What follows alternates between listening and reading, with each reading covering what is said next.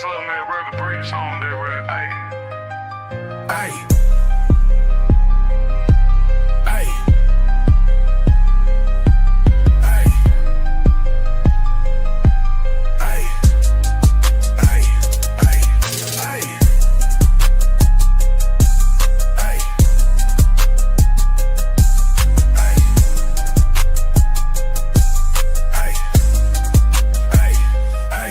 Hey.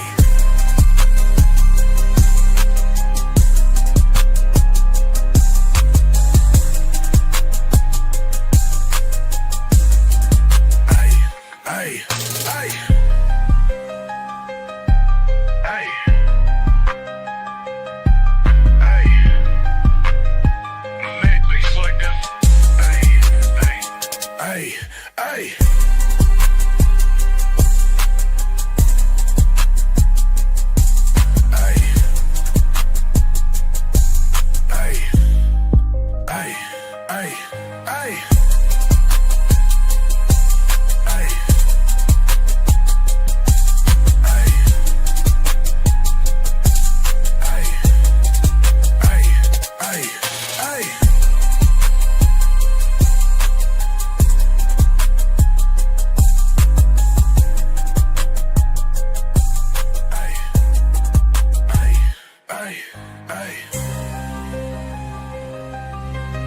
All them beats on there, run the bass on there, babe.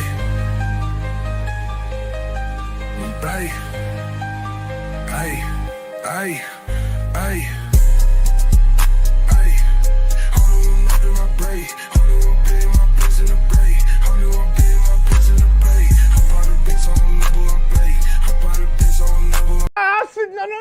I read you all that bull and jabber, jibber, jabber, and that jibber jabber. I wasn't flattered. It doesn't matter. Don't try to twist and misconstrue your words now.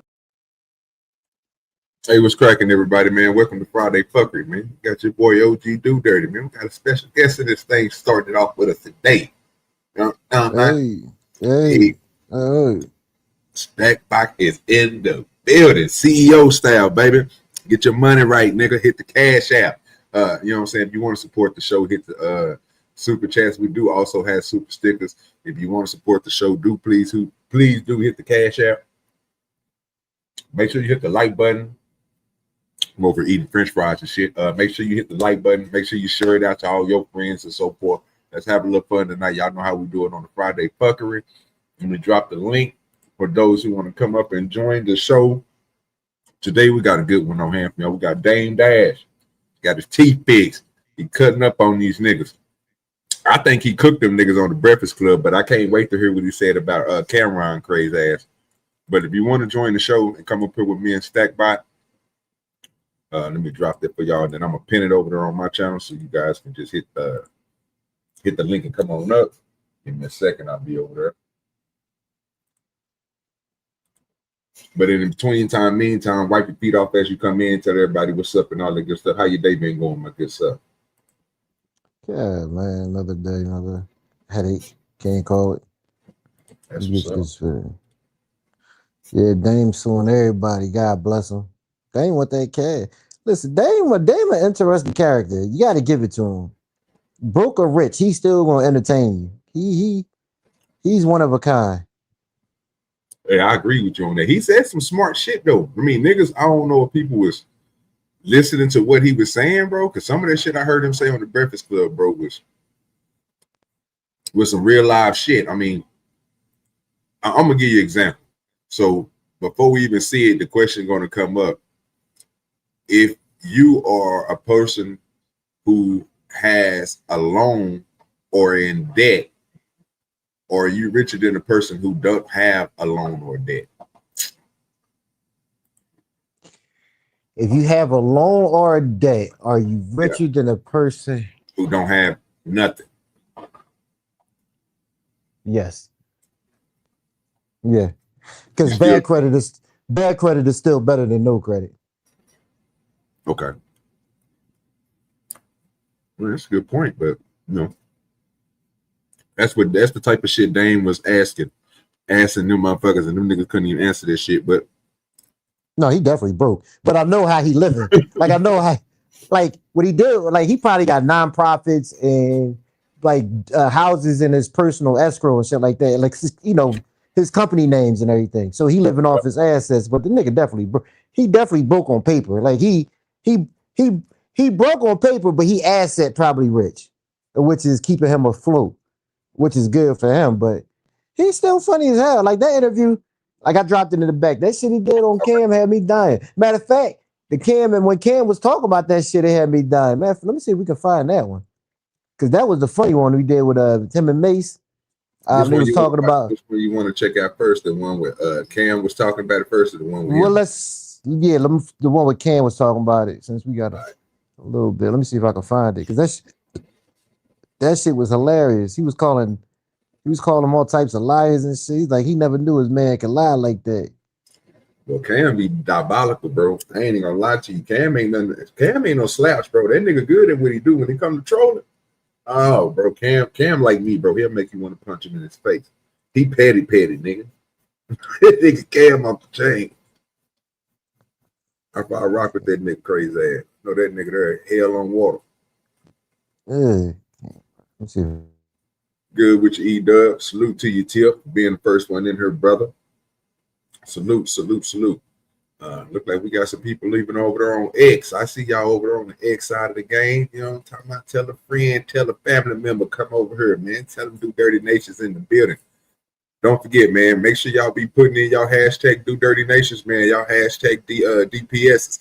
If you wanted to, try experiment. Every time that one of my videos go off, and you go to the comment section, and when we end the show, go in the comment section and put in hashtag Do Dirty Nation and put like the fire sign behind it or some shit. I'm gonna see if we all can start doing that after these shows and start pushing these hashtags, man. We might leave these hashtags in these comments. Not only did it'll add to the search engine, so you know what I'm saying. Y'all make sure y'all look forward to stuff like that, man. I'm gonna be reiterating that throughout the show. You know what I'm saying. Put the hashtag Do Dirty Nation. Hashtag DPS, the port session. That's what it stands for, not the Department of Service and all that crazy shit. It's the port session is what DPS stands for. They don't got no control over it. We trying to get that hashtag set, but we want that earned for us, not for them. I already got the Do Dirty Nation earned for me. So you know what I'm saying? We just trying to keep on pushing it. So make sure you guys put the hashtag DPS, hashtag Do Dirty Nation, man, in the comment section with some type of emojis on the back of it. Whenever the show is over with in the comment section. All right, you put it back there. Yeah, I got it. Yeah, the second one, you know, this one be approved. Oh, this is on this. Yeah. All right. Well, a bunch of old niggas talking about the 90s. I love it. Yeah, man. That's the way them niggas talk to each other, though. They be having me dying. All right, so this is with Talk with Flea. Yeah, man. They don't know nothing about this. Let's get it. And I don't know what part do you know exactly where it was, or do you want me to just start playing and he gonna get right into it? Tell you where to start it, because what's the name gonna be too long, dumb minutes. Because you know how that nigga Cameron starting like 21 minutes. All right. Cam will get your ass a whole freestyle and everything before he start, nigga. That's why I was asking. I know this nigga Cam crazy. All right, we'll start at 2048. The boy look like he's losing weight too. Yeah. They got the IBS. I just don't. What the fuck is that? I don't get. What the fuck is that? Irritable bowel syndrome. Nigga, he shit all the time. Shit. He do. He already said it. He said he suffered from. Yeah. He said he suffered from it. That's what old boy got. That other streamer, Neon, whoever it is, that nigga got some type of shit thing fucked up. He said, nigga, he was when he was with Iggy Azalea, nigga. I ain't know that bitch. I ain't know she was looking like that either. Have you seen her lately? Anyway, go check it. I seen her do something. Put in Neon, Neon, and then type in Iggy Azalea. What my name is? It's the little white chick. You know what I'm saying? She used to date the black dude. I think 21 Savage or somebody. She used to date one of them. No, it was another rapper. Another rapper she was dating. Chick. Yeah, I know you're talking about Iggy Azalea, the white chick. Yeah, she was dating She was dating a rapper. Was it a rapper, right? I thought it was like 21 Savage or something like that. No, No, it might not be him. it might have been somebody after that, but I know she had a baby by one of these niggas, and she broke up Yeah, with him because she said he wasn't making enough bread. LA, that bitch just opened up a casino, fam. That's some Yeah, shit your yeah. ass. That's some shit your ass gonna end up doing. Open up a casino. Call me, boo. She got that casino money.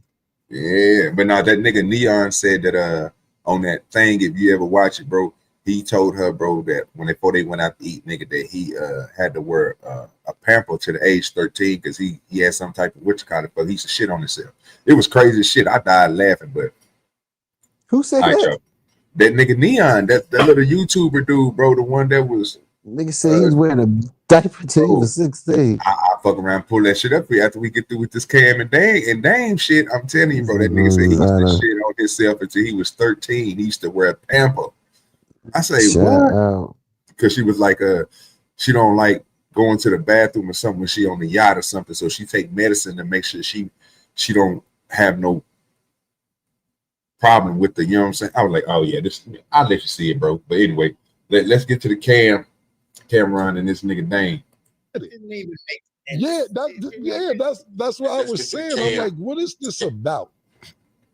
I'm like, y'all in the bootlegging business. Y'all fuck with Clue. Yeah. So I didn't understand it.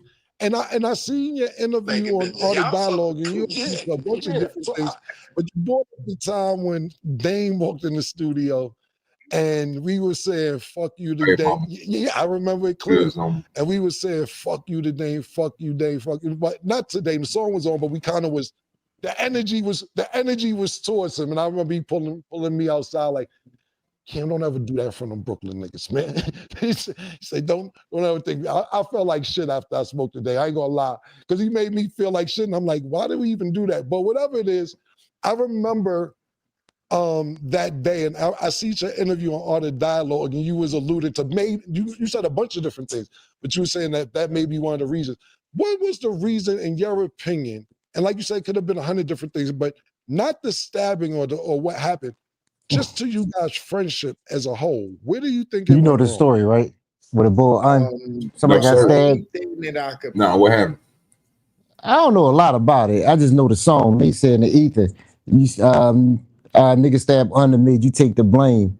So apparently this dude is like he's not a producer, manager. Yeah, so he's one of the like managers. So he a big dude. Like apparently one of the big names in the industry, the rap industry. Anyway, back in the day, he ended up getting stabbed, and they said Jay did it, but Dame was involved in it too. So I guess he's about to start talking about how him and Dame fell apart. Like Dame fell apart with a lot of dudes. Let me tell you who I thought that was right off top when I first seen the nigga. I thought that was Miss Dead brother. Yeah, I thought he was Waka Flocka uncle.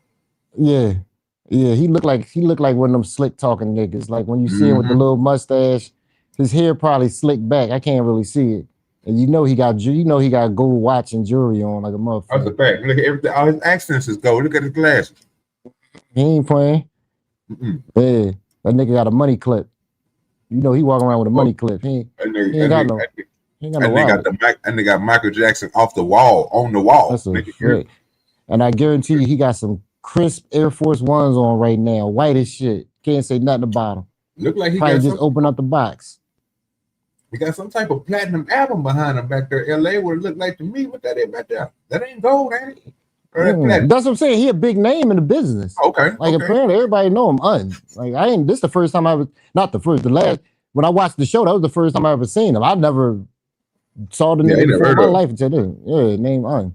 So I just knew him off the Ether album when he said nigga stab under me, you take the blame. That's the only reason why I knew about him. Okay. Possibly say to give you probably a clearer understanding is the same shit that happened with Dave McPherson. Okay. You know what I'm saying? And if you understand that mentality, like, yo, that wasn't me. You know what I'm saying? Right. Like, they lying again on me. Right. because there was 100 lies. Right. See, this was escalation. You know what I'm saying? Like I said, it could have been, right? Because I got blamed for that incident with you and Dane. Right. Right?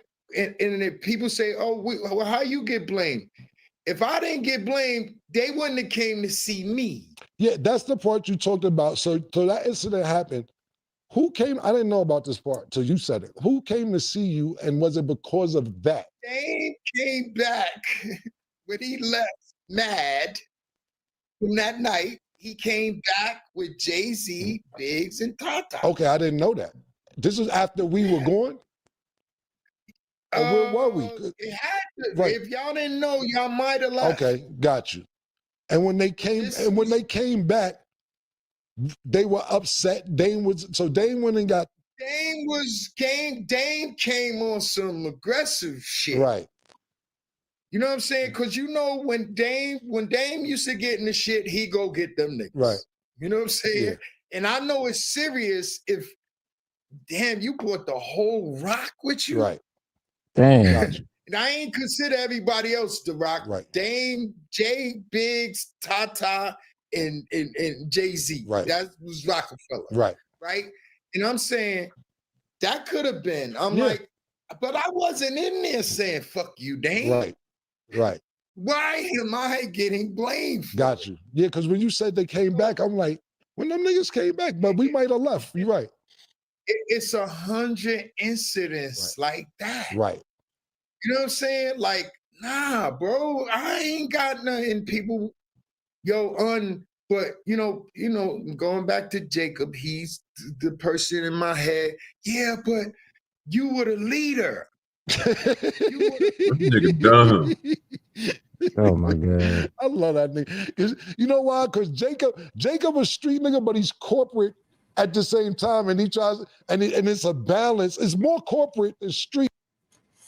Mayo with the salute. Appreciate you, man, for the $10. Appreciate you for the $10. I already know. Play it later. I got you. But then he'll make it be like, well, I don't understand why you don't fucking understand that you're the leader of this situation. But let me ask you this. I remember this. So I remember we used to be all in the studio and shit. And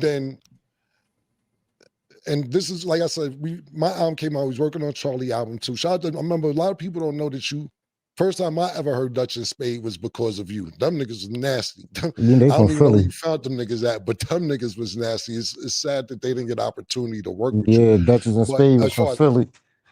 They are from Philly. They hot.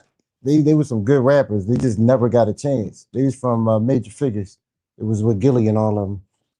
Okay. So it was Gilly, Duchess Spade, and somebody else. So they was all Major Figures, but they just never got it like Gilly and Gilly did. Is that who did? This who did? Gilly did his first. Yeah, Major Figures was his album, was his group. They all came. They was all out of North Philly. So Okay. yeah, so that was the name of the group called Major Figures, and they had Duchess and Spade on there, and they just never popped. Like, well, none of them really did, but Gilly and them got in the podcast and what made them start really going on. But the rest of them kind of just faded into the back. Like Yeah, I Gilly never hooked up knew. with Wallow and they just did the podcast. Yeah, I never knew Gilly was a rapper like that until later on. But then I always knew Gilly for boxing. He was always doing some type of boxing shit. When I used to watch it back in the day. Yeah, I didn't Gilly know a hell of a nothing about rapper. Yeah, hell of Yeah, a he was rapper. going. Man. Like I said, I didn't know he was with. I didn't know he had did songs with Lil Wayne and all them niggas either. So I was surprised when I heard about that shit. Yeah, the nigga They started stealing all their publishings when they first started rapping, so they really didn't do anything like that. They had one album for Major Figures, and it did pretty well, but they stole all they got their publishing. Them niggas ended up going broke. So of course niggas went to jail because they started selling drugs and robbing and all that. But Gilly got back in the pod. Gilly got in the podcast and then started making his millions off of that, and the rest is history. Yeah, him and Wallow got some long money on YouTube, boy. They've been getting some them damn deals they got with Amsterdam and all the rest of them niggas. Them are some nice ass deals, boy. Yeah, Cam ain't doing bad himself. album is concerned. But I remember Charlie used to be in the studio as well. And then she would say, I'm going to the store and never come back. And then when she come back, she'd be like, so what's going on with my publishing? And used to be like, yo, what do you mean what's going on with your publishing? Where did you go for 24 hours? Where was you at? Do you think something the person she was leaving with, do you think that had something to do with part of the hate or the part of the relationship breaking up? I did not just give you the fuck you scenario in the Dave McPherson scenario. I got blamed for everything. I sent her to Murder Inc. I said, Irv, I need a single. All I need is a single. I done tried with everybody. The RZA, Puff, Primo, Cam done rap with her. Pun done rap with her. This nigga, Mace done rap with her. Everybody, I need a single. He charged me $15,000. I sent him half the money. She goes to Murder Inc. to get produced. I get a call from my lawyer saying Charlie Baltimore wants off entertainment and she wants to be signed to Murder Inc. I'm like, I sent her there to get a record done. Nigga, took your order. That's sad. That's crazy. That's supposed to be your man's too. Like, that's crazy. And Charlie Baltimore never popped like that either. So that was just like a waste of time. Little light skin ass. But the fact you could still ass was crazy. They had everybody from Philly. God damn, because Charlie Baltimore from Southwest. Boy, that nigga got them veneers on point, don't he? Look at him. Yeah, that nigga, he's 25, even though he's 65. That's a whole thing. I don't know what that conversation was. Oh, unlost his deal. This is what I heard. Right. The conversation was. You could get out of that deal. Right. And I'm saying, why? I'm helping everybody. Irv Gotti came to me. Leo called me and said, please tell Irv Gotti Epic is a graveyard. Do not do a deal with Epic. I'm saying, Leo, I'm over here. What do you mean? Right. Tell him it's a graveyard. Right. But I tried to sign Murder Inc. Right. Sony wouldn't give me the money. Right. They said it was too much money for me. You know what I'm saying? And I'm like, all right. And then Dave goes behind my back and tries to bring Murder Inc. in. You know what I'm saying? Right. Dave McPherson was I see why you went up there. Yeah, like, because you got to realize that those days, and it was trickled down from your deal as well, but that was just a standard. It was everybody gets 7-album deal. When you're not having a good relationship with the person you locked in for 7 albums, when you like, oh, y'all got me on a lifetime sentence. You get what I'm saying? Because it isn't like the technology that you got now. Your album was 7 albums? 7 albums. And I need to talk to Jacob about that. I don't believe that. I'm telling you, it was 7. That's why I really went crazy. If it was 1 or 2 albums, or 3 albums, I'm like, I hand this shit in. I'm done. 7 albums. Well, that must have been Sony. Was it standard back then? I think it was Mace had 7 albums. 7 albums. Okay, so it was yeah. 7 albums. I didn't feel a way about it. But when you're not, like I said, how much money you think they made off each of those niggas 7 albums? The artist or the record label? Shit, both of them. Because they obviously was giving the artists pennies on the dollar. Exactly.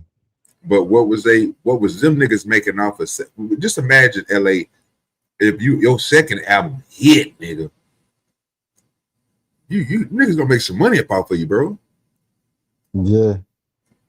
I mean, it definitely was making way more than the artist was for what they were saying. They just hand the artist a couple shillings and they take the majority of the bulk.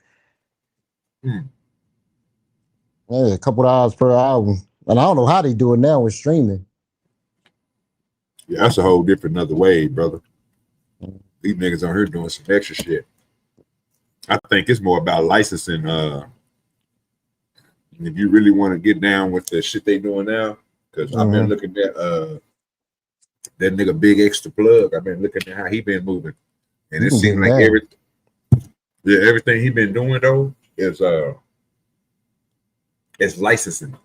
So even though he won't come out and just say it, but if you look at the places that you license your music to, games, NBA 2K26, got that nigga there, got that nigga whole album on that bitch. Remember, he was playing during the Super Bowl last year. I mean, exactly. NFL got it too. If I'm saying they got him, I'm the biggest, the largest. They using that shit in commercials, nigga. That's licensing, sir. He's making some good money. Don't get me wrong. He making good money, but it's like, I think they pushing you, bro, because again, you coming with a different formula than everybody else. Because I don't really think his streams is really that. He got a 24-hour right now. He's the first person. He got a 24-hour rate. Let me show you real quick. Well, I'll show you here in a minute when we get through. But he got a 24-hour radio show. A big extra plug. No, they just play nothing but his music on YouTube, bro. It's Big Extra Plug Radio. That's what it's called. When you type in Big Extra Plug Radio, you will see this live right now. How many songs he got? He got a lot of songs. Besides him, he be doing his own between him and Rosama, his cousin, bro. That nigga Rosama be writing a lot of shit. So he got a lot of music, bro. From what I've been hearing, I mean, between what the mixtapes and the albums he got, that's a lot of music. Yeah, I ain't hear about the mixtapes. I just know his albums. I know because he got another one coming out now. But I figured he did mixtapes, but I just never heard them. Yeah, he got mixtapes where you see most of those old. If you got he got an old school feel to it. Most of those kind of songs came off his mixtape, and he put on his album, like that Whip It song, that 2 a.m. Rod Osley song. All of those was on the mixtape at first, and then he put those on an album because they sounded real good. Because he finally got the clears from the samples and shit. You know what I'm saying? But besides that, that's another good thing I think that's worked for him too. He get a lot of music cleared, bro. Yeah, so, and his shit is unique. He don't just stick with rap. Like now, he fool. He like country a lot too. Oh yeah, so that's another thing that made. Yeah, that's another thing that make him stand out. Like he makes sure he do different streams of income coming in. Like he just don't try to stick with the one thing, which is good. And I tell you what, like a lot of these old rappers, say what you want about them. Now they all became like it's amazing if you look back in the day how they all used to dress to they doing now. Like Mason Cam, they come up there with business suits. The way they used to act, they don't act like that no more. And I was just telling somebody, like it's amazing how now these dudes turn into straight businessmen or upstanding citizens, but they would try to lead other young dudes to go astray. You get what I'm saying? Like it's amazing. Like it just always impressed me how fast or easy people can change. Like it's easy for people to adapt to new situations, and I always found that fascinating, man. Because somebody can go from one situation in 1 week to a totally different another one, in a whole different field, and just adapt to it. That shit always fascinated me. Like, damn, really? It's like people do what they got to do. Well, but these niggas, I always see that shit as to me, that's growth on them niggas, bro, because most of them niggas, they can't keep on doing it. Once you go out here and you get all that fame and all that notoriety, bro, next thing you know, y'all niggas got 6, 7 baby mamas, 9, 10 kids. Yeah, you can't do nothing but be a family man. You can't, you know what I'm saying? You got to slow your ways down, bro. You can't be out here doing the same thing you was doing when you was Chris Browning it up. Yeah, that ain't happening no more. Y'all niggas talking about now, all these old niggas talking about, nigga, I just pay for the work. I say, wow. It's not even pulling them no more. You don't even fuck with the groupies no more, nigga. You paying these young broads, bruh. These niggas is cold. But hey, if you still got it, you still got it. You still got the mind to make money, bro, and go out here and produce stuff like Cam doing. Because he's still supposed to be from what I heard, he's supposed to have a name in Revolt. Ain't that correct? Dame Dash supposed to be over it, but okay. So let me tell you where I think this whole beef with Dame and Cam coming from. And this is my opinion. And I just thought about it literally about an hour or two ago. So I remember this episode clearly. Not episode, I remember this show clearly. I think they were on 106 and Park or in the basement with Tigger. They one of them little rap Negro shows. Cam came down there, and Cam was with a bunch of them Negroes, and Cam said he was president of Rockefeller now, right? It was just announced that he wasn't supposed to announce that, and that's when Jay found out, and that's when shit really started falling apart. So ever since that, Dame told Cam, like, even in the lawsuit, one of the parts was, "You ruined the deal. You ruined my business relationship with me and Jay-Z." Shit, this was 20 something years ago, dog, and he's still talking about it. That shit crazy. Yeah, but yeah, I think that's what he pissed off about, and I think that's where all this beef come. Just that, I think he probably blamed Cam for the last straw with him and Jay-Z breaking up. But if you listen to Meek Mill, I'm not Meek Mill. If you listen to Memphis Bleak did an interview with Club Shay Shay, your boy. And Bleak said something interesting. He said Hove told them dudes a long time ago, like he told Bleak to try to get them dudes straightened out because he didn't like the way they were rolling. They wasn't doing business. There was a bunch of rappers just out there committing crimes, but they weren't bringing a lot of money in for him. And he saw it. He saw the business route. So he told Bleak, straighten them dudes out. They would never listen. And they were Dame crew. So Bleak, after a while, Bleak said he was like, you know what, my hand's out of it. He was like, because he knew what was going to happen. He saw it. And then that's when that Cam shit happened and everything just kind of broke apart. That's just my opinion. I don't know if that's the actual sequence, but it just makes sense to me. I think it was just compounding. I watched a little bit of that, and now you jogging my memory on the Shannon Sharp shit. I was watching it, but I didn't know what the fuck he was talking about. I swear to God, nigga, I didn't know what the hell. Now you adding it up like that and making sense. Because at first I didn't know what the fuck that nigga Bleak was talking about. I just knew that the nigga was in the industry. I didn't know. I was down there about to go look up and see what songs and everything else that nigga had because of what he did done. I just know that him and Shannon was talking, and I was like, what the fuck is this nigga talking about? It kept on throwing me off. But at that same time too, that's when I got distracted from reality, looking at that bullshit ass shit Kai Sanat was doing. So he blame it all on him.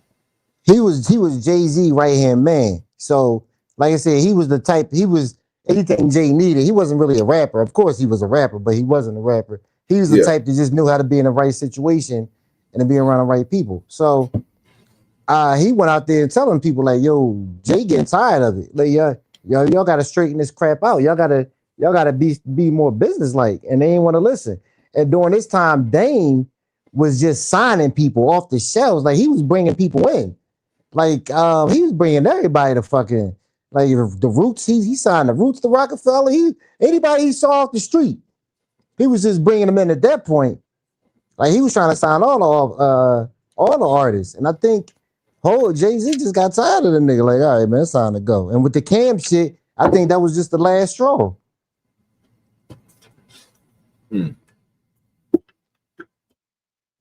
All right, well, let's see what what's that nigga saying?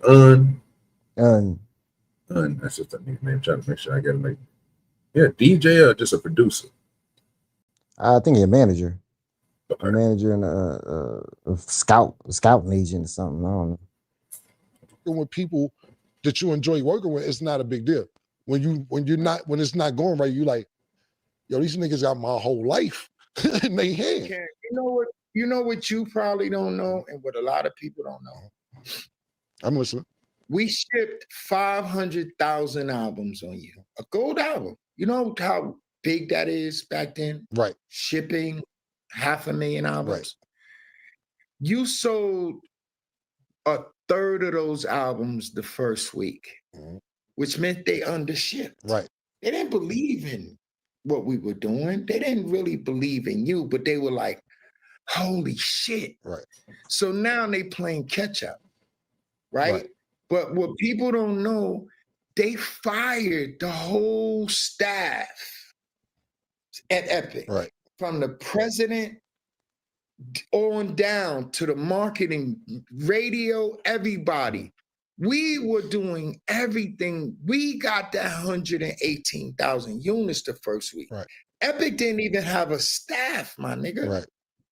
You understand what I'm saying? So I'm saying, just give us a chance. Like, we showing y'all we could do it. You know, if everybody get out our way, Dave McPherson running around, he gave Jay-Z $1 million for that song on that soundtrack.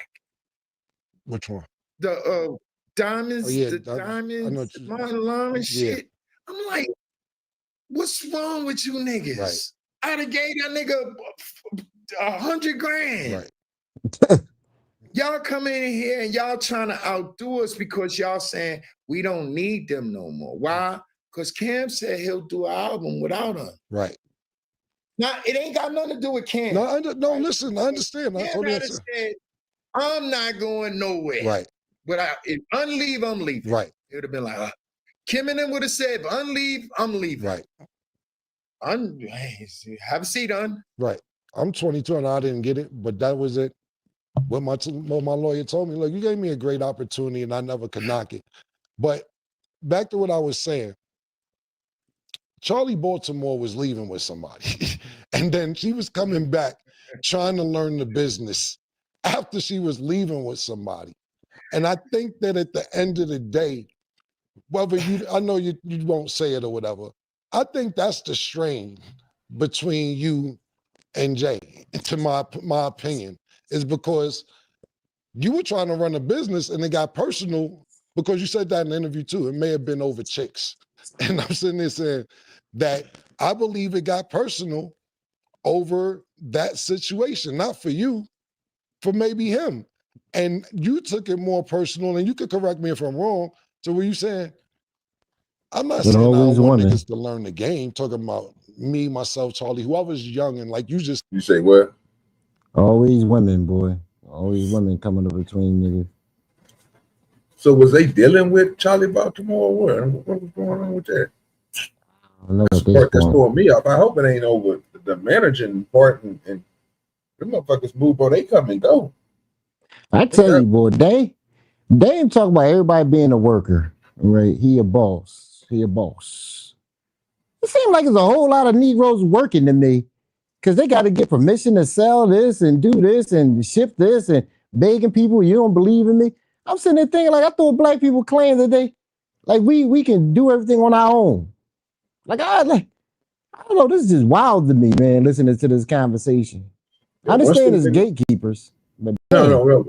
The way I look at it is once them niggas stay independent, then all that matters, right? But in Rockefeller and them and all them niggas, bro, Rock Nation, Rockaware, all that's business. Y'all niggas is tied to a whole nother company. Y'all niggas is tied to an entity of the industry. So nigga, it ain't just you no more. Like he just got through saying, like he just said some real shit. That ain't, if it was up to him, he'll be giving you this. But if it's somebody else who's again affiliated with that Sony and Interscope, anything like that, any of these big people, bro, that's helping you push your people that's in the game, then yeah, bro, it's like what you just got to say, nigga. You ain't working, you ain't the boss no more, nigga. Cause you really gotta. They the one controlling everything. You ain't controlling no more because you're not independent. Once them nigga Rock, I think their Rock Nation go public, nigga. Did they open up to everybody? Yeah, bro. Cause I swear to oh yeah, Rock Nation do. They signed everybody. Yeah, they signed everybody. So yeah, and to your point, yeah, nigga, then yeah, you ain't independent no more, brother. You working with these niggas, bro. They giving you budgets, nigga. What you can work with, nigga. That ain't you going out there and I'm gonna spend 10 million on this here, nigga. No, nigga, you got a $500,000 budget, nigga. You got to make it work. You working for somebody. He signed everybody, not just athletes. He's just an entertainment company. Yeah. So that's a way difference on what this nigga Dame talking about. So shit, they manage leasing keys and everything. Oh yeah, he own. But do you believe in telling people what to do, or do you believe in them finding out for themselves? Like, so say in this situation with these dudes, so they were young, they were 22 years old, just all stress. Like Cam will tell you, he was fresh off of selling drugs and whatever. So they didn't know the game. They just knew street life, and they was just dudes that knew how to make a song, but they didn't know the business. They just thought you went in there, sold 1 million albums, and called it a day. So hold on, yo, got new. Good with you, John.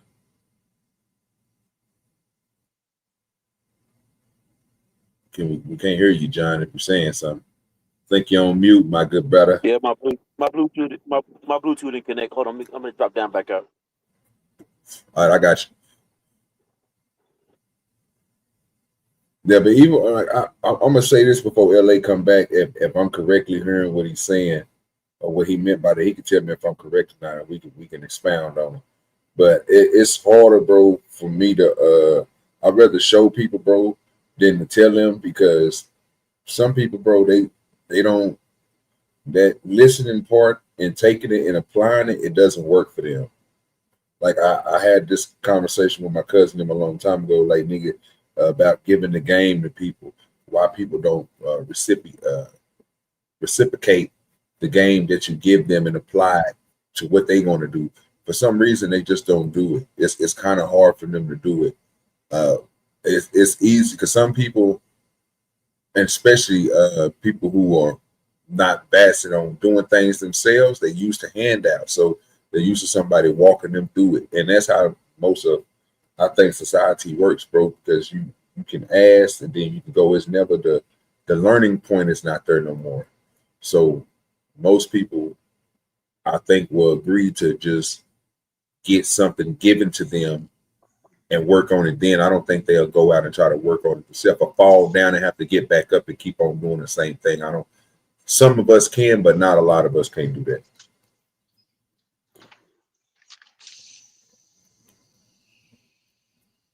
Hey, that's just my thoughts on it. If that's where you was going with it, because I even told people that just doing farm work, bro, before just to get inside of a farmer's market, people didn't even want to do it. And I told them, bro, just specialize in something, bro.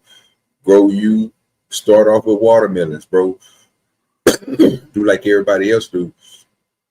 Grow you enough so you can make a profit, so you can sell. And when I mean make a profit, make a good profit. So you have to grow a little bit, not just no little 2-3 buckets or something like that. That's what you can do for yourself. But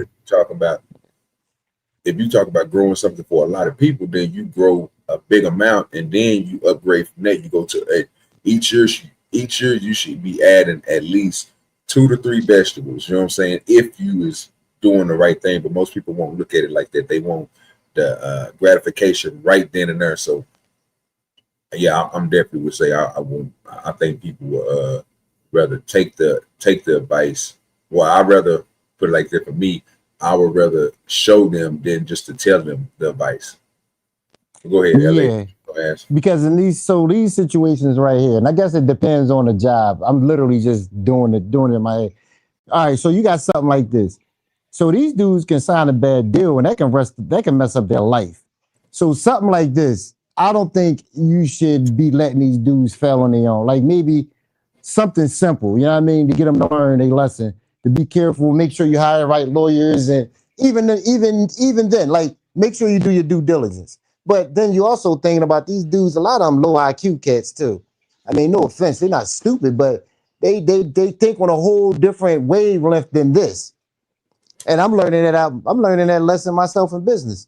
So what I'm saying is, would you rather let somebody learn for themselves with certain situations, or do you rather just say, all right, I'll go in there and teach you?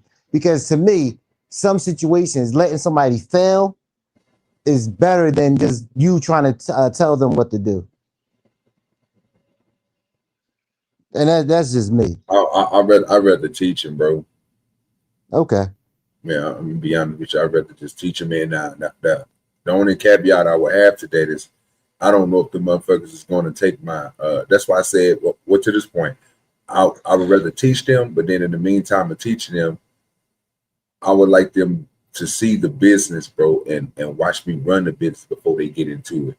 That way, they will have an idea of it, not just me showing you how to do something, because at that point it still goes back to if they're going to apply what you taught them. And I think most people don't apply things of what they taught them without seeing it.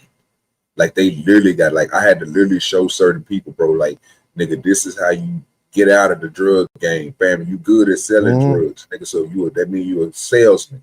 Drugs sell themselves, bro, but it's other things that go along with it, nigga, that for you to keep on selling those drugs.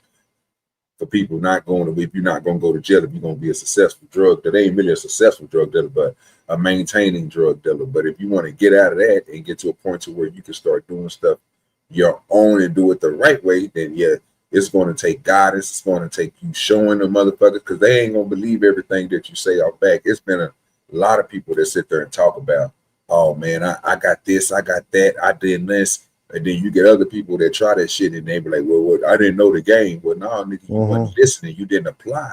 Because this other person did it. They already told you all the steps that they went through. I did it, bro. That's why I say it's kind of, it hit home for me, bro, because I literally had to go through and tell people like, man, don't do this certain type of stuff, because I did that already. It failed. So do it this way. You know what I'm saying? But then, go ahead. Let's say on your farm, right? Go ahead, John. Do y'all think y'all answers are y'all saying y'all answers is one size fit all, or is it treat everybody different though? No, that's why I say it depends on a job. So like OG, that's why I was about to ask OG a question. They kind of rounded. So like on a farm, it's certain things that you can tell somebody, but I'm pretty sure it's only certain things, jobs on your farm that they gonna have to learn from. They got to get their hands in that dirt. They're gonna have to feel something. You know what I'm saying? Like no matter how much you can tell them, they're gonna have to fail at it in order to learn. Exactly. And that's what I mean by that. So I was trying to stick to the weed because we was talking about people who would have the.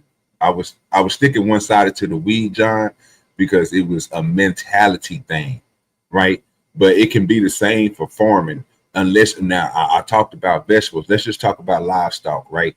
So you got somebody, I would tell them, you know what I'm saying, if you get some pigs or you get goats or something, you got to go out there and maintain them motherfuckers every day. Now, this is what I'm telling them, right? So they might come up to the conclusion of, well, I ain't gonna go out there every day, right? But then they start losing livestock, right? Because they're not maintaining, right? So that's why I said I would rather show them motherfuckers, like become, when they say internship works, bro, it works, because I did it before I started doing any farming, bro. Before I started doing any growing of the marijuana, I went to somebody, bro, and I became an intern for a couple of years, and then I was like, well, this ain't giving me where I want to go to now. What is my next step? And the dude I was learning from was like, well, you really need to go to classes, like you need to get certifications and shit, like, you know, just let these people go to these places, so when you get ready to do stuff, people will already understand what you went through and what you done been through, and then you will have something behind you to be like, okay, well, I went to the classes to do biochar. I went to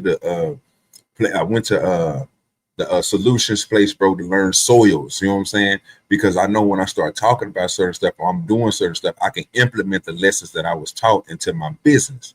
But when I tell people, I could tell people that shit all day. But if I don't go out there and implement it with them and show them, like, nigga, come over here every day, it's going to be tiring. You're going to get tired of seeing these goddamn pigs every day. You're going to get tired of going out here because they're going to be breaking and fucking up shit. You're going to need the little tricks of the trade, nigga, to make sure you keep these motherfuckers in this pen. Most people think you can just put something up, throw them in there, and everything is good. They ain't telling you about castration. They ain't telling you about births. They ain't telling you about anything to go along with it. They ain't telling you about symptoms these niggas have, skin diseases, none of this shit. This shit that you gonna end up learning when you go out there and you fuck with shit. You know what I'm saying? But you can tell people that shit all day. But my thing is, you would literally have to show them. That's why I only fuck with people who really want to learn shit from me. You got to show me, bro. Like, I got certain people that I rock with because they didn't came over here. They didn't learn. I didn't went to their facilities and learned. I just didn't take what they said or look at a YouTube video and was like, oh, this is how you do it. I'm smarter than the average and I can apply it. Yeah, that might work for you in some instance, but when some crisis happen or when something, you got to take her, that information is going to be hard to get to, or you're going to need it at that right instant. When that ain't going to help you at that right instance, you should already have the stuff instilled into you, already know the knowledge on what you're doing. What you think he did? What's Come on, up, be fellas? How quiet. y'all doing? What up, We my good with guy? you, dog? Ain't too much. Hey, look, I mean it's a little bit out the subject, but I was going to tell y'all who Lance Rivera is. Okay. That's the dude back in the day. I don't know if you heard the stories when Mace would say he took Cam to get signed. Uh-huh. When he took him to get signed, he took him to Biggie. Biggie and Lance Rivera had a label together, Entertainment. That's who Oh. Biggie had the label with. Biggie didn't have the Oh. label under his name, Biggie. It was under the Entertainment. So he took Cameron to Biggie. He was Damn, Cam been around for a long time. You cutting in and out, E-Dub. yeah. Can you hear me? Yeah, you go. Yeah. You back now. You back. Yeah, but that's the dude. That's who Rivera is. Okay. Yeah, I remember just the songs he used to he was in the Ether song and shit. But this was the first time I ever seen his face. Like I would have never knew who he was at all. And I told That's you, I why I didn't was know who like, that nigga was. I thought that was Miss Deb, brother. I told you. That nigga looked like Miss Deb to me, nigga. That nigga look like Waka Flocka uncle. same as the huh? Yeah, she got a brother that's in the music industry. I don't know what you know what I'm saying. Like that nigga, I You don't know what they talking about call it. Bimmy? You Yeah, talking yeah, about yeah, Bimmy? yeah. Bimmy was part of the Supreme team. Okay. Yeah, that's who He that was nigga with looked like to me. he was with the Supreme team, so he was hustling with Kenneth Supreme, McGriff, and all them, Yeah, but Fat Cat, and all them. Oh, okay. That makes sense too. What you was gonna say, John? I know I had cut you off there for a second. You had a No, question? I said I got to answer the question. Oh, Okay. LA answered it. Okay. All right, let's see what else they're gonna say real quick. But goddamn, let me get started. We ain't even put the single out yet. Let me figure this shit the fuck out before you start. Let me recoup, and then we start teaching people shit. So that's Cam's opinion on how that went down. That's just, and I could be wrong, but I'm just telling you from my vision. Niggas was disappearing and coming back 2 days later, asking about they publishing and how that went. That's just how I seen it. I think we're gonna have to wait for Full Street for that. All right, cool, man. That's what's up. Yo, thank you for coming on the show. I appreciate you, bro. You already know, man. So this is when he gonna start talking about the other one, LA with the dang. Okay. Yeah, he gonna start talking because he called everybody else their workers and shit. You know, Dame be on some bullshit. All right, cool. That's E-Dub, man. All the time. Man, listen, bro. I appreciate everything you doing. You and Mace. Thank you, bro. Keep up the good work. You know what I'm saying? Like you gonna always be my little brother. Likewise, bro. I'm proud of you. Thank you. Keep doing it, bro. Thank you, bro. Thank you for the They got a hell of a show here, man. Be good. Hey, look, but LA, check this out though. But think about it. That's the connection to Philly. It's Biggie. You know what I'm saying? So with your Duchess and them getting signed, they was going to be under Biggie's label. That's why I was telling OG earlier about like a lot of people don't know about Major Figures and all that. Yeah, they was dope, man. Yeah. Duchess and Spade, I know. Yeah. But it's amazing to hear Cam talk about all of them. Like to see how all this tied together. I didn't know growing up all these people knew each other like that at all. Yeah, like, Gilly was going to get signed to them. Gilly was going to get signed, but remember, well, I don't know if you remember, Gilly went to Houston and he signed with Swisher House with Tony Draper. Yeah. Draper cold nigga, boy. Nigga been getting that bread for years. Yeah. So this is when Dame. So how you feel about Dame? Dame. See that, and I heard your synopsis of like the whole situation. You think that's right or wrong? Shit, I think it's wrong. Okay. I mean, see, the writing was all on the wall, like Memphis Bleak was saying. I mean, it's like a blind man can see this shit. But you think that last straw, though? Do you think that last straw was Cam? And when Cam made that announcement, because I was watching the show that day when he made the announcement. Yeah, I know exactly what you're talking about. Yeah. What I'm gonna tell you is everything was already rolling anyway. You know what I'm saying? And I think Dame was the cause of that. You know what I'm saying? Dame was the one that brought Cam in anyway. But it all was way before that. Just think about it. If you think back, Dame's attitude was an asshole. You know what I'm saying? Yeah. Dame was like messing up deals. You know what I'm saying? He would go into a meeting, the same asshole nature you see today. This is what kept him away from really succeeding like that. It kept him from really going as far as he could have went, and the relationships. He burned so many bridges along the way by his asshole shit. Well, that nigga is hilarious, dog. Now, boy, he hilarious. It's funny but it's just like the old man that you like, yo, you just talking shit. You know what I'm saying? That you just walk past the old man that you see, and you be like, yo, look at him just talking shit. Dane, he fucked himself up, man. How much did he walk away with? Like $40 or $50 million? It was something crazy. The way he break it down, the way he breaks it down is like what you hear a lot of other rich people talk about, how they never had nothing in their name. Mm-hmm. Well, no, he definitely living off the assets. But I was looking at when Rockefeller finally split up. They say it was 2013, but I thought it was way before that. Yeah, well, I do know that he was trying to sell off his stake in Rockefeller for like $1 million at one point. Mm-hmm. I remember he was trying to sell what's the name?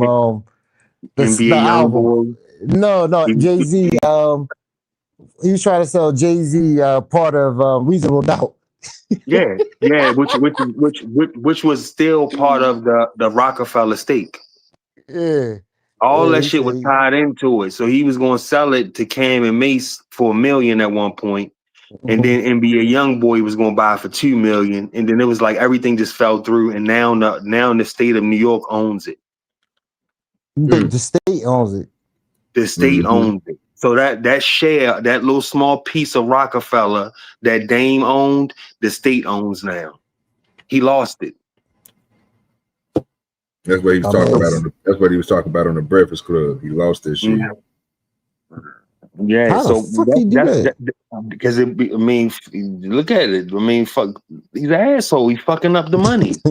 You know what I'm saying? His arrogance and his cockiness, all that shit wrapped up into one is like it's a disaster, yo. It's a disaster waiting to happen. Yeah, I'm gonna play a little bit of that Breakfast Club interview, and then we'll try to skip through it and find it for you. You can play the next one. This is pretty much over. The other one, I pretty much talk about it. Yeah, just play the other one. That nigga, that's when they should have lawsuit, and Dame talk about specifically when Cam messed up the deal between him and Rock. So I thought it was always that when he went on the show and announced that he was being a president, because right after that, I remember everything just fell apart. Like I remember right after that, go ahead. Not LA. You gotta remember, yo. You dealing with a person that feels like he's an asshole. Plus, he feels like everybody did him wrong. So of course, it's going to be always somebody else be the blame for the relationships I fucked up. You see what I'm saying? And now I'm pointing at, oh no, it was Cam's fault. No, it was this. Nah, my nigga, you burned these bridges. You know what I'm saying? Any of these things could have probably been mended. He burned them and he drove them, a further apart. You know what I'm saying? You can just see it in the way he moves and the way he acts. Nah, nigga, you the cause of this shit, man.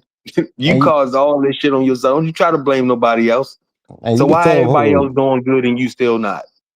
And Jay, you could tell him, Jay was brothers at one point, or at least seemed close on the outside looking in. But now Jay won't even speak his name. That's when you know a nigga got on your nerves to the point where you won't even speak their name. You just straight ignore it, act like they don't exist.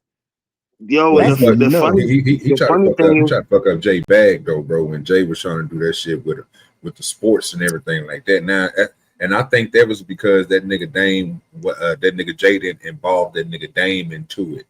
That's basically what E-Dub was saying. It's certain stuff that this nigga was a part of, and the extra entities, like I was talking about earlier. when he's trying to he bringing a lot of people into it, and there's pieces that's a part of that. That nigga Jay didn't want that nigga to be a part of his shit, bro. He wanted to have something that was for him and what he was doing. And nigga, I wouldn't want to add that nigga Dame to that shit either. Nigga, that's big money fucking with the NFL, NBA, any type of sports. Nigga, if you get to the big leagues, nigga, that's bread. I wouldn't want you involved with that shit either. I'm not disagreeing with nothing you say, OG, but you just can see in this nigga's personality, he doesn't work well with others. Yeah. You know what I'm saying? Like, just think about it. He's bad for fucking business, man. Now, it's one thing for Rockefeller to be getting off the ground, and you need this kind of person to really get y'all in there. But once you in there, you've been rolling, and this shit been rolling for years. This attitude he got, we don't need that no more. You know what I'm saying? Yeah. You know what I'm saying? So it's like, yo, nah, yo. He just a disaster, man. He's an arrogant asshole. That New York shit. Hey. I wouldn't even say New York. I would just say he's the asshole, because a lot of these other motherfuckers seem to be working well together. You know what I'm saying? He's just the one that don't want to vibe with him. But he got his own type of mentality too. Because even like I said, I'm gonna play a little bit of that Breakfast Club shit. That shit had me dying laughing. Yeah, please do. You go, yeah, because that shit. You right, and we'll see it on full display. That's a and fact. Then hold on. See, I don't want to let the cat out the bag, but they already fact checked. He's a liar, man. Everybody know that nigga was lying. He's a fucking liar, man. Man, OG was talking about that before the show. They did a recap show on this. Show. They did a recap show on this nigga. As soon as he left that bitch, nigga, they was on that nigga ass, nigga. Yo, people called and said that he's a liar. The people that he lied about, I don't want to ruin it. Who made him tell that lie though? That was crazy. Because yo, just think about it, yo. Look, think about it, LA. This motherfucker he's so into himself that he has to feel like he has to say I got something, so somebody has to praise him. You know what I'm saying? Like, he has to have that intention and that light to say I'm a boss. He got to do that. He can't even say, he can't even humble to say I work with somebody or somebody help me. Yeah, he got to be like, nigga, I started it, and I get it, and once they got it, like he kept on saying, I started all that shit, and once they got it, you see what happened to it, that it went out of business. Like, nigga, you basically saying, nigga, everything you touch go golden. But as long as you ain't involved with it, it ain't gonna prosper. It's gonna fail. Like, no, I think Charlamagne tried to call him out, but he called him out on the wrong thing, though. Yeah. Hey, look, but this is the last thing I'm gonna say, and I'm done. This nigga's attitude and how he carries himself, it's almost how the NFL look at Dion, and that ain't how Dion is. Mm-hmm.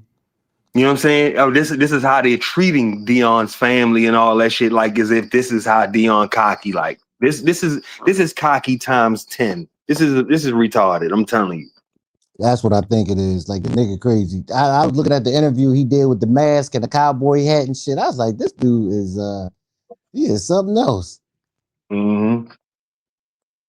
Nigga teeth fell out though. That was an epic moment. Oh, that shit that was crazy. Well, like I told you, shit fell out like Mama D shit fell out. That shit had me dying, nigga. Hey, OG, in the interview, he almost fell. Boy, NBA called me up. He got 2 million. We talking You ain't seen the about Breakfast Club? Yeah, he almost fell in there trying to be all fast. Like, sit your black ass down. Yeah, that's when I think he had his OG. Well, OG was talking. Yeah, OG was talking. I watched that shit. That shit is hilarious. That shit is funny as fuck, man. So now it's coming together. So when you were saying about the million, this is when Cam was talking about it. He said NBA Youngboy offered him 6. So now, because I didn't know what the fuck he was talking about in this part right here. Yeah, but see, even in this LA, he was trying to. He's a dumbass. You know how you need a person, but now you want to kind of let me try and up this shit because people kind of want this shit. So I'm gonna lie to my people. And I'm gonna tell him they said he gonna buy for $1 million, but you know what? I'm gonna tell him it's $6 million. Mm-hmm. Hey, look, you try and get it, man. That shit done went up. Them niggas trying to buy for $6 million. What you trying to do? So then when the deal fell through for the 6 and the 2, and it went back to 1, He come back 3 weeks later to ask him, yo, you what's up with the one? So Cam let me go and holler at Mace. Oh, so you got to holler at your boy? You can't make a move without your boy? I thought you was a boss.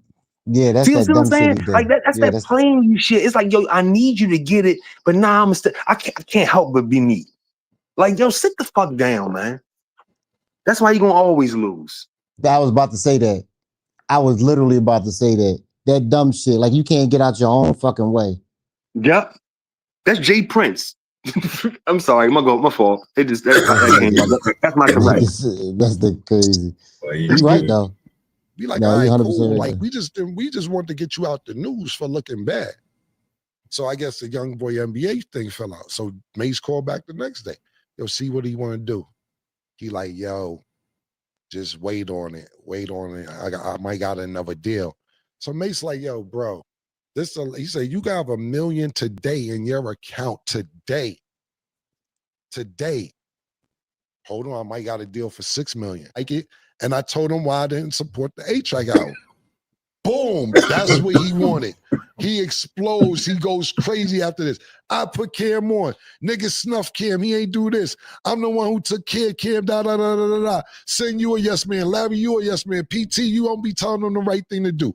On and on and on for an hour, 2 hours. And I'm like, bro, this nigga lied me because the first thing that ever came out, you called me back to the beginning. You lined me up.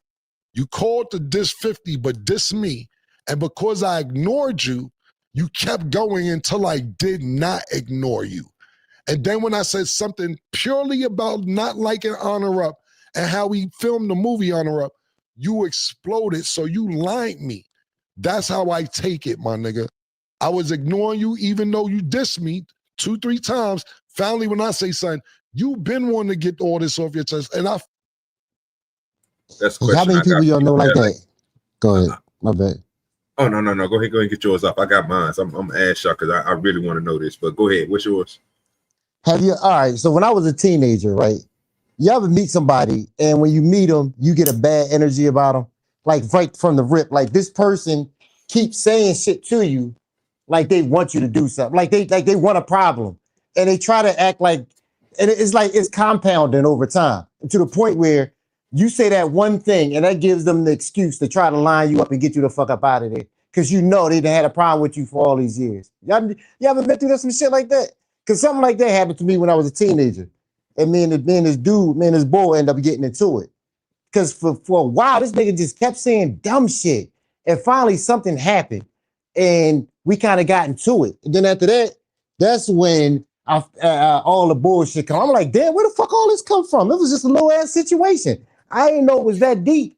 And then I thought about it. This nigga been doing shit forever. And now, like, this was his excuse to just get at me. So that's what Cam was saying about Dame. Like, Dame even wanted to get at this cat for a long time. But this is just the excuse that he used to do it. And I'm glad he did it this way because it's entertaining as hell. Go ahead. What you about to say, OJ?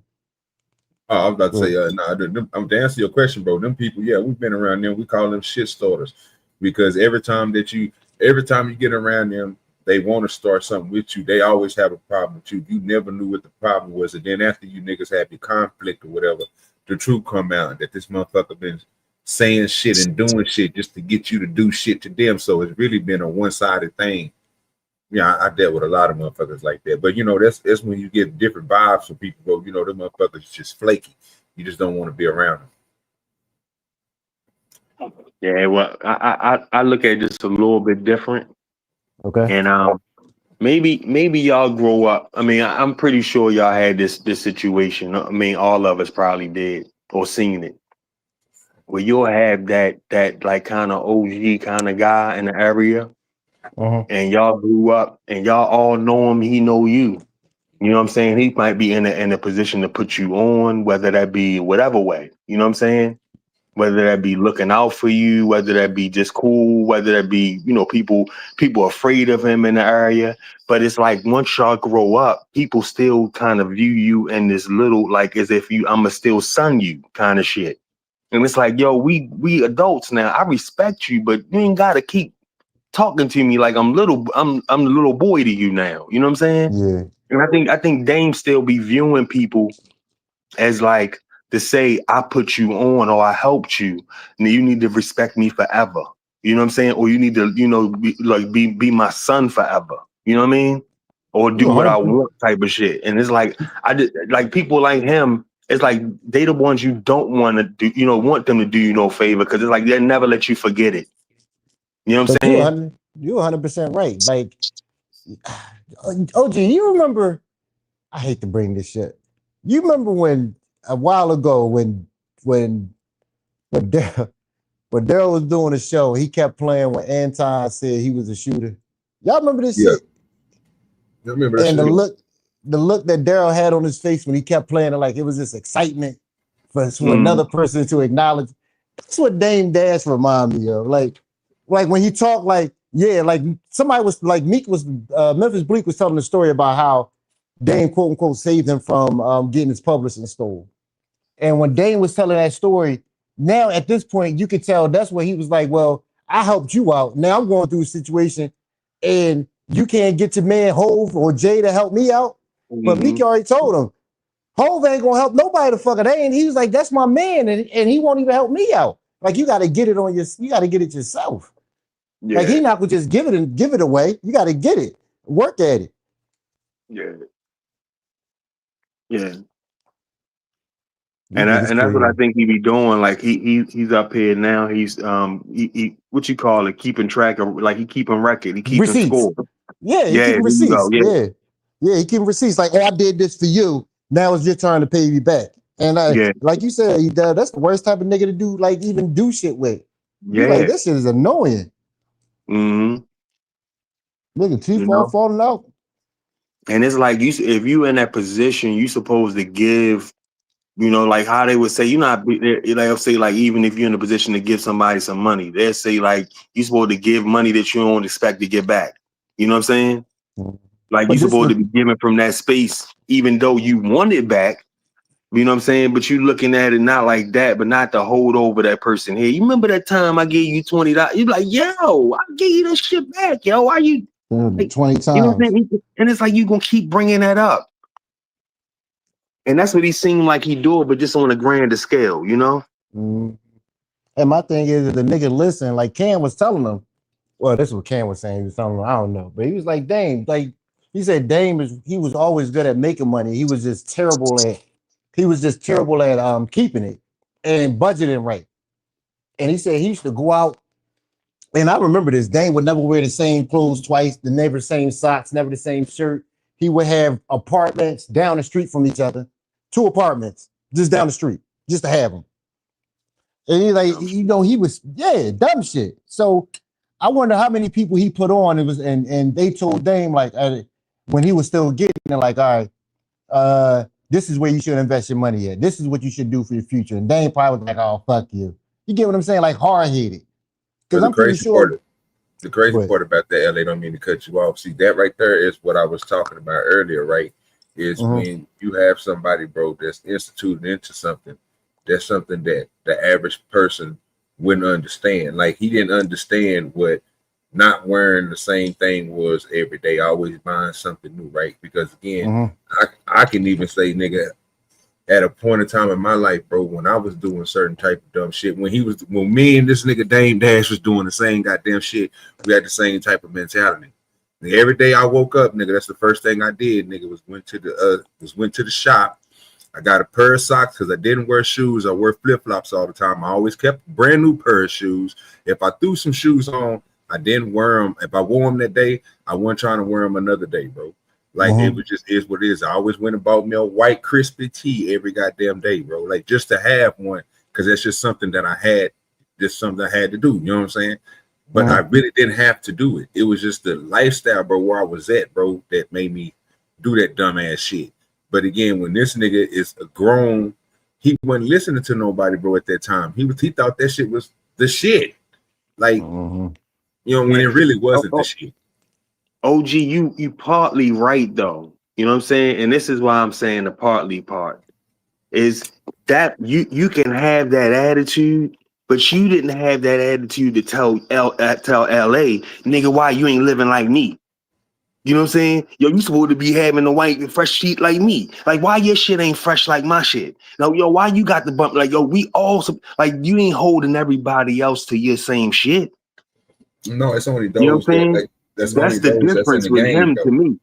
Yeah, but that to me, that's only those that was in the game. He wasn't speak. I don't think Dame was speaking when he was doing shit like that. I don't think he was speaking to just everybody.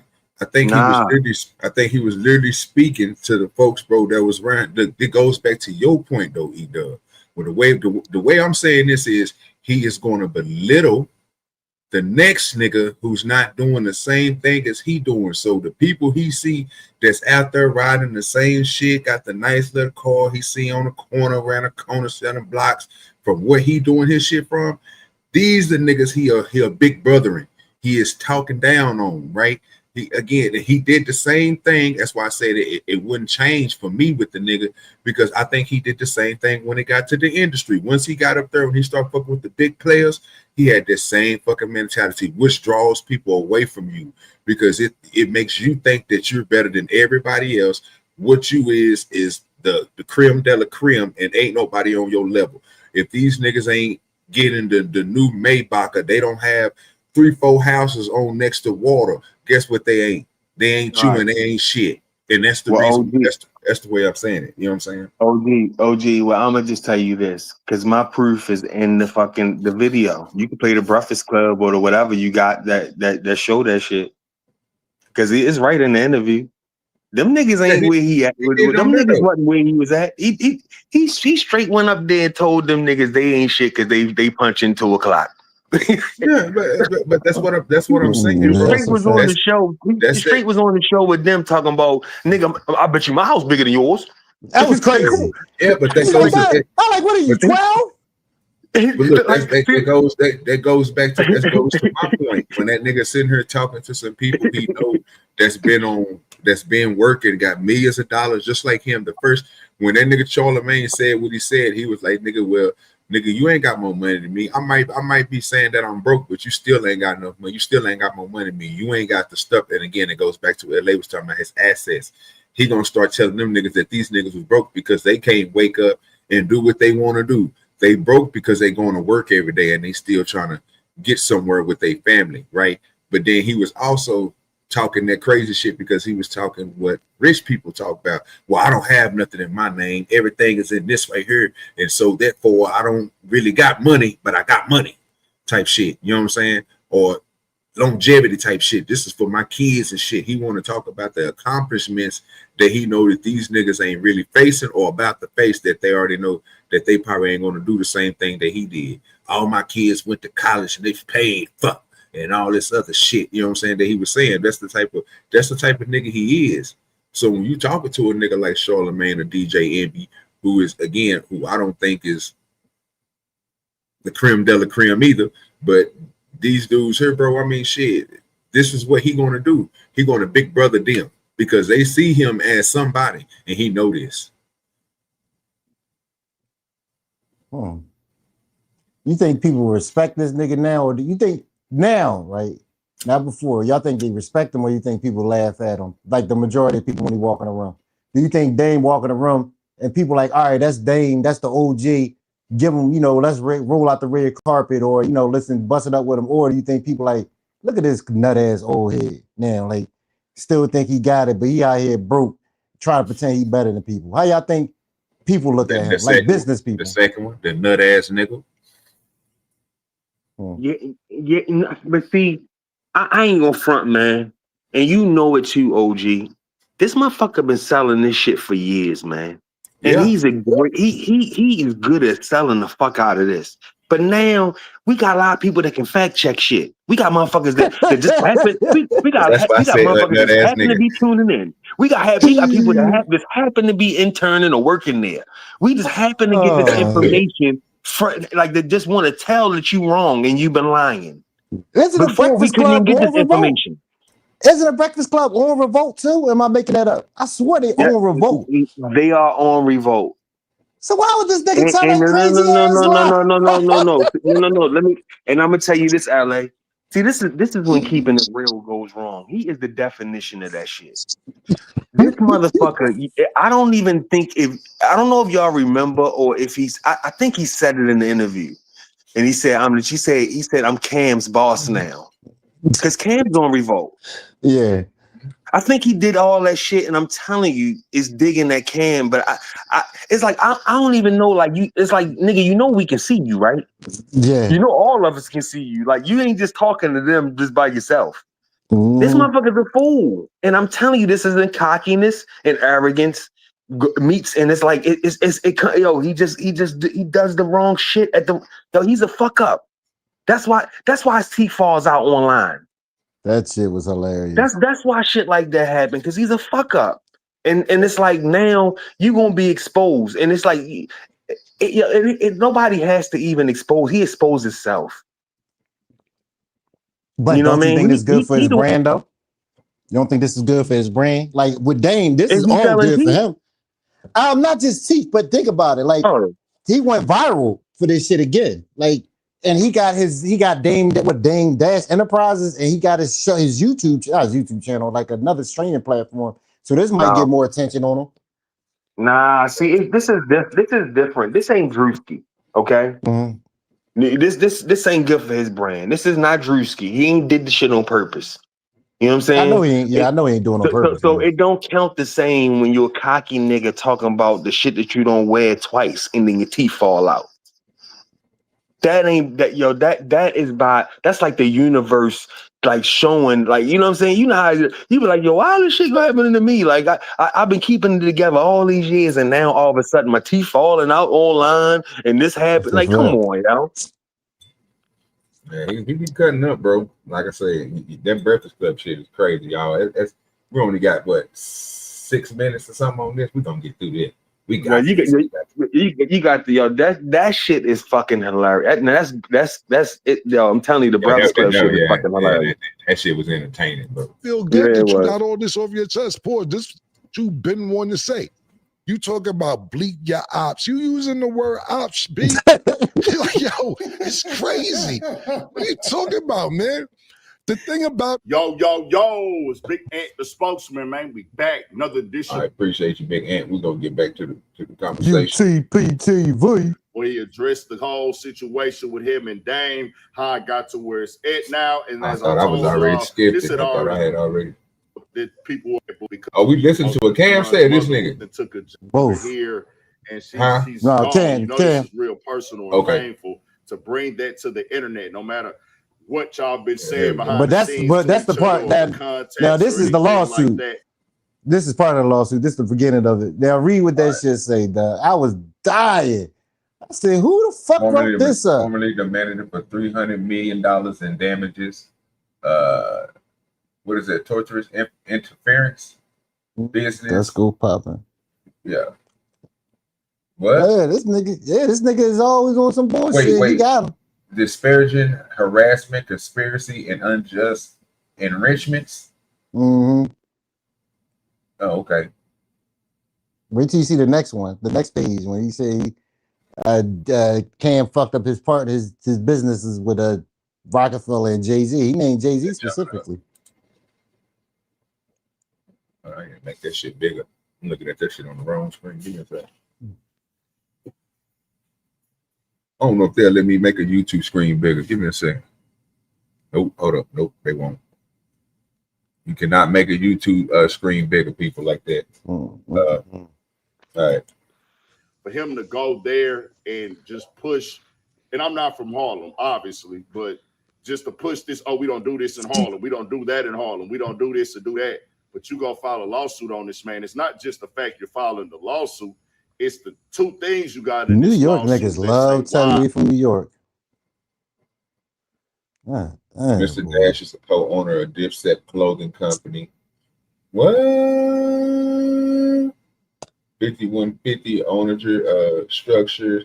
He funded productions, created samples, and financed promotion and content. God damn, he did all that. So look, E-Dub. See that years ago shit? I'm telling you, man.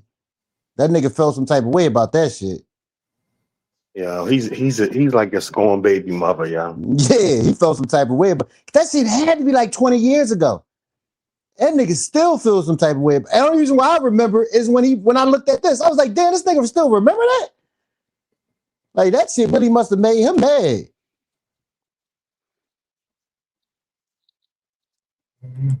I hear him say, "You lied me up. You lied me up. You were lining me up this whole time." When I see these two things in these lawsuits that are old, like old incidents that happened back with Rockefeller, for you to have that mentioned in the lawsuit, it's like, who can tell him he don't have a right to feel that way at this point? And I think you just announced this lawsuit right here, even after he said this. So he's been feeling like this is all a setup and lined up, but I'm not saying you did that, but how can somebody say you didn't do that at this point? I never hustled with Mr. Cameron. He's a civilian, but he's effing with my family office, and he's now made my wife and two of my sons uncomfortable. I would never do anything violent, and I don't want anyone that loves me to do anything violent. So this is the only way I can handle this. So this is my version of how the Godfather handled Fredo. I knew it was going to be one of my brothers. I just didn't know it was going to be you, bro. And that does make me sad. We'll just have to let a judge decide like businessmen, and I don't find it funny. I hope that you don't have any houses in your name. They're about to be mine. And at Big 50 TV, I do forgive you because I do consider you my brother. Never let any man go against your family, wife, or kids. Protect them at all costs. I'll bet you'll shut the F up now. I dare you to say something. Hashtag Godfather. And I got to just keep this 100. He is the corniest nigga ever. About the Rockefeller Dame is so company. corny. What's defamation law? He trying, bro. He is so corny, E-Dub. Dame Dash is corny as shit, That's what I'm saying. Like, I'm telling you. He has this image that he wants to keep showing like he the boss, he the man. And now he want to sue Cam because Cam talked to his son and offered his son some money or some shit. And the funny thing is, you know what the funny thing is? He probably only take care of his son like that. He probably give him some, have money, I guess, lined up for him because that's probably from child support. You know what I'm saying? But he was like $1 million in arrear in child support at one time. Yeah, he said this. He said that shit himself. Good with your market. His son ain't no little fucking boy. Shit. Gotta be a grown man. Yeah. All right, let's hear him out. Lawsuits and everything like that. But just negotiations being discussed, things that he's saying online, it's like, Dame, you're telling your side of the story, and then he's telling his side of the story, no matter what may be true or not.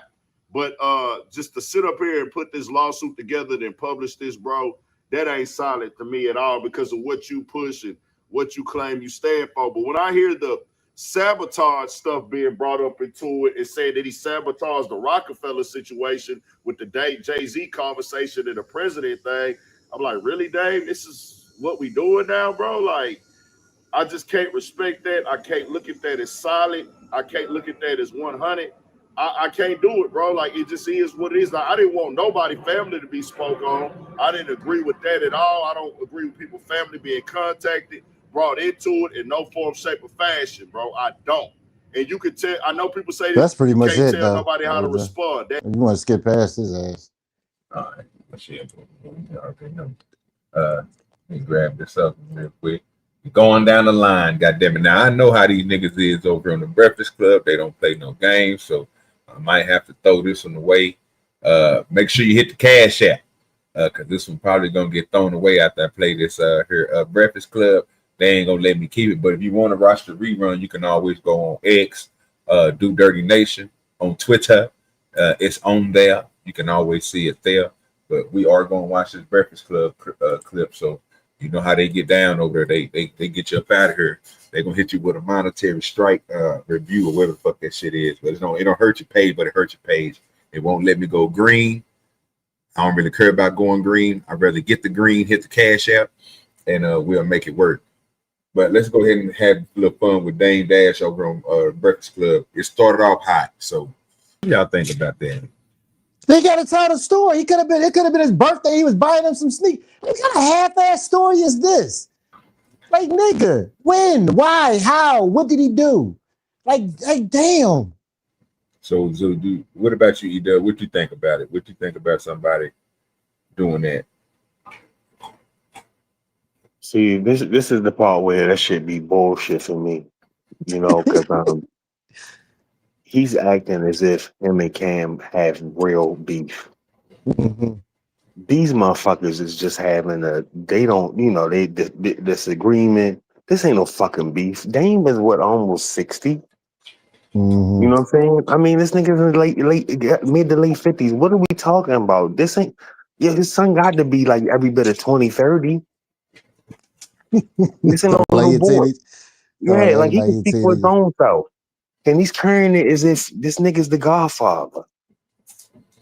You know, like as if like we supposed to follow these rules. What rules? I mean, like like just listen to how he's talking, like as if these old rules and we sit down and we have respect. And we talking about the young people ain't got no respect for you. They smoking on packs each other. What the fuck we talking That's a about? fact. So like Crazy. niggas is like, what is he talking about? Just get to the funny shit, get to the cool shit. Like what is he talking about? Mm-hmm. Half of them kids probably ain't never seen The Godfather. What's that, a movie? You talking about Godfather Harlem, right? That's the only thing that they know, nigga. They don't know nothing about the original Godfather, nigga. Yeah, like what is he talking about? I don't know. That's what I think, man. He's a dummy. Yeah, it don't make any sense. He said, "Do you keep your family out?" I didn't even think about it like you. I'm thinking like a small child. If this nigga like 40 years old, I'm gonna punch Dame in the mouth. Like you, I'm at the trial drive wherever the fuck you at and give your old ass a fair one because that's stupid. And in that case, he just be giving money to a grown ass person. And then him and Cam, and then his son and Cam probably have a relationship. Like, you know what I mean? Like they probably been knowing each other all his life. So Cam Nah, he say probably gave that some money. he does, Yeah. right? He say the shit though. He say that them niggas is beefing, but they not beefing. He say it's not a real beef, nigga. So, nigga, you shouldn't be really tripping if, because that was Beefing gonna with a be my senior next citizen. question. You know what I'm saying? But E-Dub already answered it. You know what I'm saying? If you got real beef with somebody, that's different, bro. But nigga, if y'all on here to make money and y'all doing it, bro, that ain't got nothing to do with you. Ain't trying to kill him. He ain't trying to kill you. So you gonna respect each other's family. I would hope so. If you ain't got beef with somebody, I would think you would look out for the young nigga. But you know, I might be wrong with my thinking. You know, I ain't always there.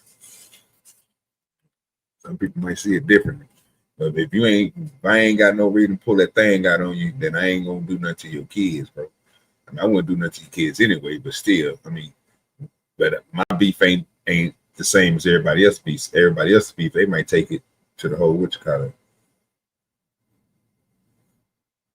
Appreciate you, Samuel, for the 199. He said, remember to hit the like at LA Light. That's your boy. They glad to see you back.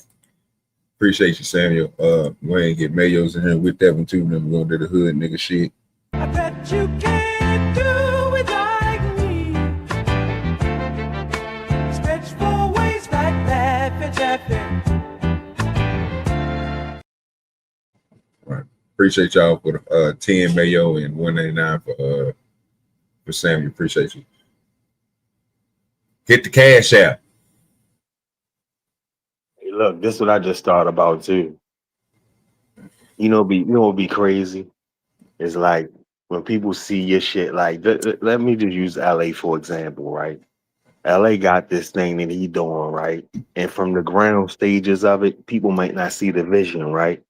And as soon as that shit start jumping off, oh yeah, man, I knew you can do it. Or they'll be on the other thing of like on some hate and shit. You're like, what? Remember when I did this for you? You know what I'm saying? And I think the thing of it is Cam and Mace thing is shining the way it is. And it's like, now I want Sue. Now it's like, oh no, he messed up my stuff. He sounds just like these women that come out the woodworks and they want to sue you on the statute of limitation shit. He sounds just like them. 20 years later, now they want to come sue you off for some shit. And now he wants to sue him off for his failed business relationship. Yeah, that nigga Dane crazy. It ain't like I said, he say shit, bro. like you said, bro, it's I think it's the downplay on others to big himself up. And that's what Charlamagne be doing that same shit too. That's why I think these niggas be going at it. But it should be hilarious to me, bro. That's niggas doing it.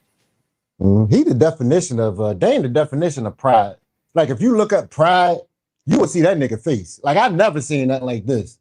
Like when this dude just gotta be top dog, he can never be second place in anything he do in life. Even though he look crazy, teeth falling out, he's still number one. He's best at his teeth falling out.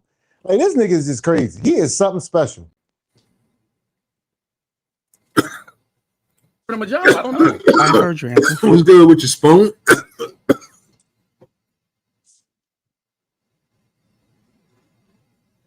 He's talking about when that nigga. So he's going to use the reference of when Michael on Godfather 2, when Michael played like he was basically out of there, the family wasn't doing so great, so he can get the other 5 or the other 4 families together. I think it was 4 or 5 families together and get rid of all in one swoop, all at one time. I get that. I get exactly what he's saying, but the point about Dame that's wrong is, nigga, he ain't got nothing. Like the Cam and all of them surpass you. Like that only work is when you really pretending and you got everything on lock. Sir, you don't. Like, that's what I'm saying. Like, he's just delusional. What is wrong with this dude? God bless him. I agree with you on that. That nigga is delusional. Yeah, he's delusional. Like, Fredo going again. That's just weird when a grown ass man starts talking about movies. Can y'all hear me? Now we can. Oh shit, I've been talking this whole goddamn time. Anywho, you know what gives me fucking just irks me? This old ass motherfucker still saying pause like he goddamn 20. Yeah, he's 60. Nigga, you 60 act like a 60-year-old nigga. Old 60 niggas ain't saying pause. If you that, you know what? Let me stop. Let me let y'all talk. Nah, but Uncle Tom, you right though. But check this out. This is not even the killer. He says it on this shit. I don't even know how far we gonna get into it. But he talks about how he the originator of it and how Cam and them stole it from me. Nick, so can't nobody say it no more? You know what I'm saying? Like to your point, he too old for it. So now you can't pass the torch and nobody else can say it if they want to. And he like, nah, man, I'm originator of that shit. Damn, that's crazy. That shit is crazy. I'm the first one that lost my teeth. Like you lose your teeth. I was the first one that did it. My teeth fell out before everybody else. That nigga blamed that nigga said it's transparency, nigga. I say big word. That nigga. Families. Everybody told me he's slow. That nigga starting off wrong. Talking about you want to know about a business deal and ask ChatGPT. No, sir. No, that's not the one you asked. That was crazy. Get the fact. Oh my God. They work for Revolt though. That's why I was laughing. It's crazy. Oh, this boy is crazy, cuz. Oh, yeah, he say shit like you can't find out the truth. This nigga just said ask ChatGPT and told a straight lie. Man, somebody asked ChatGPT if Dame the chairman of Revolt. This nigga is crazy. Well, there's multiple chair people on different companies, so that could be true. No, they already called and said he's not true. They said he stole the lie. I don't know. Revolt actually called. Yeah, they actually said that shit not true, Ty. Yeah, he completely made that shit up.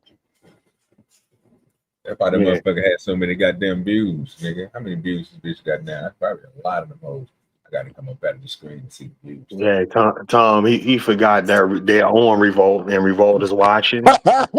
so they couldn't wait to tell him the very next day. They had a meeting with the staff that said, don't pay attention to what you heard yesterday. That's not true. And then they told everybody, then they gave a statement. Nigga Dame Dash is crazy.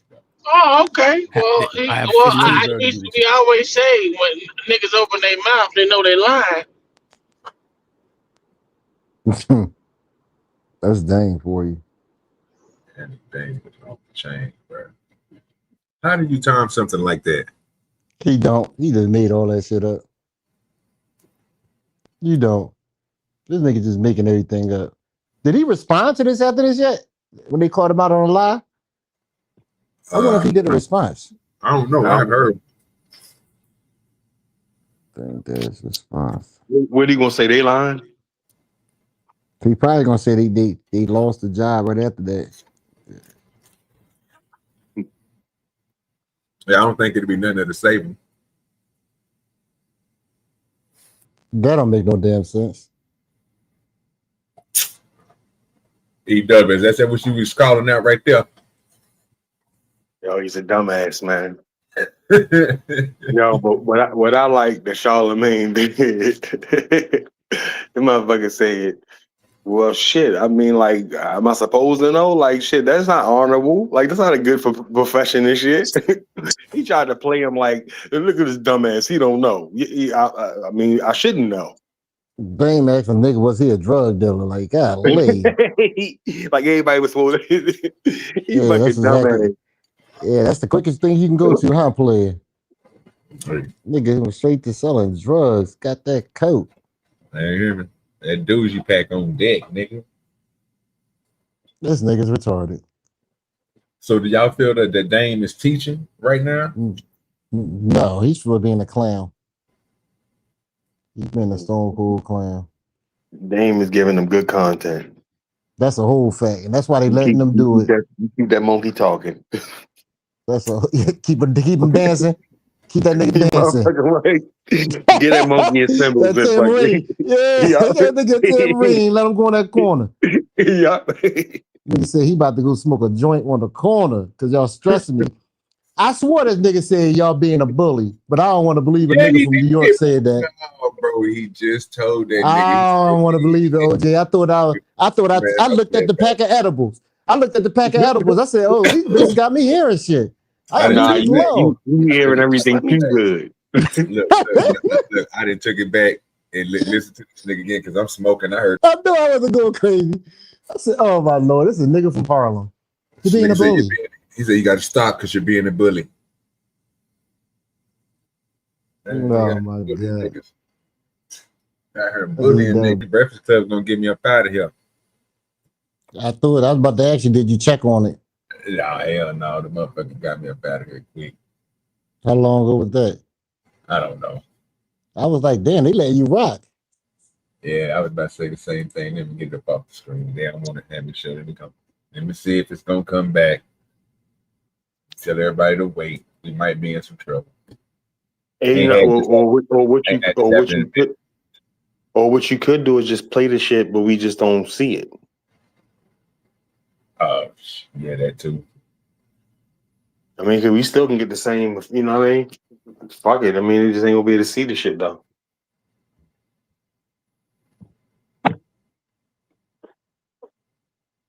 Let's see if they'll let me come back. So all this time you've been gone? I have no idea. I ain't been having the stream up. I've been looking for other stuff too to watch for the night. I didn't even realize it until I looked down here and Zoomer said that the stream was down. So I was trying to I was gonna sit here, let it catch back up. Usually they let it pop back on, then we go to the studio and see what they say. And tell me excellent and all that bullshit, and then tell me they'll put me back up, they'll put the connection and all that shit. But definitely, they ain't cut me, but they cut me. Yeah. I don't think they cut me. No, they ain't cut me. They gave me a warning. Due to this, your stream is no longer being blocked due to copyright issues. So he says I'm back up and running. He say we back. Yeah. What they do on the Breakfast Club, dog. I can't monetize this video. So, make sure you hit the Cash App. We back. That money that's coming through Super Chat and stuff, it will not be there. They're gonna take that and say it was It's just there. So please don't send money on super chats and super stickers. Send it to the Cash App. We want to support the stream from now on. Cause they ain't gonna let this one ride. But we back though. Cause it's definitely gonna have to come down. Or I'm gonna have to just try to figure out a way to take, well, I can probably repost it, but I have to take all that Breakfast Club stuff out. So yeah, make sure you hit the Cash App. Yeah, we was doing pretty good there for a second. Shit. It was all right. I mean, we still pushing over her on X, nigga. X got like 30 people over there, man. Salute the people over there on X, man. You know what I'm saying? We're still pushing over there, but yeah, it slowed us down over here. Well, I guess we'll go, obviously. Well, what else y'all want to say about that Dame Dash shit then? Since they didn't cut a nigga off on that. I'm just saying, I bet my house bigger than yours. That was so childish. Like that nigga, like what? That's the only thing he could come up with. Like in that situation, like that nigga, like you, I would have looked at him like, nigga, like who are you? Like why do we interview you? But like he does say, this motherfucker, he always gonna get you them numbers, man. Yeah, man. Good numbers, man. He always gonna get you them numbers because he always gonna say it and do something. It's real crazy. Yeah, but you can see the way they look at him now, because they don't have the same kind of respect they used to have for him back in the day. Because look how they talked to him. Like Charlamagne was just like going back and forth with him, like, man, shut up, man, get your ass out of here, man, get out. You know what I mean? Like he was just like, you know, like even with the whole shit, like, y'all fuck you. Okay, well, I'll fight you too. You know what I mean? We just be fighting it. He told that nigga he gonna punch that nigga. Yeah. He ain't gonna do nothing. I punch you, you gonna run. He said, no, I'm gonna fight you. I mean, shit, his chances are better than they used to be. You know what I'm saying? The nigga about 50, almost 60. Yeah. Your nigga, your teeth falling out. Like, nigga, you in bad shape. I definitely would. Like, you be the opponent I pick. Nigga, they ain't gonna get folded up like a lawn chair, nigga. You motherfucker right. Man, nigga, they're tripping, dog. They ain't cutting off. Yeah. You know that's a suit to go to the weddings for now, too. So he got to take that home and put that in the closet for his next major event. Mm-hmm. Oh, no, he don't wear, you say he don't wear clothes twice. That nigga As before. I don't know if he's doing that now. I don't think he can change. I don't think he can afford to not do that now. You saying that nigga wear your clothes if you had them? Yeah, that's a fact. That's a fact. Well, shit, you know, this is Friday fuckery, and this is what they do to us. They didn't cut a show, so fuck it, we gonna go there. Let's go to some fuckery. Yes, you know the king of fuckery. It's always ready to blast. Let's go, Charleston White. This nigga. Get it, the kids, son. Y'all applauded me when I disrespected. All y'all applauded that. Loved and came to the shows, even the comedy club owners. Oh, we love him back while I make mockery of George Floyd. And he said, his baby. Said, Woody, baby. Oh, y'all laugh. That's why nobody really like white people. Nobody really like y'all. There's nowhere y'all can go in the world where people don't frown up at y'all. Ethnocentric. Learn the word. You ain't got no friends. The black boy have been your only friend in the last 50 years. The worst of the world want to destroy you. Everybody is coming up against white people, and you know it. We've been your only friend in the last 50, 60 years. Genuinely been your friend. And you still mistreat us. Y'all time almost up. Russia don't like you. North Korea don't like you. Africa joining with China. China ruling you. You're bound to China. Israel punking you, treating you like Russia, making you suck his. But you playing tough with us and you're losing your country. This ain't your problem. Black Americans ain't your mother problem. China, you think I don't know how to play on white folk? Didn't I play on y'all to get here? Didn't y'all love me for now? Y'all think half I was saying I really believe I've been playing on y'all. I'm a ignorant when it comes to white people. Ask all my white friends.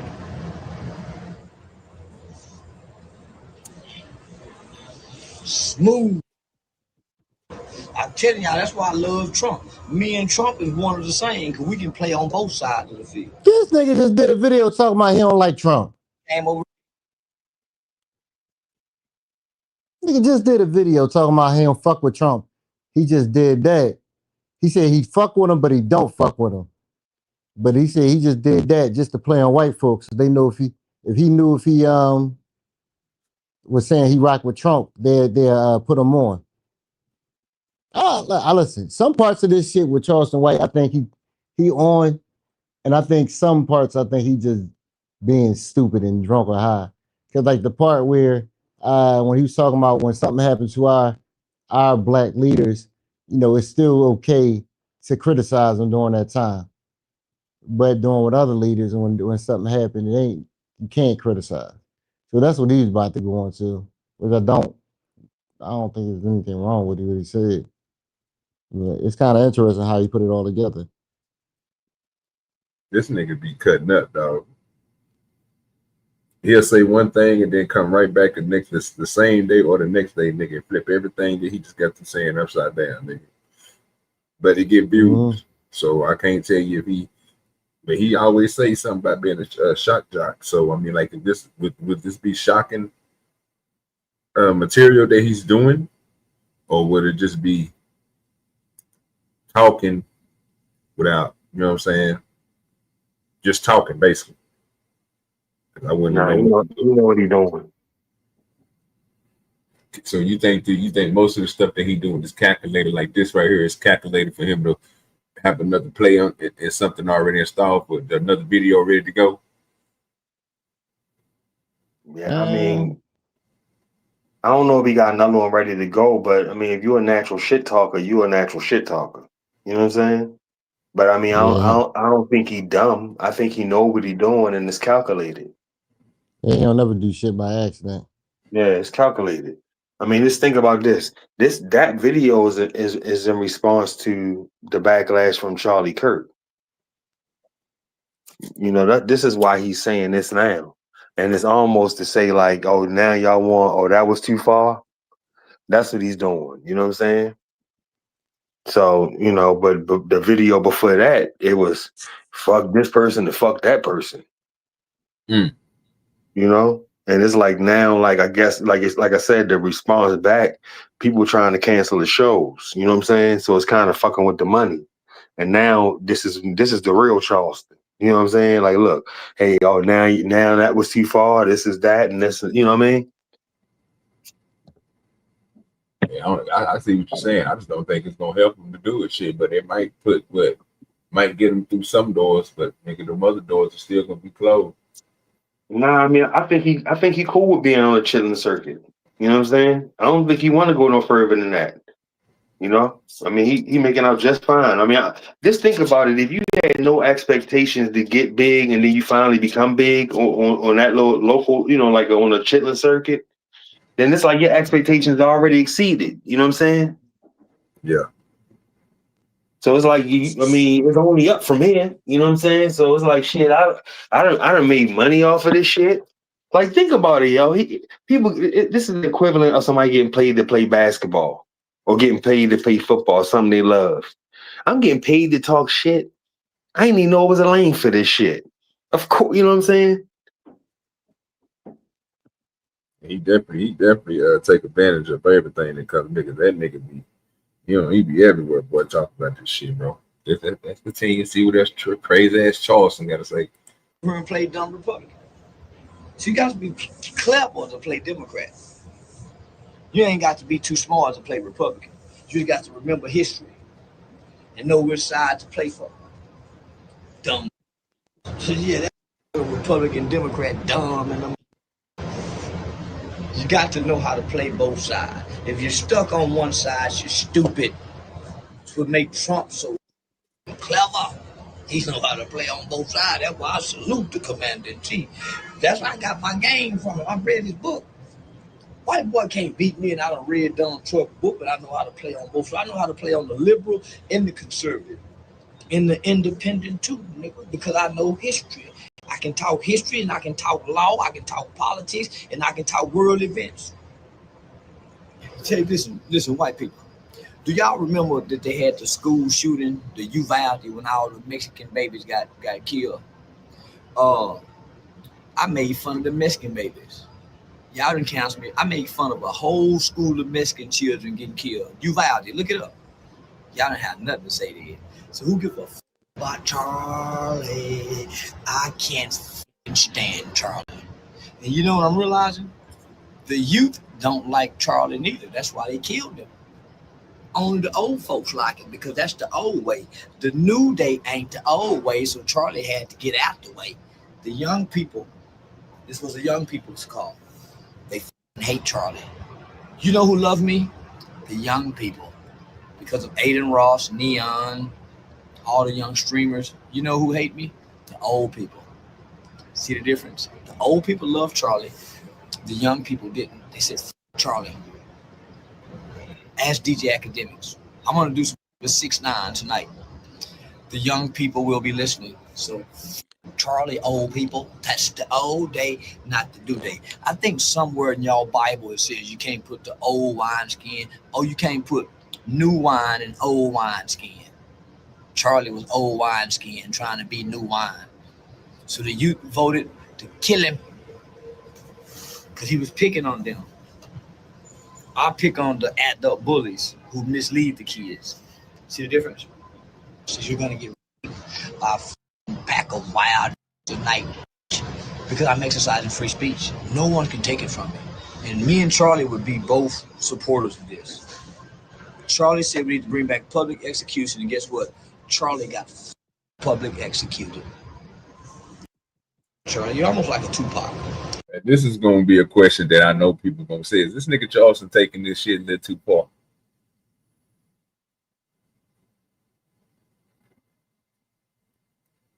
No. No. I think right now, what this one part, because I know it's going to be crazy, it's ironic. I mean, it's ironic and it's just the truth. It's fucked up. It is what it is, though, right? Where? It is. So, I mean, it is ironic. And I do see the correlation, and I don't know if I'm right, but I see the correlation with Tupac speaking shit to existence. He spoke that shit, and the shit happened to his ass, you know? I don't know if this dude's spoken into existence. I'm just, because I don't know anything about it, but it's ironic. He was doing like Tariq Nasheed said, he was doing a show on how he do his thing, whatever it is. And he was asked a question about black on black violence, and he was killed by somebody that wasn't black. I was like, that's ironic. You can't say it's not. It is ironic. Yeah. I mean, but I think this is the last thing, but I think that this part was ironic too. He had a video talking about in order to have the Second Amendment, we have to have gun violence. And it has to be, like it has to happen. And some people will be casualties, you know what I'm saying? And it's just that in order for us to have that freedom, that's what's going to have to happen. And that, he spoke that too. Man, I mean, like it just so many coincidences of speaking stuff, like, and the shit happens to you. Yeah, see, I'm listening to what Charleston is saying, and and like I say, I'm taking it again. This is that talk where he is explaining something, bro, that can be visually and seen, right? But the thing is, I don't think people reflect back on what they done when this had happened. Like, I even think some of those people, bro, wouldn't even say that they would be all right with what he said the first time, right? And I think that would be the shock for them. But to what are the overall what he talking about? Shit, that's what people do, bro. Motherfuckers ain't real all the time, bro. Or motherfuckers ain't just basically truthful on what they say or what they believe in, what they see. They formative of whatever's going to right, whatever's happening right now. That's what they form themselves to. So if it's good at this point right now, this is what they're going to do. If somebody say like that shit that happened with Kimmel, there's a lot of people that disagree with this. A lot of people agree with it, but it's the movement that we in right now on what they've been doing is why people is like, okay, they're cool with it. That's why I said I wasn't cool with it yesterday when I first heard about it. But it's the same thing. He's saying you was cool when I said this, but you're not cool when I say this. It should be you was cool all over, right? You cool with me. That's what I think he's saying. But I might be wrong on that. What you think? What you guys think?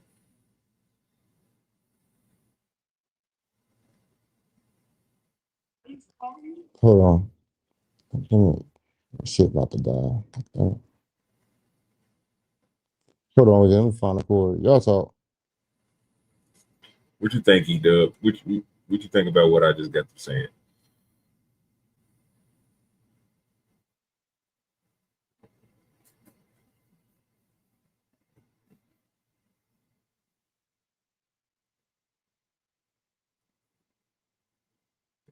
I can hear it. So let me go ahead and hit play. He's like a honky Tupac. That's what the f he was. Charlie was a honky Tupac. Yeah, but Charlie would be in agreement with me being able to say whatever the f I want to say. Cause I got a video of Charlie saying he can say whatever he wants. No man, he was talking about whatever.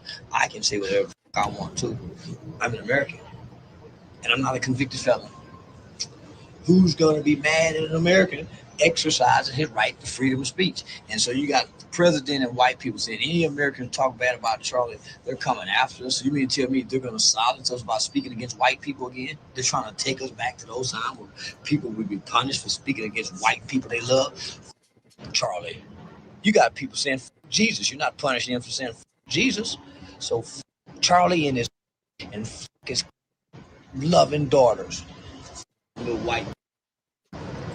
Boy, that nigga Charleston gonna get shot at. You see, this is the type of shit, bro, that'll make people go. They say, "Do you think this right here, what Charleston is doing, will expel outrage, but in the world?" That's what I really want to know. I really want to know the stuff that Charleston is saying right now. Will this spark the outrage that most people believe that's out there in the world right now? Well, he's tapping on every bit of it. Like he trying to hit a lot of stereotypes in one, and it's 5 minutes video. So yeah, he gonna get a response. Definitely gonna get some. I don't know how good it's gonna be, but this might be his final play out here. He talking on the dead. This nigga talking on people, kids, nigga. You know how many people is seeing this right now, bro? That flip they top and they wig, nigga. And that's what he was going for. I think he did it to do that. That's why I asked y'all beforehand, was this calculated? Like, gotta be calculated, bro, because this is what this nigga is crazy. This nigga is up. Go ahead. Need to go out there and like Myron and Charlie Gaines and go out there and debate people on the college campuses. That shit'll be funny as fuck. Boy, no. You gotta get that nigga a timer. This 20 seconds, sir. You gotta get what you gotta say. Cause we be out here all night fucking with you. Boy, this nigga Charleston is cutting all the way the fuck up. Hey, now, so if a nigga was talking like, bro, see, this that type of shit, you can't be on regular, you can't be on TV talking like that. They'll get you up out of here. Then you'll get fired talking like this. This is not this nigga Charleston crazy, dog. This is not the way. This nigga is on a mission, bro. And see, I think he take his. Do you think this is a part of his craft? Do you think this is what he does? At this point, seem like it. Yeah, he good at it, bro. Because nigga, he gonna have some people. This gonna get him moved. This gonna get him moved. It's gonna be a lot of people, bro, that have something to say about this, bro, and they gonna tear this nigga ass up. Well, they gonna try to. Believe me, I already know it. That nigga says he on some wild talking right now, boy. You say he's a drug dealer with Big L and Cam. I ain't never know that. I wouldn't even think he even say no shit like that. I mean, he said he was over there in LA at that time when he had the dreads. Hey, he gave the boss. Stories, you know what I'm saying? But shit, I ain't never boss. You know what I'm saying? Out there big selling drugs. I know he said he used to ride around with a scale and he used to break down weed to his partners and shit. So that's that's everybody's. That's what Charlamagne said he just got through doing. So. Yeah, I was gonna say, but Charleston is very intelligent. I mean, Just think about it. Even the way he broke it down, like it made a lot of sense. Like a lot of these people were taking, they're not taking into consideration. I mean, Charleston is in his 40s. You know what I'm saying? And this nigga is appealing to the young crowd. This nigga's on 20 versus ones. He would Lil Woody. You know what I'm saying? He with people so much younger than him. They all, you know what I mean? Everybody likes this motherfucker. You know what I mean? And that's what he was saying too. Like even with the whole other situation with the dude that went to the schools talking and shit. You know, he just saying he got the ear of the young people. You know what I mean? Like he do, but that dude got, you know, hurt by somebody that was young. You know, so it's just funny. Like he do have the ear of the young people, and that's the people that's gonna be moving the shit forward. You know what I'm saying? Whether it be degenerate or productive, you know. He reaching to you. He reaching to you talking about the old nigga. That's what he basically saying. He said it's the opposite way around, where you're reaching the old, but you're talking about the youth. Okay. I mean, yeah. Boy, the people still ain't gonna like it though. Boy, they gonna be squaring this nigga. This nigga Charleston is crazy, dog. Put my Charlie's wife mouth, and if I take it out of her mouth, her real good. And I got a big Charlie wife. Someone tag Charlie's wife for me. Or Candace Owens, one of them. I got a big by Charlie. And that's for you white boys that's mad. I didn't know he said this. Suck my Charlie fans can suck my Charlie supporters that's mourning for Charlie, suck. Give a about that white boy, and I can put on a white girl of my own. She like that. I got a BBC. Who can beat me? And I like the government. Who can beat me? Nobody. And I'm white boy educated.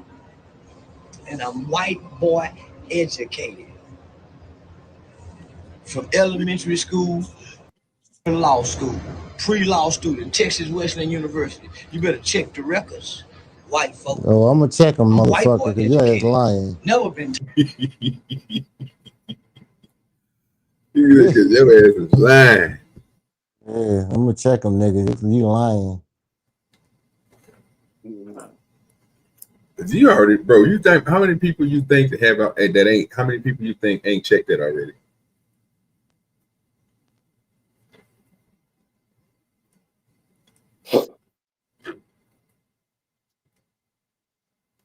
I think I will believe it's a lot of people out here that want to catch Charleston up in some shit and put it online.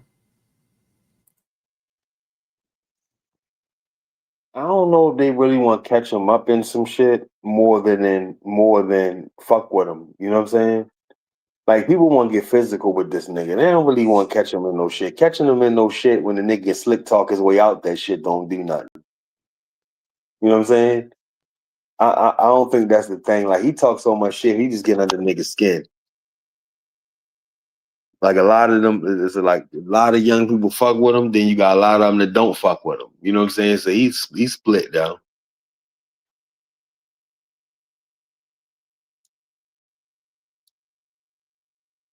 Yeah, that nigga, like I said, he just didn't go to the see. This is what I was trying to explain yesterday when we was listening to that Jimmy Kimmel shit and when people was talking about certain things and you hear people on the internet saying like the shit that he was saying he got fired for because it would turn shit, you know what I'm saying, into something and make people want to do stuff. This, would you say, listening to this, would this be that type of language that'll make people want to do something to people?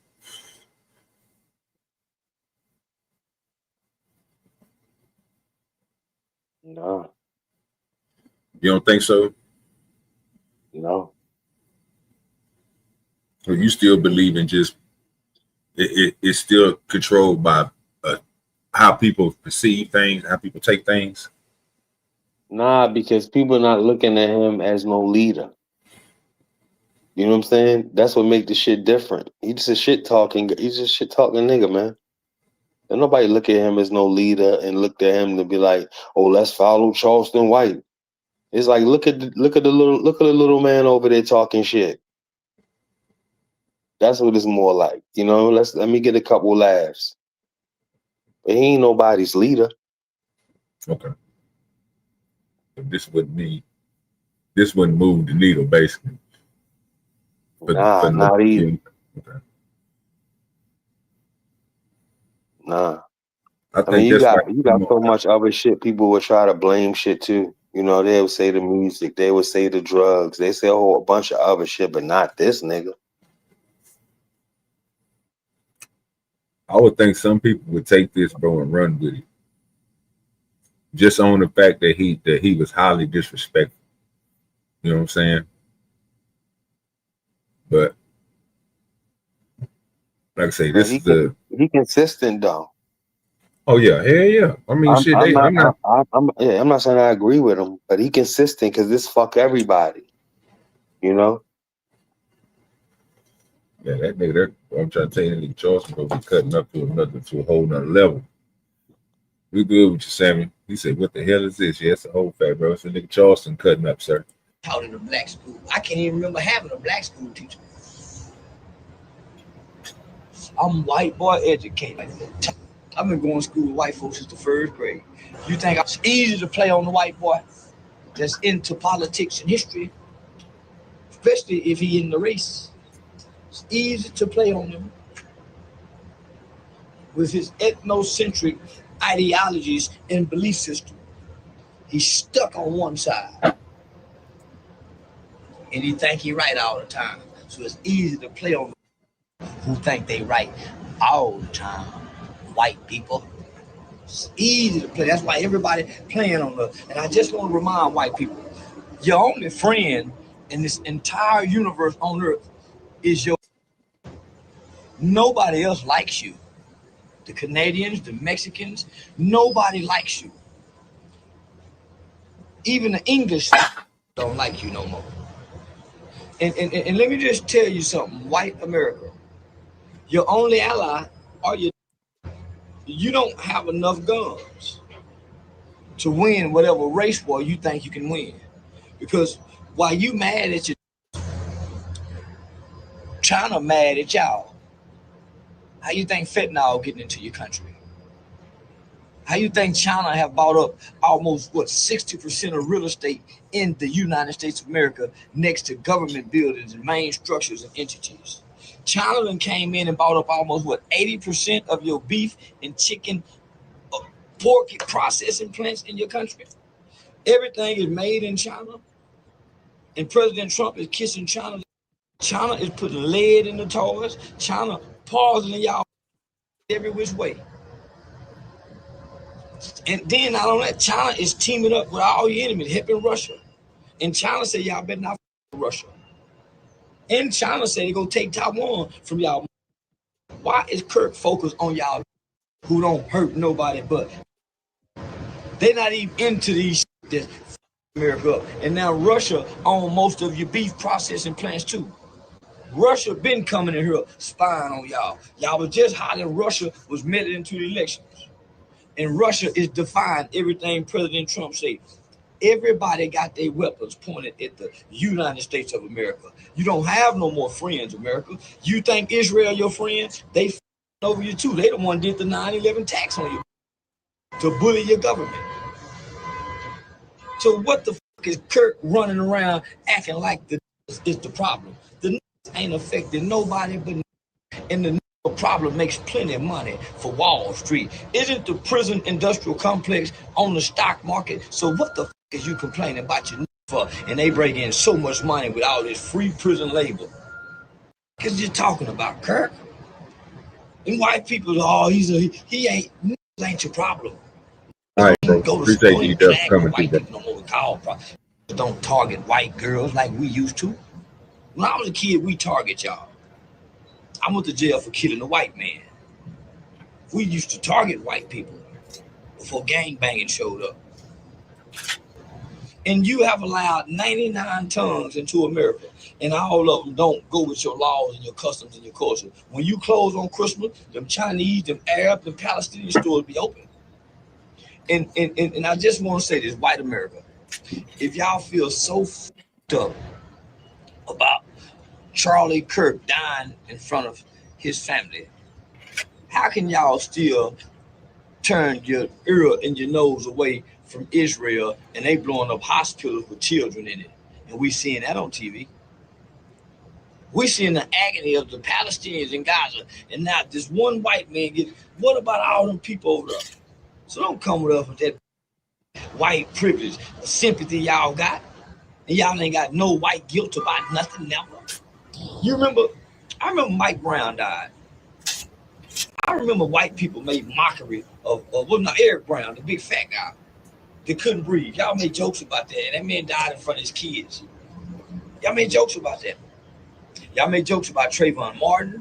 Y'all made jokes about Eddie Gray or the kid in Baltimore. What the fuck are y'all? Y'all got a short-term memory span, white people. I lose everything to keep speaking against y'all. I lose everything to show the hypocrisy of you white. Give a fuck about Kirk. When y'all dismiss gangbanger, he was a fucking gangbanger. Or he was just a fucking fentanyl addict. But Kirk was a fucking racist, hateful. And the kids said he hated him. The kids saw him as racist hate. You can't deny what the killer saw to definitely make him go kill him. How you can't dismiss his feelings. This is a kid.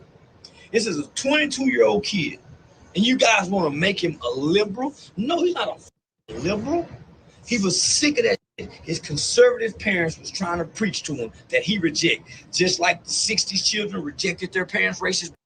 Hey, white people, your children are rejected. That they like NBA Youngboy. They like Stephen Curry. They like Uncle Charleston. They like Kai Cenat. They like ISO Speed. So they don't want to hear that racist. Now, a lot of this stuff that Charleston was saying, this nigga is going off. I want y'all to understand this, but think about what he just got through saying right now. Is it more that they don't want to hear what everybody else is saying, or do they want to hear the young folks like the Casanets, the Charleston Whites, the people that people is listening to? Are they listening to them, or are they more listening to the other folks? That would be the question for me.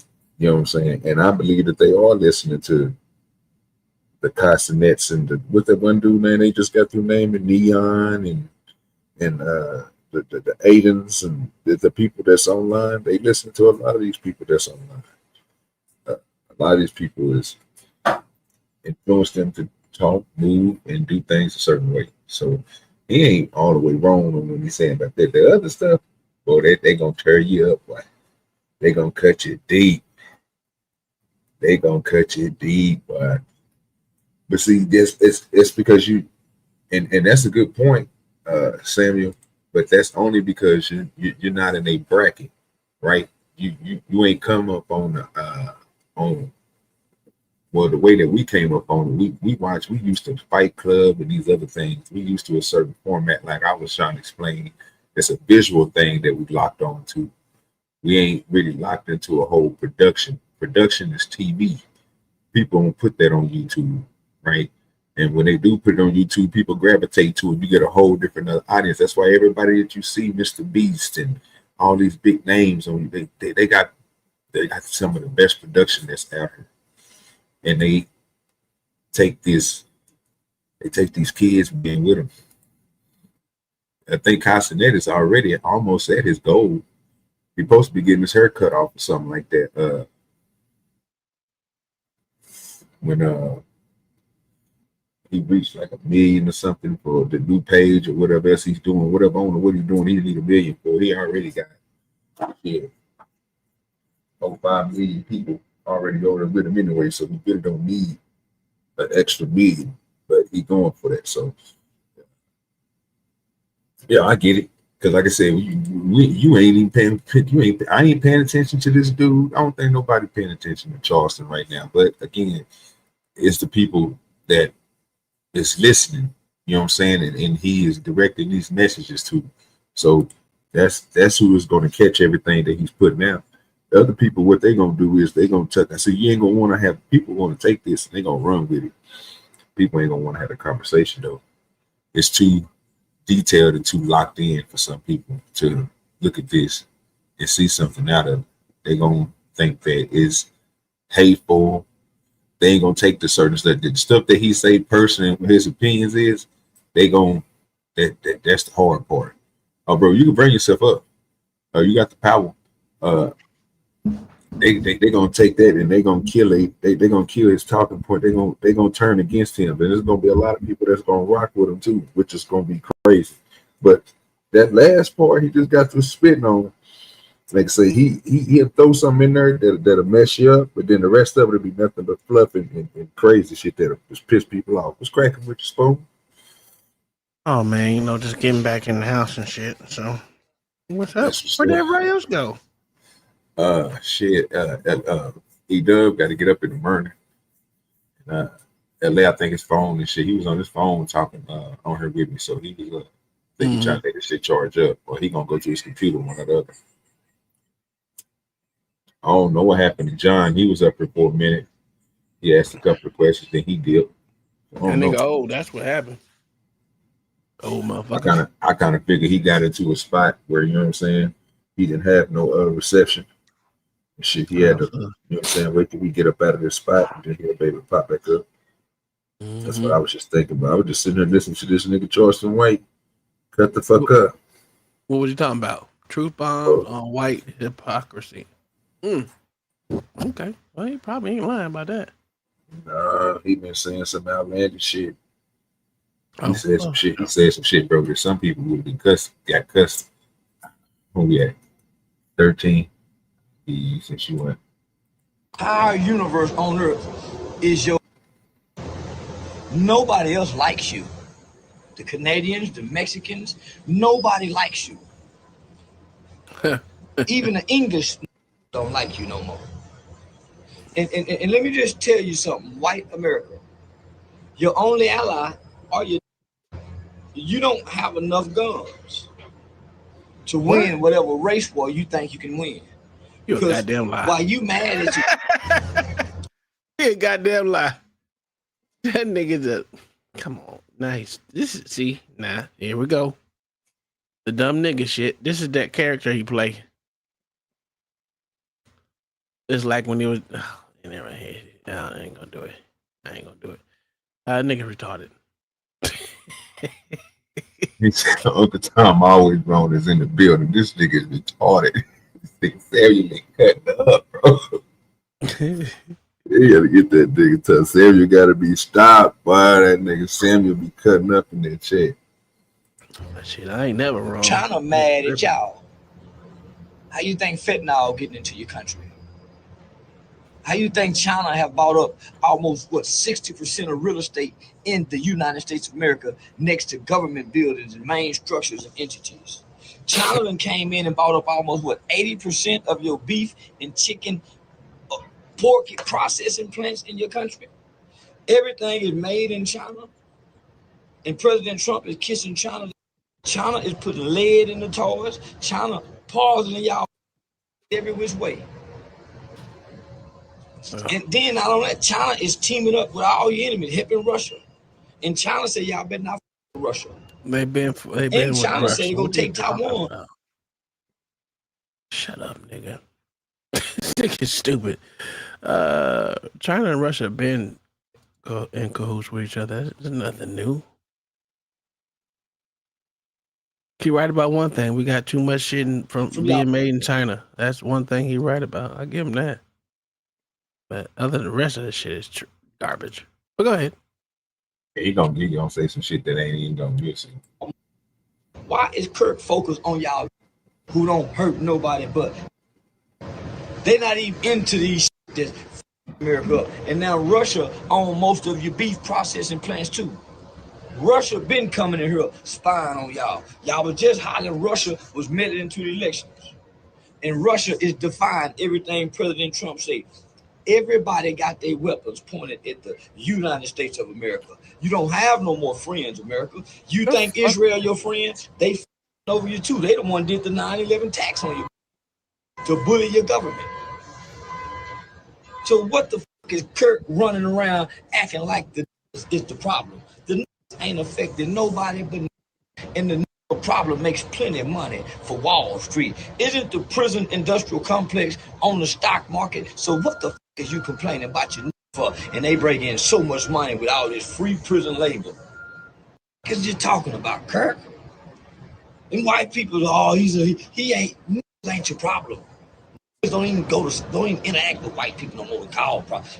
Don't target white girls like we used to. When I was a kid, we target y'all. I went to jail for killing a white man. We used to target white people before gangbanging showed up. And you have allowed 99 tongues into America, and all of them don't go with your laws and your customs and your culture. When you close on Christmas, them Chinese, them Arab, them Palestinian stores be open. And I just want to say this, white America, if y'all feel so f***ed up about Charlie Kirk dying in front of his family, how can y'all still turn your ear and your nose away from Israel and they blowing up hospitals with children in it?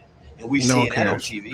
That's fucking Israel. We seeing the agony of the Palestinians in Gaza, and now you say that's Israel. Yeah, it's fucking Israel. We don't give a fuck. I don't give a fuck about them motherfuckers. just one white man gets. What about all them people over there? So don't come with us with that white privilege, sympathy y'all got, and y'all ain't got no white guilt about nothing now. You remember? I remember Mike Brown died. I remember white people made mockery of Eric Brown, the big fat guy that couldn't breathe. Y'all made jokes about that. That man died in front of his kids. Y'all made jokes about that. Y'all made jokes about Trayvon Martin. Y'all made jokes about. I don't think he died in front of his kid. He died in front of a store. This nigga lying. I thought he died in front of a store. Because he was selling Lucy's.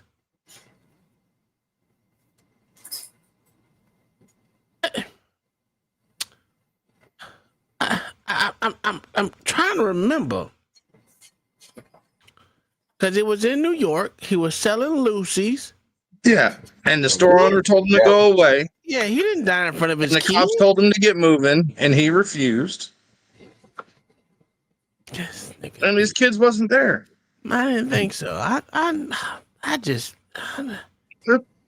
just like girls was saying that Russia owns beef processing plants here. No, the fuck they don't. Yeah, that was wild. But I mean, I expect that from this nigga. Every time he goes back to obscurity, this motherfucker come out with another video, just playing off what's new and what's hot in the motherfucker. What's the newest fucking news in the atmosphere.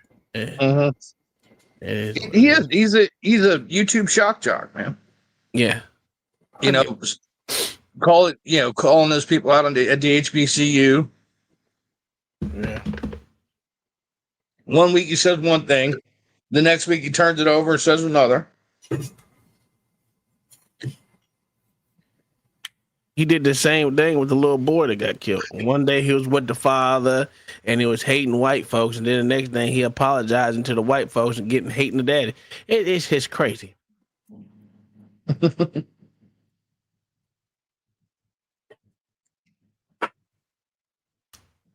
Still funny, but he's just wrong a lot. I think you would think this is funny, though. I think he's Eddie Gray, or the kid in Baltimore. What the fuck are y'all got a short-term memory span, white people. I lose everything to keep speaking against y'all. Let me ask y'all a question. Was anybody making fun of these people when they passed? No. No. Not really. No, not that I remember. Freddie Gray was shot in his back, right? I think that was Freddie Gray. He got shot in his back.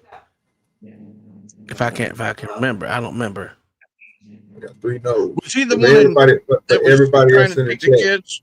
the stuff that Charleston is talking about Is anybody had did y'all see anybody saying anything about it? Bad about it, making fun of it, laughing No. at it, doing No. anything? And okay, well, you said you keep on saying no. I'm asking everybody. No. I already got you. Okay. My bad. Y'all both said no. I'm back. I told me that already. And they keep on saying no. Like I get you, bro. I get it. I just trying to find out, bro. I want to because I don't know if what this nigga saying is true or not, right? Because I think he's making the distinction against something. But we do make fun of a lot of different shit. I just ain't heard him say nothing that we have talked about. Because we talk about like that nigga that's on the train that got choked out. Yeah, we made fun of that nigga. We talk. It's a lot of stuff over here that I know for sure we didn't make fun of. Yeah, when Freddie it comes Gray's to the certain one. Shit, you know what I'm saying? So he ain't saying nothing to people. So he's saying stuff before my time, or when I wasn't even when I was a young grasshopper. I didn't even understand it. You know what I'm saying? If it's back in the 90s and shit like that, before the 2000, then nigga, yeah, I was, you know what I'm saying? I was a flea to a moth. You know what I'm talking about? Y'all niggas was more older and established, already graduating school, starting life. So this would be the stuff that you guys were. So that's why I'm asking. But I would want to know if people was doing anything. Because like I said, some of this stuff, bro, it depends on what he talk about. I know I didn't seen it. Well, Freddie Gray was the one that got his spinal cord severed in the back of the police paddy wagon. Yeah. That was Freddie Gray. I don't remember anybody laughing about that shit. What happened to the dude that got shot in the back by the cop? Hold on. You talking about the nigga that okay, wait. The nigga that was in the back of the because that just hit a leaf. The nigga that was in the back of the paddy wagon where they like hit the brake or something, that nigga slid across the whole nigga. We laughed at that. Yeah, in Baltimore. Yeah, we laughed at that and we talked about that shit extensively for a little bit because I think we did a stream on it if I was correct. Yeah, but we wasn't laughing at him. There was the fact that we laughed at the nigga killed him, bro, because that nigga smashed the. Well, I don't know, like I can't even remember if he smashed the brakes or if he turned the corner and that motherfucker slid. But they it was a corner. It was a corner. We did see the video of that nigga because he was in his handcuffs, right? He did slide and hit it. Yeah, we was laughing, sir. Yeah. We wasn't saying it was Freddie Gray's fault though. Yeah. Well, we laughed at the nigga who again, the nigga did some fucked up shit. We talked about him. We laughed at the way that he hit. I mean, this happened. Absolutely. Shit Okay, happened. I just want to make sure. I'm gonna try to keep it solid. You know what I mean? I didn't know that's what he was talking about, but if that's one of the instances, we did that. We definitely did that. And we said that nigga going to jail. We definitely did that too. You know what I'm saying? Mm-hmm. But I believe we do.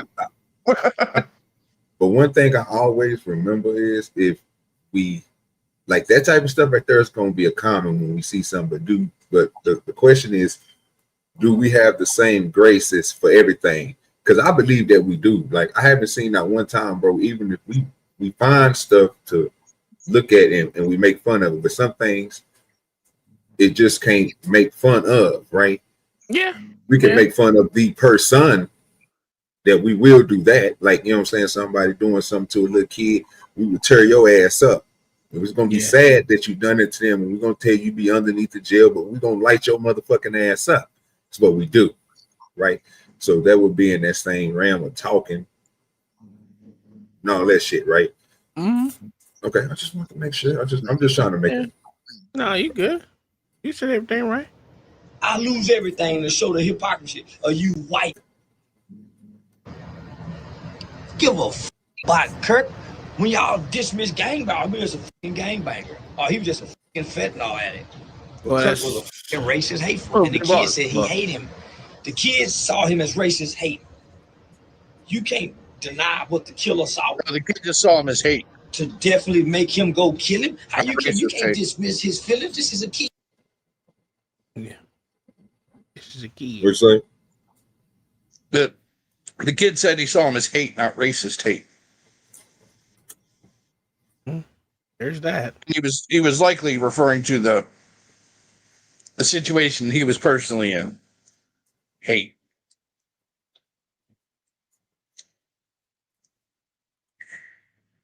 kid. that we picking This choices. is a 22-year-old kid. No. And you guys want to make him a liberal? No, he's not a liberal. He was sick of that shit. His conservative parents was trying to preach to him that he reject. Just like the 60s children rejected their parents' racist. Hey, white people, your children are rejected that shit. They like NBA Youngboy. They like Stephen Curry. They like Uncle Charleston. They like Kai Cenat. They like Aisha Speed. So they don't want to hear that racist that Kirk was trying to spew at the college level down, trying to indoctrinate. See, rejected. Never listened to Charlie Kirk. And you know what's sad about all this? Yeah, he looking bad right now, boy. It just sounds stupid. In my opinion, he just sounds stupid. I don't know about none of y'all. I can't speak for y'all, but to me, he sounds dumb as shit. To say this man didn't have any motherfucking people that open their mind is crazy. So the question I would like to ask y'all is what I just got to ask in the chat. Samuel and some more people answered. I would like to see what you and Mayo think about that. Who are these young kids looking up to nowadays? Would they be looking up to the people that he's talking about, or would they be looking up to the Charlie Kirks and the older women doing things? Well, it depends on so right now I would say both. They would look up to people like Constantine and all the rest. Even fucking Fresh and Fit. They look up to it just depends on the mindset of the child that mind. I mean, not I say the small young adult at that time in their life. But we've shitty ass statistics says that this generation that's out now is becoming the most conservative group out there. So those people would be listening to him. Just like they would be, because when they fall into the conservative realm, they also fall into the red pill shit too, as well. So it's a crazy, because that's why the reason why what that motherfucker name of the bald head ass nigga that's over in Turkey. The fuck is that nigga name? And all the motherfuckers hated his ass. He's half. Huh? Oh. You hate his ass too. Uger? No. The motherfucker that used to be a boxer. Dude in Turkey. Is it Turkey? Yeah, that's what you said. No, I did say Turkey, but I thought he was in Turkey. He's one of the motherfucking European players. Andrew Tate. Yeah, Andrew Tate. Yeah, the douchebag. Yeah, they all fall in line with that same shit. So because they're mostly speaking to conservative values. If you really want to think about it, even Red Pill actually speaks to conservative values as well as Charlie and his conservative values and his political stances. They will be listening to all just like I said, it just depends on where you're at. I'm not going to say every fucking liberal child out there is going to listen to him, but the ones that will be the ones that got that mindset at that time. So you basing it on whatever side they on, is what you're saying? Not just what side, but when you bring up Andrew Tate and following the same people. When you bring up Andrew Tate and you bring up other people like that, so far, the space on where they is it's where they push, right? Whatever agenda that they pushing, some of these agendas, bro, that they do push, bro, they not the top people. I mean, the top people wouldn't be the people, again, that's on the political side. That's where I'm getting lost at, because if he's saying it just depends, sir. It depends. Does Kai Cenat speak on politics? I wouldn't know. I don't watch Kai Cenat. Like, the only time I seen Kai Cenat is during this little marathon thing. I mean, the shit that he said about the what you call it, bro, about the Kirk shit, it really wasn't even no politics. It seemed like he even knew what that was, right? So, but when you talk about like the kids who are listening to the Tates and the people who is in the same field, that's, you know what I'm saying, who do you think these kids are listening? Who do you think they are still listening to more than Charlie, or do you think they still they'll listen to a lot of different people at the same time? That's what I was thinking. So that's the question that he posed. So that's the question that I'm asking. So I'm like, well, damn, I want to know from y'all, because I was thinking, well, damn shit, if it's what base group is really listening to, you know what I'm saying, Charlie, the stuff that you see what I'm saying. Yeah, it ain't focused on one, because you even had people on here that say they've been watching Nigga Bro since 2012. Heard somebody say the other day, nigga, 2008 or some shit like that. When the nigga was doing some shit in college or some shit, nigga. Well, he dropped out of college. That was bullshit. But the thing about that is, like I said, it. So you gotta look at it like this. The same people that's I watch a lot of different people, right? And I still have more conservative values, right? So even people like me, not even just people like me, but people that just because they listen to Charlie doesn't mean they don't listen to the rest of the motherfuckers either. So they could be like, everyone has a round of people that they listen to, not just one or two. You know what I'm saying? Hell, I even listen to goddamn JP, and And some people listen to people like Kai Cenat who stay away from politics, and Mr. Beast who just stay away from politics just because they're not interested in politics. Yeah. But just because you're not interested in politics doesn't mean you can't listen to other people talk. Because his whole shtick wasn't just politics, right? His shit was conservative values and Christianity, to be honest with you, and the stop abortions. So that's why I don't know, man. It's weird. Yeah, I know. I don't think many people are taking. You really explaining it to me. Like I'm just sitting here. I don't think many people are taking political advice off of Charleston White. Because Charleston White literally had to stand on nothing until his next show. It's the same thing. It's the same thing with Charleston White. Everyone don't take Charleston White in either. No. You know what I'm saying? Some people think he's a fucking asshat, and some people say, hey, he is who he is, and we either love or hate him the way he is. And there's nothing wrong with either or of them. When you got your following, you have your following, that's it. And all these waves and shit, people, I've seen kids listen to Charleston White when he's not in character like he is now, and he's speaking like a normal motherfucking human being, and without the fucking trying to push propaganda shit, because that shit's old. When he's actually talking, he sounds like a upstanding citizen, but when he's being a goddamn tool, he still has the same people listening to him. So I've heard him on different realms, especially in front of fucking judges and shit. He does speak well. To say he doesn't is crazy. That motherfucker can speak well. This like I said, this shit right here is a character. Got more character to give. To watch all you supposed to be politicians and leaders. I thought this was a Christian country. I thought this was a God-founded Christian country. But white people are the most unforgiving race of people I have ever seen. Okay. They're unforgiving. I thought Christ love was about forgiving. But you want people to forget, so they can't even get a chance to forgive. Why take down all of civil rights history, all of slavery history? As if you guys nobody's have trying to do that. No blood on your hands. No, he Some of those people are still alive. No, they ain't. You're gonna remove their history. Tyler heard hate. Yeah, you heard white love and white supremacists and white. Now that child, he's a kid, he's a baby with an undeveloped brain, and y'all want to give him death. I believe the United States Supreme Court says that you cannot give death to anybody who don't have a fully developed brain. You're a fucking lie. You're a goddamn lie. George Floyd died in front of his daughter. You remember George Floyd stood on his they ruled on a death penalty case on somebody under 18. And they just said because he was under 18, they couldn't put him to the death sentence. That's all. That's the only thing the Supreme Court said about it. Oh, that's what I know, Mayo. That's what I said. Where they do that just because you got an undeveloped brain? Get the fuck out of here. That means anyone underneath the age of 25 is not getting a death penalty. Get the fuck out of here. They're giving the death sentence to people who had 70 IQs and below. People were literally legally fucking retarded.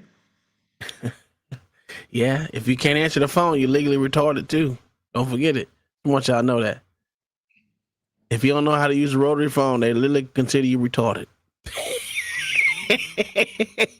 Sir, that would mean 90% of high school graduates today is retarded. That's just because they've never been introduced to a rotary phone. But the people that were, yo, that shit was crazy.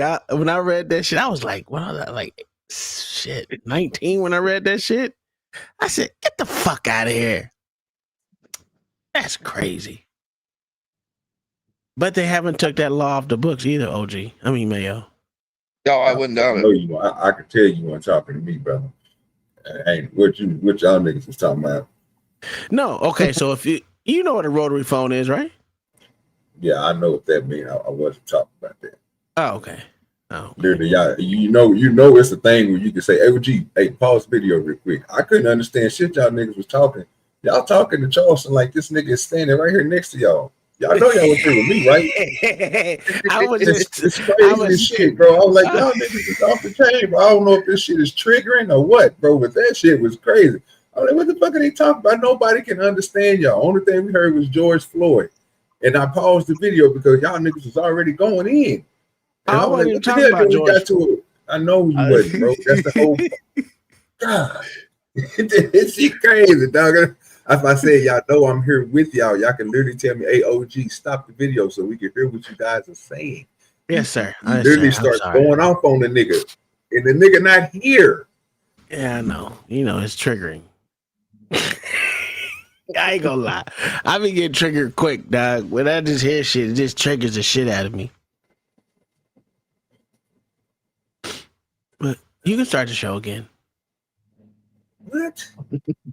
Says you can start the show, the video. Or have a white mother.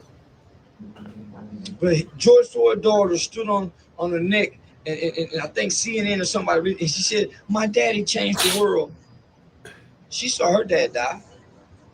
Oh, she did. Tupac said, "When I grow up, I get my weight up with my hate. I pay them back when I'm bigger." White children are paying their hateful parents back, and their hateful parent. What? And Kirk was trying to push hate off on white children. I don't even know. He was trying to reignite not the love of your neighbor, not the love of your brother. He was trying to separate and divide based on negative, false, screw stats. Because it was. How do you do that by talking to people? It's almost like these children are being used for political toys and narratives. The words of Kirk be so powerful that 1 million people in the UK unite together under his name. How can his words be so powerful where even our government comes out and says, hey, if anybody speaks to them, he will be punished? They're that moved by Kirk's words because Kirk haven't done anything in our society to be moved. Hold on, can you pause this video? Hey, what's up? So if he's saying that now, then everything he said before that, right, was null and void. If government can say what he said, and people across, let's just say, the UK, goddamn Canada, goddamn Korea, South Korea, there's places Italy, motherfucking places literally got together in unity and motherfucking was doing their own vigil and all the other shit for Charlie Kirk. So to say that he didn't touch many the first time, but now he's saying his words are so powerful that, you know, what you showing your hypocrisy right there in Front Street, right there. I don't know. Am I missing something, OG? Does this nigga know what he just said? I don't think he knows what the hell he's talking about, honestly. Or he definitely doesn't know anything about what he's talking about. He knows exactly what he's talking about, bro. I mean, y'all, I'm gonna be honest with you. I'm not about to play this shit back, but okay, yeah. But if you understand what he's saying, it ain't good at all, fam. What y'all talking about right now is beyond. Is really on the cool. It's not even scratching the surface on what the nigga is talking about. He hates speeching on this nigga. He's proven a parent, bro. Now, if these niggas don't cancel Charleston for saying the shit that he done said in this goddamn video, bro, or get this nigga up out of here and do the same thing they doing to everybody else, it's a problem. Because this shit here is wild. Like, he didn't say some shit on this hoe, bro. I would not. If you are getting triggered off the little shit he said right here, you definitely don't need to see the first part of this video. I already see that right now. So this is his second. This must be his third or fourth video he made on this shit. Because this nigga been going off for a whole week and a half, dog, on this shit. I think he's just trying to get attention. I think all he's doing is talking shit, trying to get attention. Oh, the attention is grabbed when he said that shit. Yeah, but yeah, I don't think you. You definitely ain't. You listening to the end part. What's up? No. I heard the beginning too, OG. Well, like I said, this nigga been going. So you seen it. So you seen. Okay, well, go ahead, Tom. Yeah. No. I stopped. Go ahead. You good? No, go ahead, bro. No, we were talking at the same time. I'm good. Go ahead, bro. All I was gonna say is that I've seen the first 3 that he did on TikTok. Or either TikTok or it was either TikTok or YouTube Live, one or two. And he's been going off for at least a week and a half for sure. Every day. So they ain't canceling this nigga for shit. But go ahead.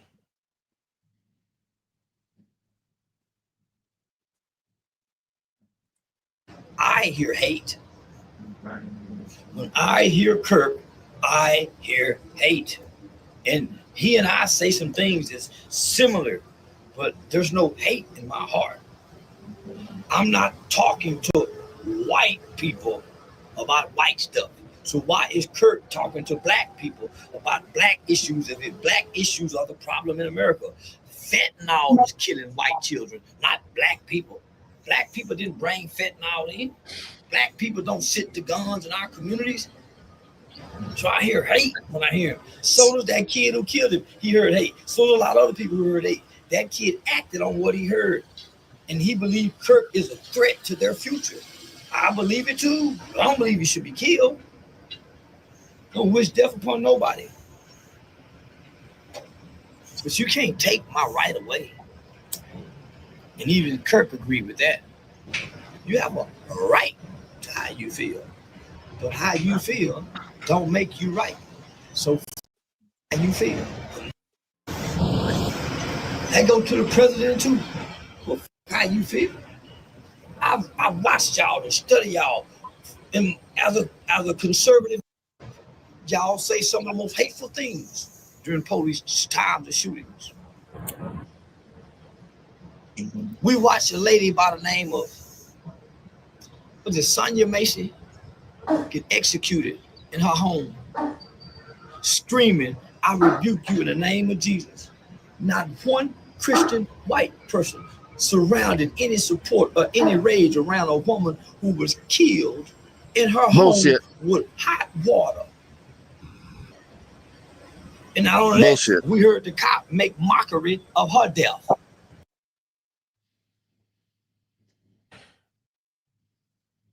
But that wasn't white America, though. Hell, we watched that shit ourselves. We watched it like 3 or 4. How many times did we play that video back with that about that hot water? We thought that cop was going. We thought that cop going to jail. At least I said he was going to jail because that shit didn't make no goddamn sense. But you know, I don't think no one made a mockery. Okay. No, me neither. I didn't see people making a mockery. Did you see? Oh, geez, let's be honest. Did you see motherfuckers making a mockery of that shit though? We laughed about it because that shit was kind of funny, but it was really funny. but I was saying the cop was going to jail. I thank you for being honest, bro. Because I was about to say, I hope I'm not going to be the only one sitting here and tell the goddamn truth about this shit. That shit was kind of funny with that hot water, though. I ain't gonna lie. This shit is really on stream, people. This is what I'm saying, bro. Like, I ain't never been this way in my motherfucking life, bro, to sit here and tell people, bro, like, I ain't, like, we didn't sit here and break that shit down, nigga. It don't break my friend. It even did the But hold But on. it's okay though. It's okay. We didn't do nothing. You know what I mean? Like that's what I'm saying, bro. This is the shit that throw me off, bro. Like I know I be smoking, bro. I know I be tripping, bro. But if you ask me what a mockery or something is, then bro, it wouldn't be funny, right? But most stuff, again, I'm a little throwed. You know what I'm saying? So I'm most of the shit is funny. So hell, a lot of shit funny. That's good. Oh shit, we watch. Ooh, especially when, except for that one dude that hit that pole with his whole body. Oh lord, yeah, that bro. shit But was. even in this instance, bro, we were still saying the same thing. Oh, that nigga gonna go to he need to go to jail and shit. But we some people might don't want to go back and hear what the fuck they were saying on some of these streams, bro. We was cutting up. It won't make you look good. It would take all your credibility away. You know what I'm saying? That's why I just stick to, bro. I know what the hell we have seen. That's why I said earlier, bro. If it's something that we have seen, we have talked about up here, we again, it's nothing's wrong with taking death, bro, and not saying enjoying it, but we not sitting here saying like, you know what I'm saying, we down saying it, but yeah, we ain't doing that. Shit. You know what I'm saying? But nigga, we do have a sense of humor that's like none other. You know what I mean? I can say that. Argued about that. We argued about that whole damn thing with LA. Remember, LA left early that day. Yeah, bro. The stream was, to me, the stream was fire. But at the same time, if somebody go back and look at that shit, nigga, and they really ask me, nigga, like, bro, wish y'all niggas on the up and up with that shit, I'll be like, nah. We kind of took some parts a little too far because, you know, we were cracking. We entertaining a crowd. You know what I mean? So we gonna have some jokes that might not hit every now and then. We gonna have something that hit that other people don't see distasteful. It is what it is, bruh. You know what I mean? But that's just the honest guy's truth. That's why I think people them jokes be hitting though. You tripping? Because they do, bro. But at the same time, you know good and well we shouldn't be saying no shit like that. No, what do you mean? Listen, that's reality. Sometimes reality hit and you might not like it. Listen, I'm not here to motherfucking be sympathy to these motherfuckers. Listen, I said it before. That should go all around though, brother. But it do, right? I didn't say it. I didn't say it with the whole Charlie Kirk thing. You can say whatever the fuck you want. I'm not mad at what you do. I just know where you're at. That's it. I'm not mad at you. And I think everyone should be like that. Hey, listen, it was fucked up that motherfucker got shot. Only thing we didn't do was break down how that nigga got hit in the neck, dog. We didn't break that down like that, though. I mean, we kind of did, but we didn't make the jokes about it because that shit was kind of fucked up. But, yo, some of this shit be funny, dog. And it is what it is. I mean, it's shit funny. But notice something, though. Honestly, laughter is a way of dealing with seeing fucked up shit. That's a fact. Yeah, but the whole point about that is, and I'm not trying to be funny, dude. What's the reason why we didn't do that? Ask yourself that question. We would have got kicked off of YouTube if we would have showed it. No, sir. It's because we was already to a point in a place, bro, that we wasn't trying to hurt none of that. Nothing was said that day, bro, that didn't get screwed a different way every time somebody said something about it. That's true. I'll give you that. What we doing here? That's just the honest God's truth. I don't think it was something to laugh about. I think that's why. That's what I was saying, bro. Yeah, that's the point. So that's good with you, Ron. That's the one thing I can say is, although I do laugh at a lot of shit, to me that shit wasn't funny. It wasn't a laughing matter. To me, it could be a laughing matter to someone else, and I'm not hating them for laughing. I'm not hating the motherfucker for doing saying whatever the fuck they want to say about what happened. Again, I didn't know Charlie Kirk. He wasn't my best friend. He wasn't my cousin. None of them, right? But I can't blame a motherfucker for laughing if they think it's funny, because whether they hate him or like him or whatever, it's on them. I ain't gonna have that on my conscience. It would be like, oh, I'm gonna kill his nigga because he laughed at Charlie Kirk dying, getting shot, and I can't do it, right? Because even when I looked at it, I'm like, oh, that nigga dead. He can't tell me that nigga ain't dead. Shit. Because remember, I think me and Mayo, I said me and Mayo was in there talking about like, yeah, he ain't coming back from that. When they didn't want when they didn't want to come out and pronounce him dead. Me and Mayo already said that motherfucker was dead. Oh, he dead. Ain't no way in The hell only way he was still alive is machines were keeping him alive. Yeah. We said that the first time we saw that shot. Yeah. But to me, I don't see, as much as I say I would shoot a motherfucker, you got to do something to me for me to do that shit, right? And words shouldn't get you to that point to where that motherfucker is. But I'm not mad at you for laughing at it because that's the way you feel. Hey, we can't stop these motherfuckers the way they feel. Maybe that way they deal with it is glee and joy. Hey, it is what it is. I'm not mad at none of these people. I don't know the nigga personally.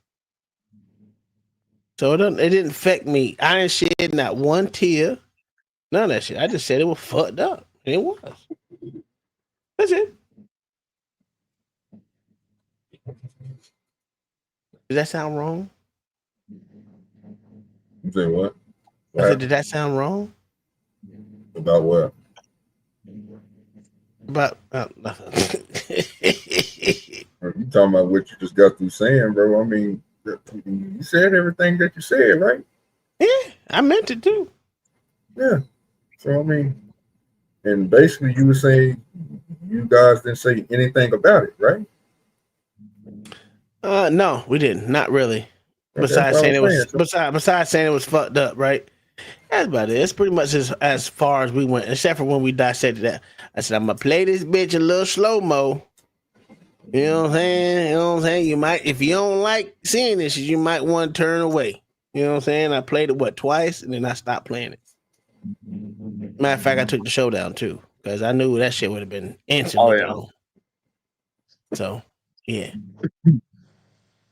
But I think it's different because it was a celebrity. Because no matter how you look at it, he was a celebrity in his own way. So whether you like the motherfucker or not, the reason why he got shot because he was a celebrity. So yeah, I think it's just different. Yeah, and just like Charleston just proved, most of the people that knew of him never listened to him or only listened to clips of him. Those people. Yeah. I mean, most of these people who, came out, made snide remarks and all this shit. Like there was a pediatric nurse in Georgia. She said what she did about him dying, that he was a racist, and said, fuck them kids, talking about his kids, and fuck that bitch that birthed them.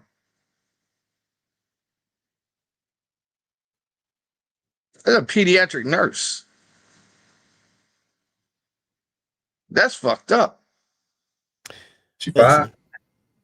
Yeah, they got her ass up out of there. Oh, yeah, she fired. And she's probably going to wind up losing her license.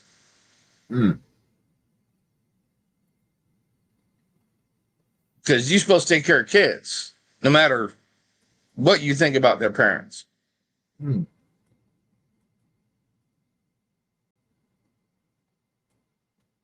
OG don't like cancel culture. No.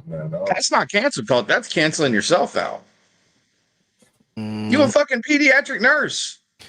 Yeah. And you said fuck them kids. But the way they're looking at the way they're putting it out there, the leftist is kind of right. It is cancel culture. But here's the problem, right? They started that shit first. And they just don't like it that it's going back on their ass. Because cancel culture. That's another thing I heard. Been hearing that all day too. Yeah, cancel culture started about 6-7 years ago. Yeah, I said that shit last night. And the fact of the matter is it's being taken out on them, so they don't like this shit. So I mean it is what it is. These motherfuckers gonna be if you know, so let's play devil's advocate, right? If you know that because everyone can see, it's not like these motherfuckers is blind, right? You see how many people have been fired. Why the fuck would you come out here and do something knowing it is what it is, and you think it's not gonna happen to you? Same shit happened with Jimmy Kimmel. No matter how light you think it was, and I said that shit was petty. Hey, You thought that they wasn't gonna do it to you because your status was way up there, and they proved you wrong. And again, we all know the First Amendment only applies to government entities, not private companies.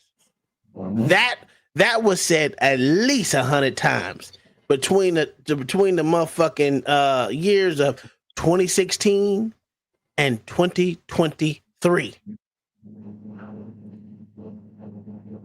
Oh, and they were the ones who said it. Yes. They don't like eating the cake they baked. Let me ask y'all a question.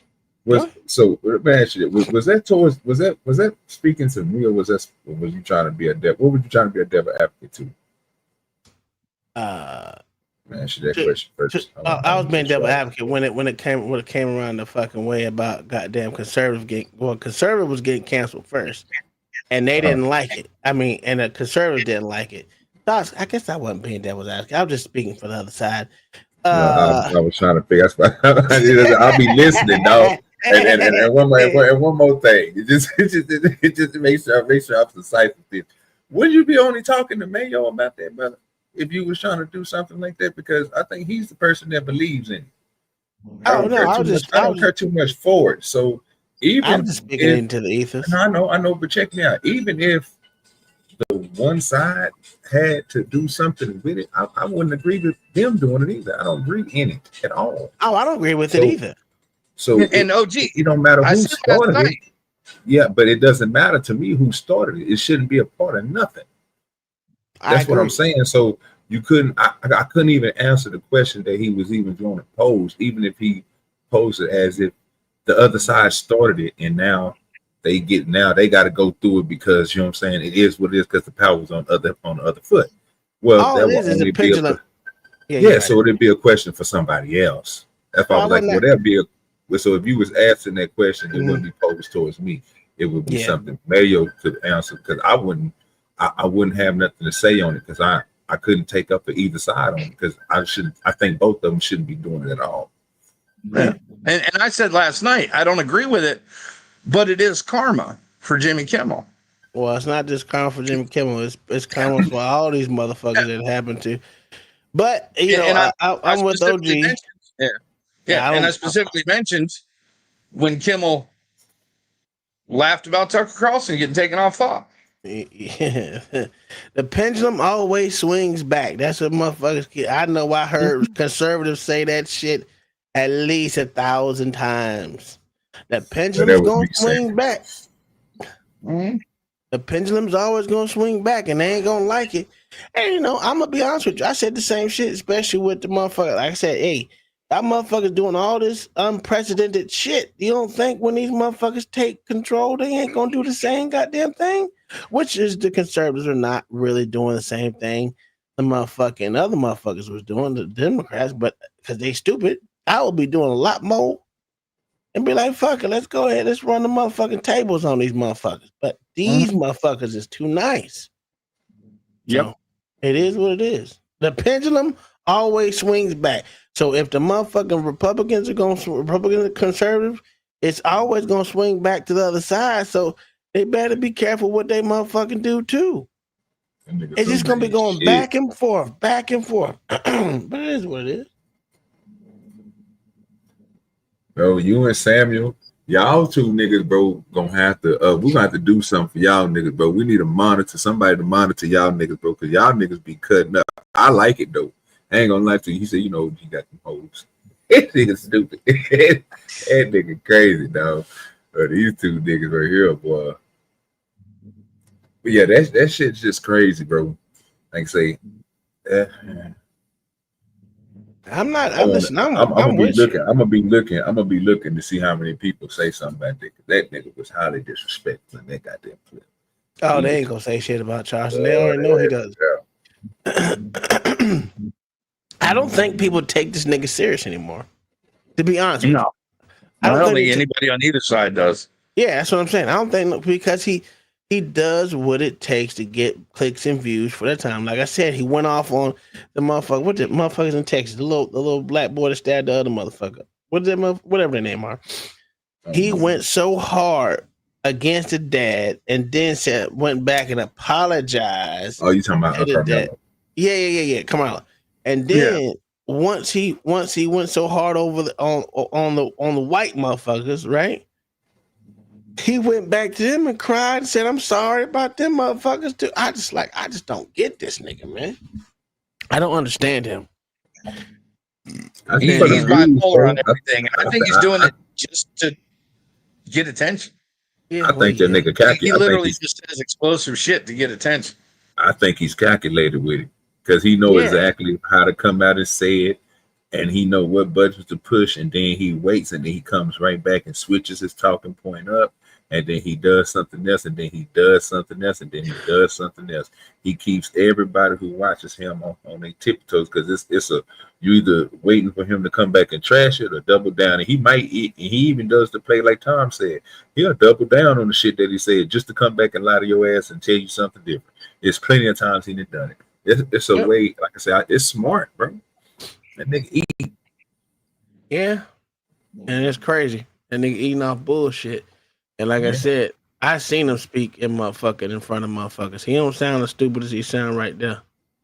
All right, I got one more, man, that I want to talk about. We've been there almost about to be on 4 hours in a minute. So let me go over here and get this last one in. I thought it was great to see today.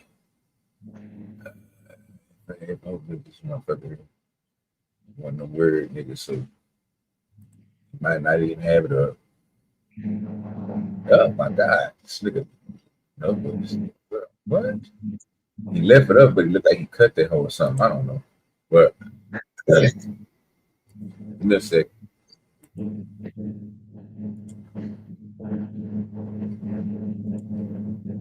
Give me a second. I have it.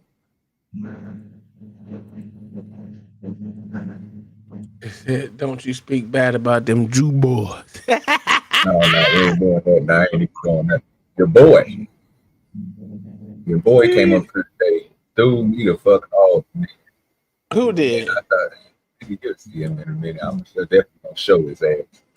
Here we go. I was over there floating in the clouds today, nigga. I was over there looking at that boy CT. Oh, y'all gonna have to this shit here crazy. Y'all got to see. If he wasn't over there today, security boss popped up. Right? And she was over there with them niggas today. Your boy, I think his name is John, come up here. You know, people look at me like shock jock. Or you've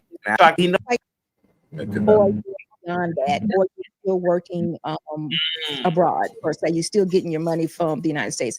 If you haven't put that type of, if that's not in place for you, then you will not. So South Africa, you get up out of here. You gotta bounce. You need to come contribute. If you're not coming to contribute, you can't take away, because there's too many people here that are very well educated, very hardworking. I mean, there's some people in Africa, in South Africa, that get up at 3 o'clock in the morning just so they can make it to work at 8 a.m. So It's not, this is not a lazy man's game, really, because they live in villages that are close by or that are not really close by. And most people here that do that, they use public transportation, which you might have to get on one bus, then catch a taxi, then, you might have to get on the train. I mean, it could take you 3 hours to get to work in the morning. Yikes. But they do that because, that's just what they have to do. So you can't come here looking for a job. You have to be settled or stable in that instance. So it may not be a place for us. I don't know anything about them personally, but it may not be a place for them to come to live. But definitely they need to come visit. And then maybe they can put things in place to say, you know what, if I did this, this, and this, maybe I can, or I could take on a whole new career, become a doctor, become whatever, I don't know, but maybe take on a new career which they can bring here to contribute. But just just working, it's not, you can't do that. That's not going to happen. You can't come here and be successful, in my opinion. I do know that even in business, you have to really calculate your business correctly, because here they're spending rand. In the United States, you spend dollar. That's different. So you can't just think you're going to bring any business here and it be successful, because that's just not the way it works. John, what's up? You seem like you have a lot on your mind about this topic. Go ahead. So you say it would be hard for an African American or a black to come over there to South Africa and find work? To find a job, yes. Yeah, okay. I don't know how much better it would be for them. Because hell, they talk about they have a hard time finding work here. Yeah, so then they wouldn't come. This wouldn't be the place for them. Just to come and find a job, it would not be the place. It's like there's no way they can go there, huh? Pretty much, you know, too much here. United States has a lot.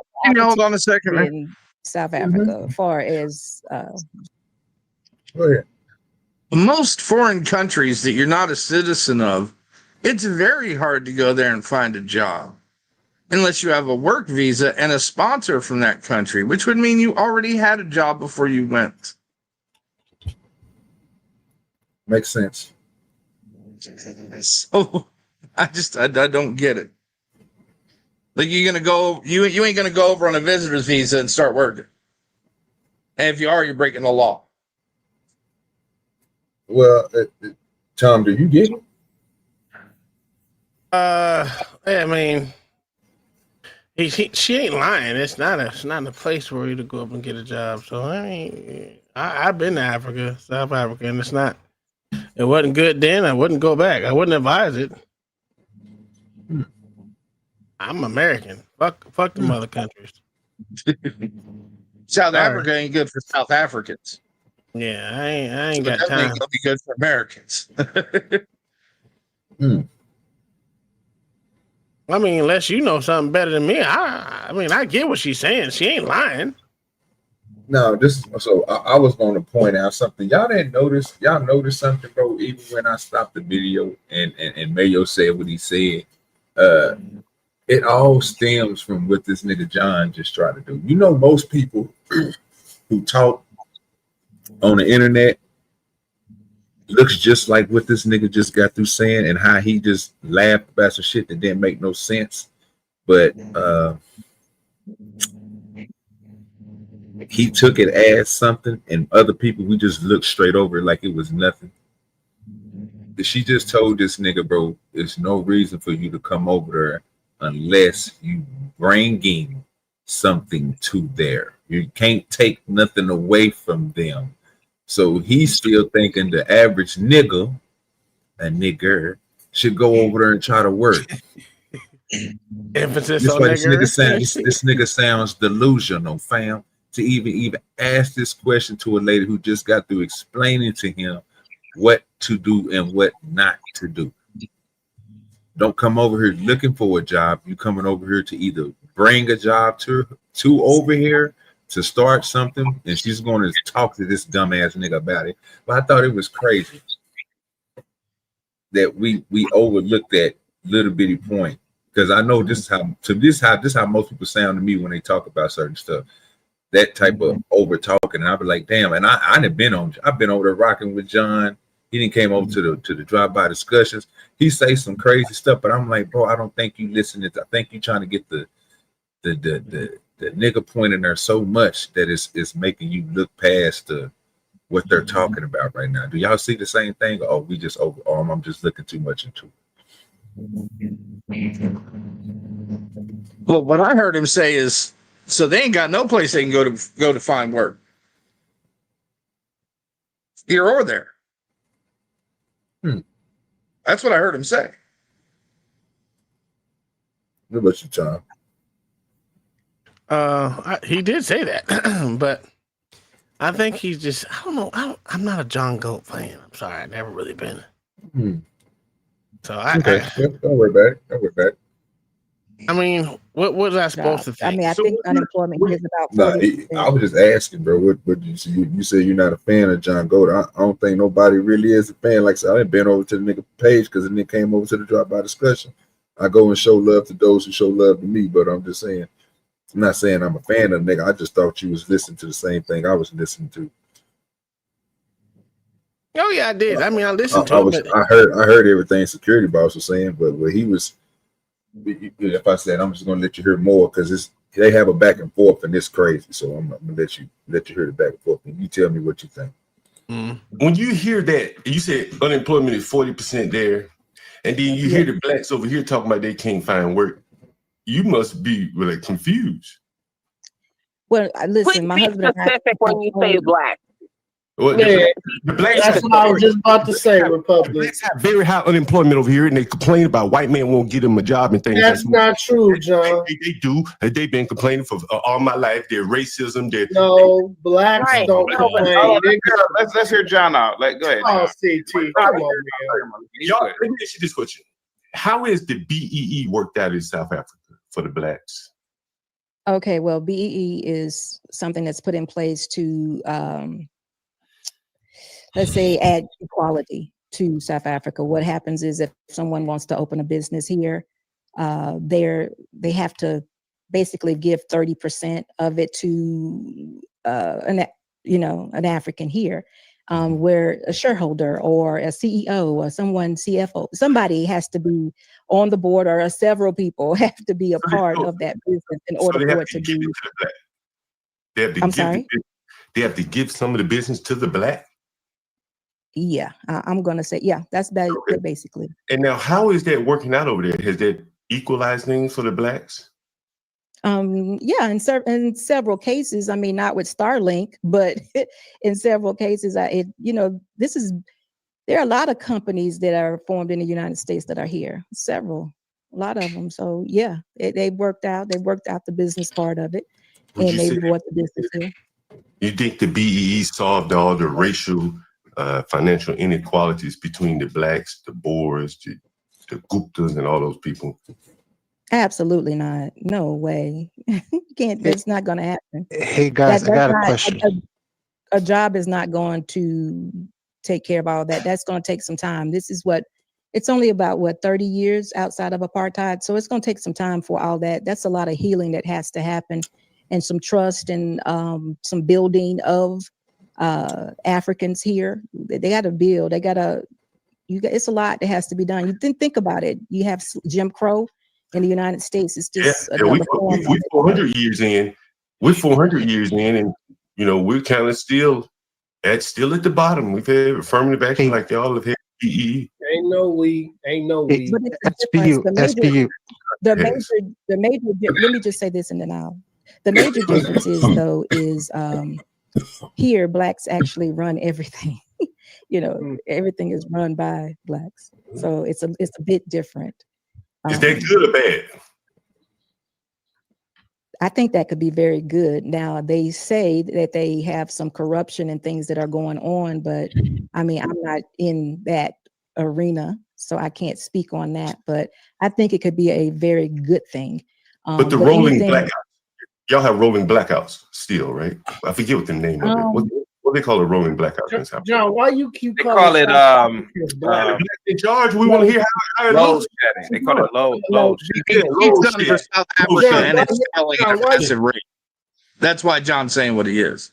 Yeah, because right now South Africa is in a free fall. Mm-hmm. Well, he's trying to get that. I ain't gonna say I gotcha, but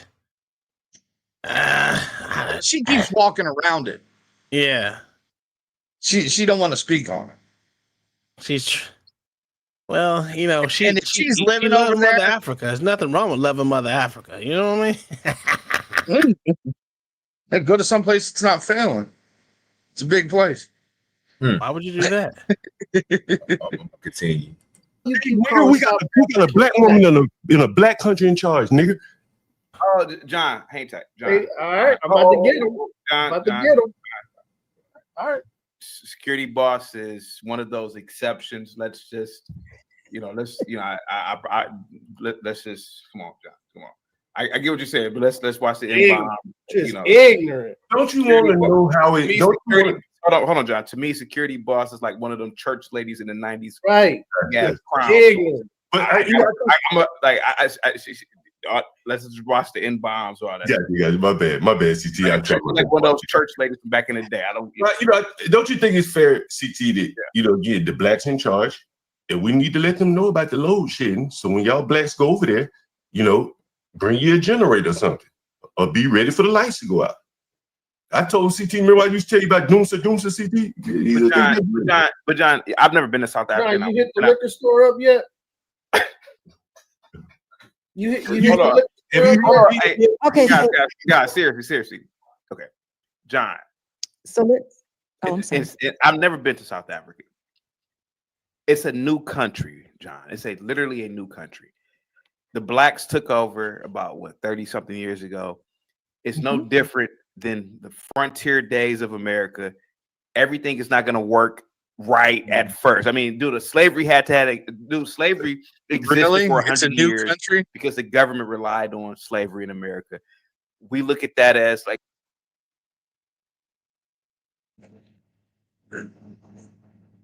everything was working very well, actually, the day the government was turned over. It was not the frontier when they started.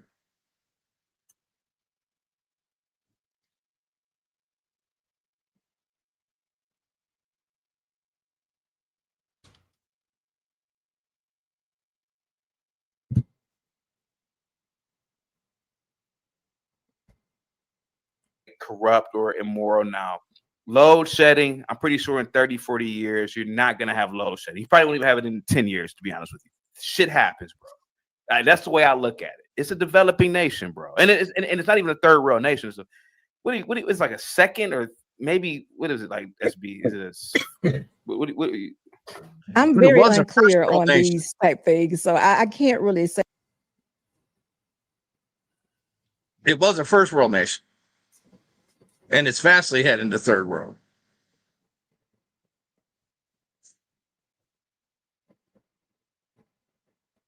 I mean, even CT stunting on this. That's what that nigga do all the time. People don't see it, bro. I mean, he gonna do the same thing. No, and you can tell by that crooked smile on his face too that he knows what he's saying is bullshit. but everybody, I mean, basically, bro, I'm gonna let her explain it because I mean, it's hard to try to explain something when you can just listen to hear what people say.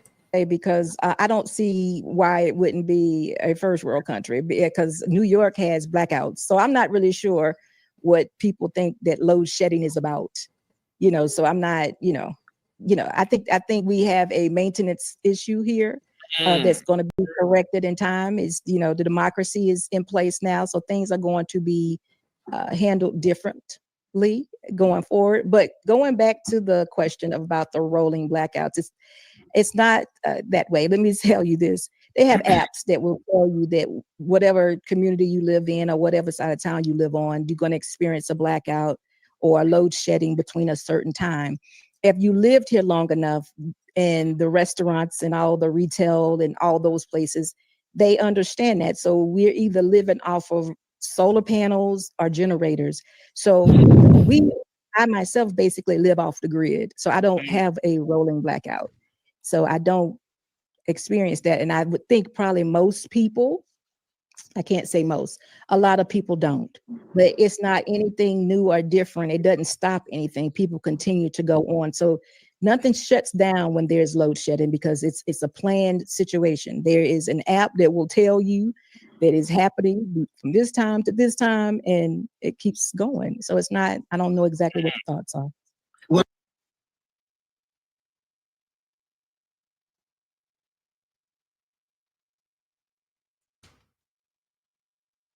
What y'all think about what she just said?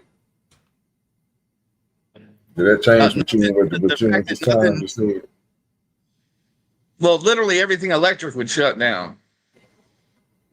And yes, just because there's an app that tells you when it's going to fail, because they literally can't keep enough of it running to operate it, that's not a plus. That's an acceptance of a failure.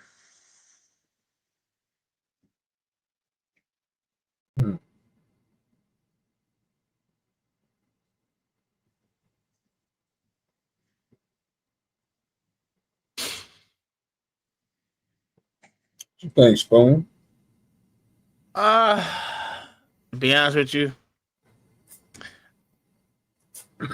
this conversation,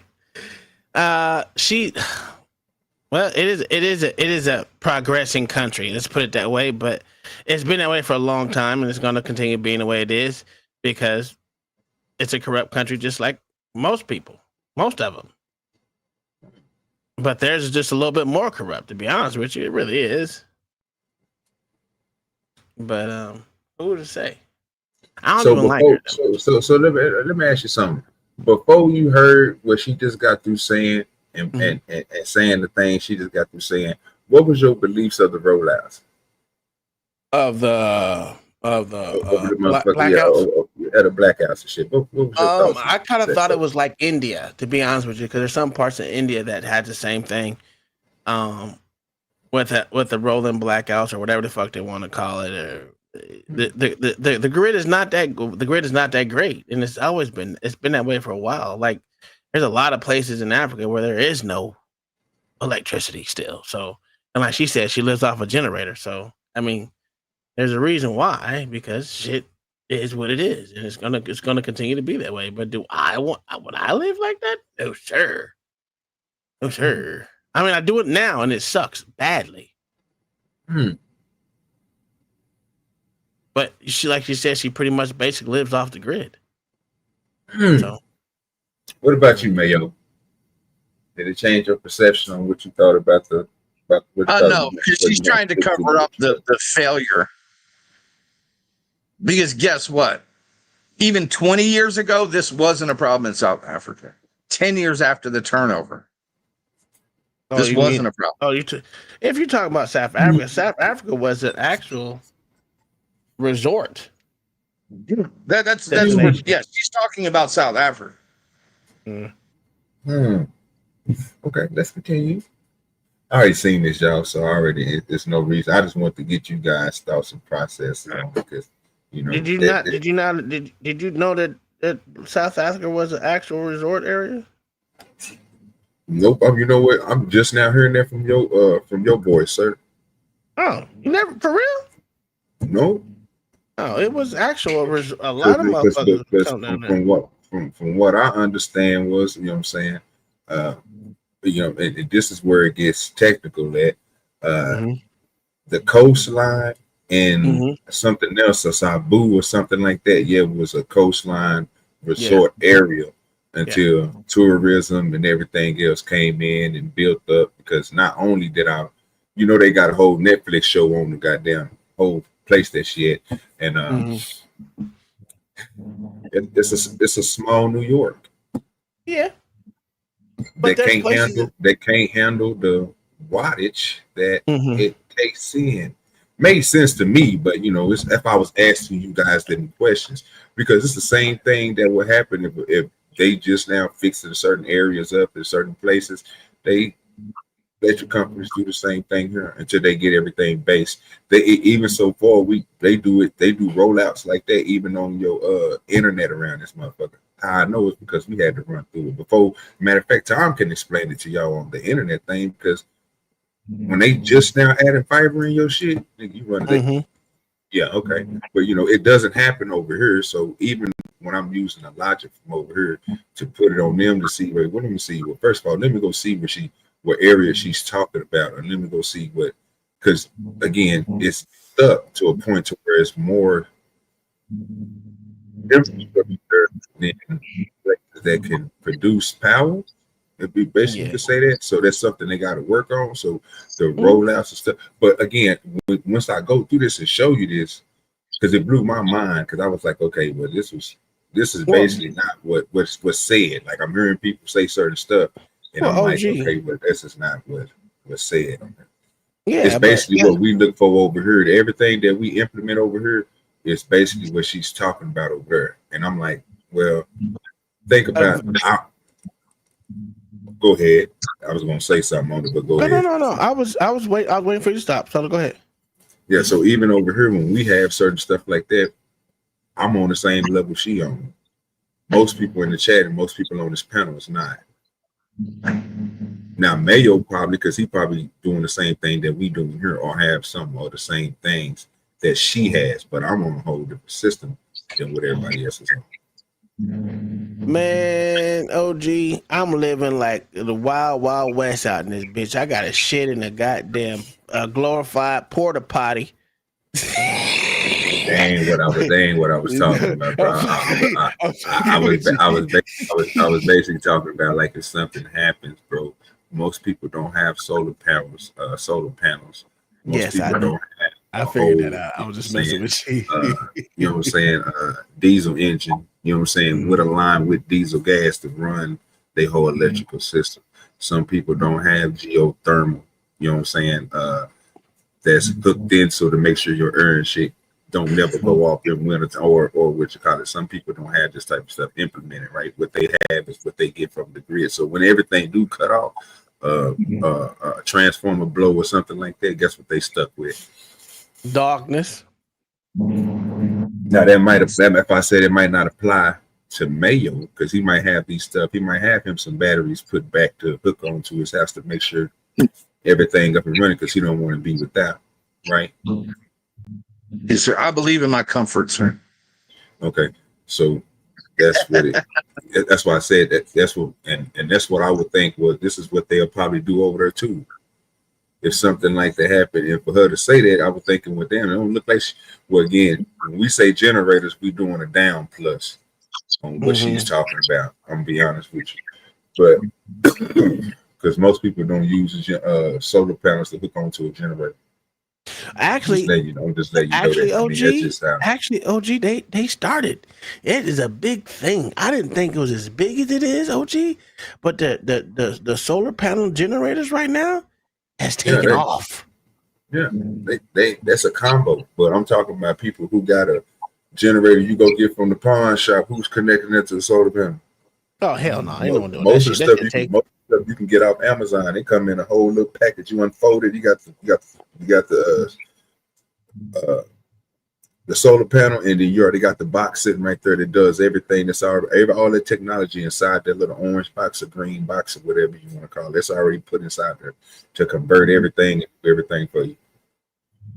Most people, this ain't back in 2010, 2008, where people was just now and people was online telling you, well, this is how you need to do it, and working and with jigga and stuff to make it. No, they got stuff that just plug in out. Whole systems. You can just buy the whole inverters for whatever system you want to push. Even if you're pushing a lot, they can be like, well, you can just sell it back to the electric company. That's how good we got it now over in America. Yeah. Well, what she's saying is eventually it will take off. We don't know. I don't know how long, and she don't know how long. It's she's planning for the long term, because in the short term it's not going to be fixed. Let's be honest. I would say probably the next 10, 15 years it might be fixed, because they got a lot of ground to cover. Right? It's not like someone's going in there fucking changing their whole goddamn what do you call it? The fuck is it called? Not just the grid, but changing their whole goddamn way of life. I would say they ain't no one in there changing everything for them, and no one's changing the grid for them yet. They're just doing what they can to survive, just like in India, where they have everything is. If you ever looked at India's fucking structures, it's insane. It's maddening how bad it is. That's why tens of thousands of people die every day. Small earthquake. Because that mud house is just crumbling. And that's another thing we're gonna get to. That's one of the things I want to show you. But your boy just came up here. So this is two things. I want to show you what your boy was talking about.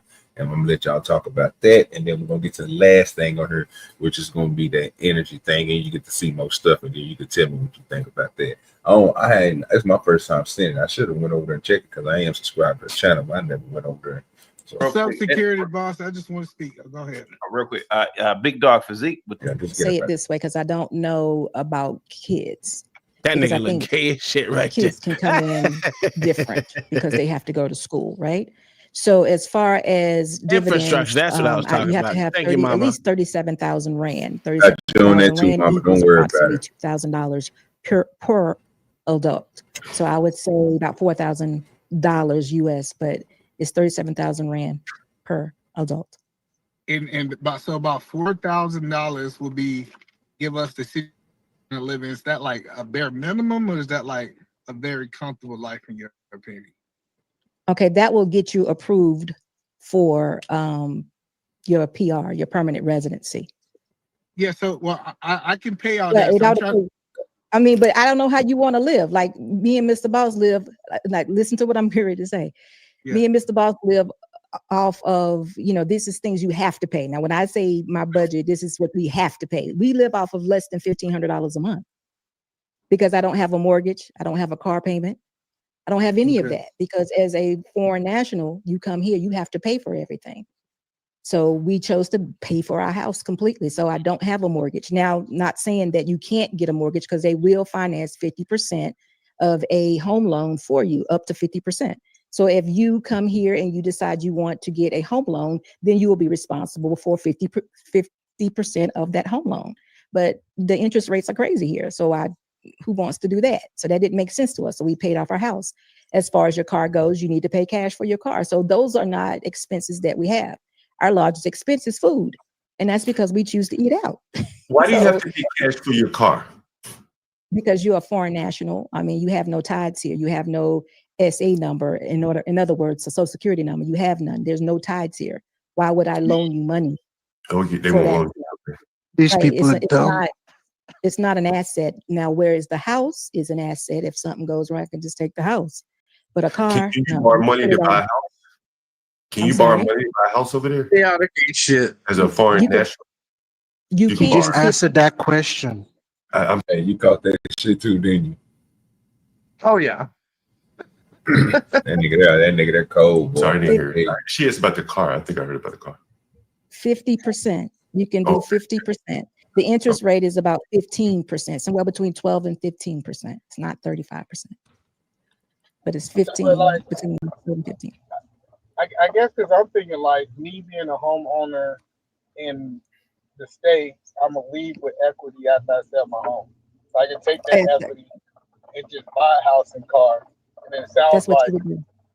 That's what we do. $1,500 to $2,000, give me maybe an extra $1,000, $2,500 a month. As long as I got that coming in, eating for me and the kids, I should be decent.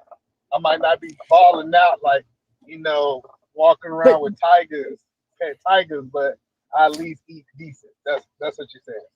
Well, no, that's not it. You would actually be balling out because you have to understand the rand to the dollar ratio. So in other words, like a family of 5, I always get this example because this was my first example that I had here. A family of 5 can eat at a high-end restaurant for $122, 5 courses.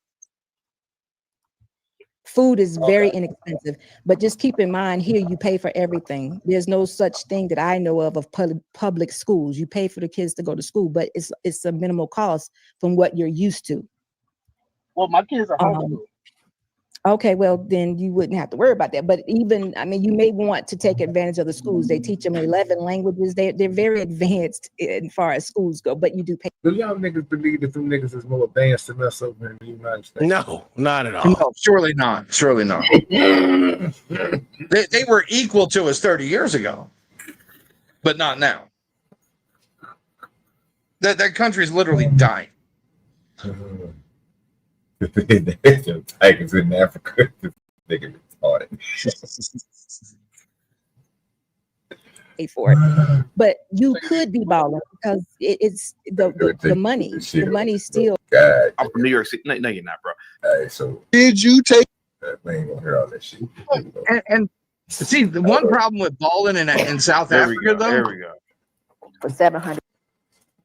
The one problem with balling in South Africa, if you balling in South Africa, you're gonna have to hire private security because somebody's gonna fucking kill you or kidnap you. For the money. All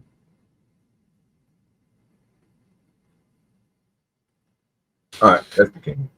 $1,000. It made it very easy for us to come here and buy this home for a little over half of what we sold our house for. Hello, I am Sabu, SBU. Welcome to my home.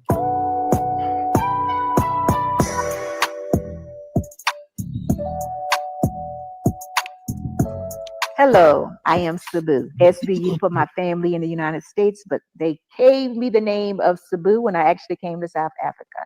Sabu is God's blessings, and I receive all of that That's the goodness. front of So her house. I I am want to Sabu. get to the phone. She pulled up with the car. There, particularly is one of the garages. This house does have everything shuts down.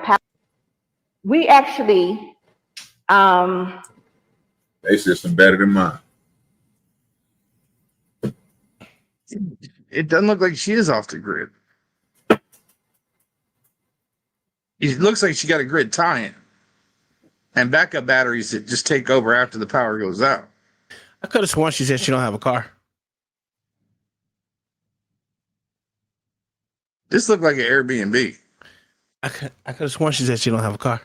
Yeah, she did. I know I'm looking at a car. Yeah.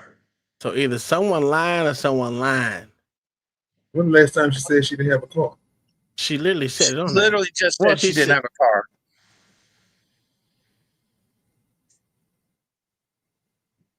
Either that's what she said or I'm deaf. I could have sworn she said she don't have a car.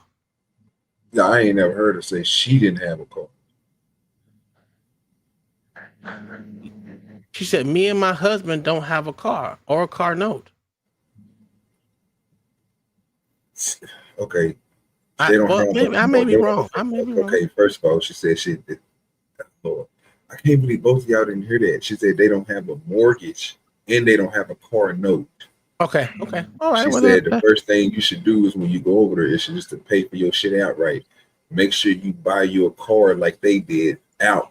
That car is supposed to be, they don't have no payments or nothing on it. So you should just bought it outright. Just like they bought their house outright. So that way they ain't gotta, you know what I mean?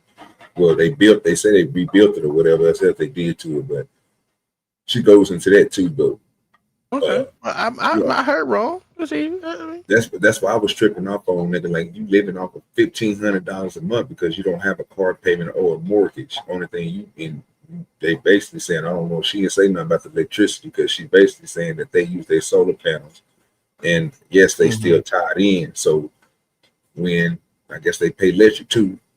So I guess when the electric goes into blackouts, they use their generators. Yeah, the batteries kick in after it stores energy. Like having Generac. Yeah, basically. Except for that, Generac uses gas, but it is what it is. Yeah. Yeah, it's just a grid tie-in battery backup system. Yeah. Basically, what they're using over here, what I just got to explain it earlier, you get that same type of system they got. It's the same system where once you store up your batteries, the extra energy that you regularly produce, you can literally sell it back to the company. Yeah.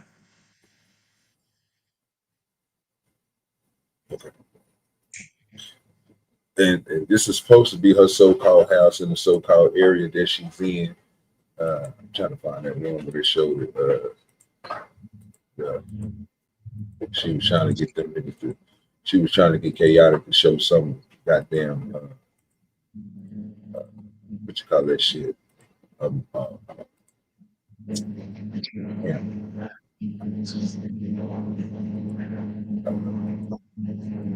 It's supposed to be what's that shit? That. So this is supposed to be where she's supposed to be at. Okay, yeah, I heard of that. Johannesburg. Or somewhere around that area or something like that. I don't know if that's the neighborhood. Don't show her neighborhood exactly. But no, that's the major city. That's the capital of the country. So Johannesburg. Things don't look bad. From what we see, don't look like no mud huts. Like a young thriving city somewhere, don't it? Do it look like it got rats? Yeah, parts of it do. But parts of it look like homeless encampments. Like everywhere, right? So it looks. So my whole thing is why do people make it seem like it's different when this is looking the same as not everywhere in Africa, but South Africa. It looks like a regular city. In some of them places where you can't see it, where that camera's not, where you got that fog on top of boys, some dark color alleys around there, boys, some crazy people. I mean, we all know that's there, but why we don't speak as if that's what it is? Because when I first seen this, I was like, well, the way that they was talking earlier, it made it seem like, and some of the stuff that was said was just like, nigga, it's dirty. They still dirty out there, but they ain't got. They got the dirt roads. I'm looking at some good infrastructure. Then y'all asked about infrastructure. Boy, look at that there. Huh. There's some towns. There's some small towns that we trying to build that ain't even there. Still got a long way to go to get there. I wonder what y'all think about that. Hell. We didn't say that. We didn't say that everything was motherfucking dirt poor. I even said that already. No, 30 years ago, this city was on par with the rest of the Western world.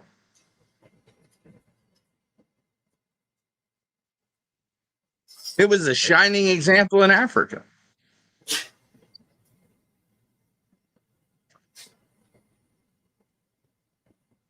Hey, Tom, how big you say your house was last time? Was the one 5,200 square feet.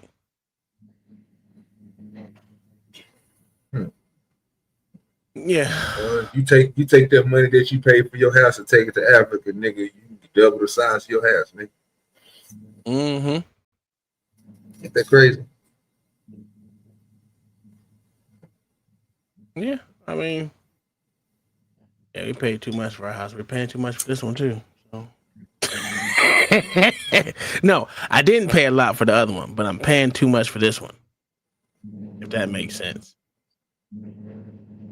Well, you see, if you ain't willing to check out the stream with CT now, man, after she showed her house and everything, most of them niggas jaws and all that other shit did is it sucked up and reverted right back into their mouth because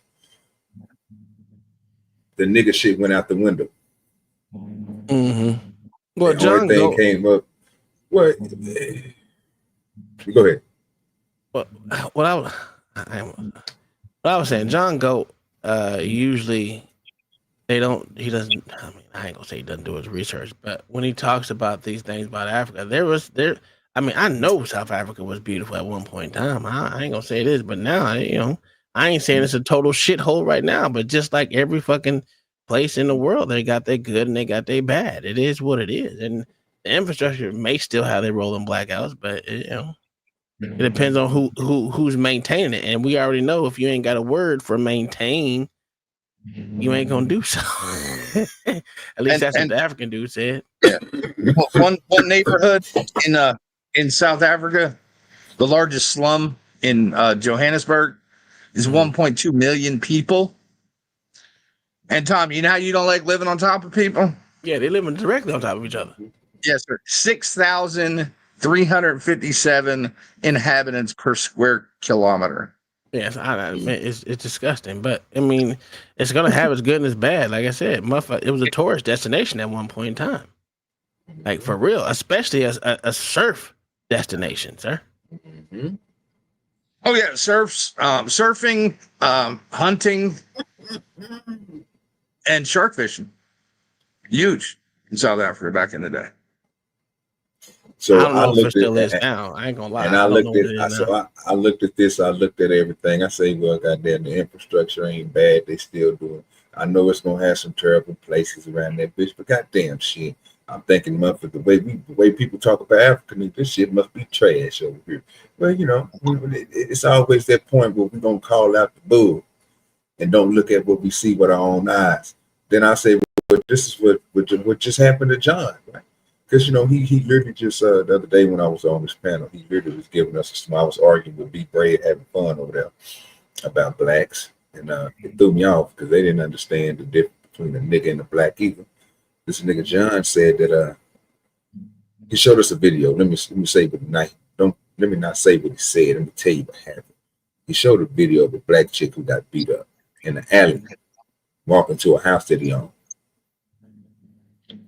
He made all these incredible stories up, and he was saying stuff to me that was crazy. And I was sitting there laughing, and the laughter came over me because some of my brain told me this nigga is crazy, and it's something more to it. Then he pulled up a fine. She said she was a fine white chick, scribble, Russian, right? Then he pulled up this other chick, you know, manly, you know what I'm saying, manly looking, you know what I'm saying, the baby mustache. Come to find out, after speaking all of this great stuff about this Russian chick, and come to find out, we peeled in a little couple of questions. Come to find out, she on drugs. Come to find out, the black chick on drugs. She got socked in the face by the niggas that was in the alley. A 50-year-old, a 35-year-old, and a 20-something-year-old beat her up, so-called in the alley, right? While talking about this nigga showing us the video. Now, my crazy ass noticed something. All these goddamn videos he's showing us, the portraits are the same. Like, or so I was thinking, well, damn, John, is you doing interviews on this porch? Because, you know, I'm from the porch section. This is nice. The porch right here you got. He said, no. And kept on talking. So I said, hey, do all these chicks stay in the same house? You know what happened to me next?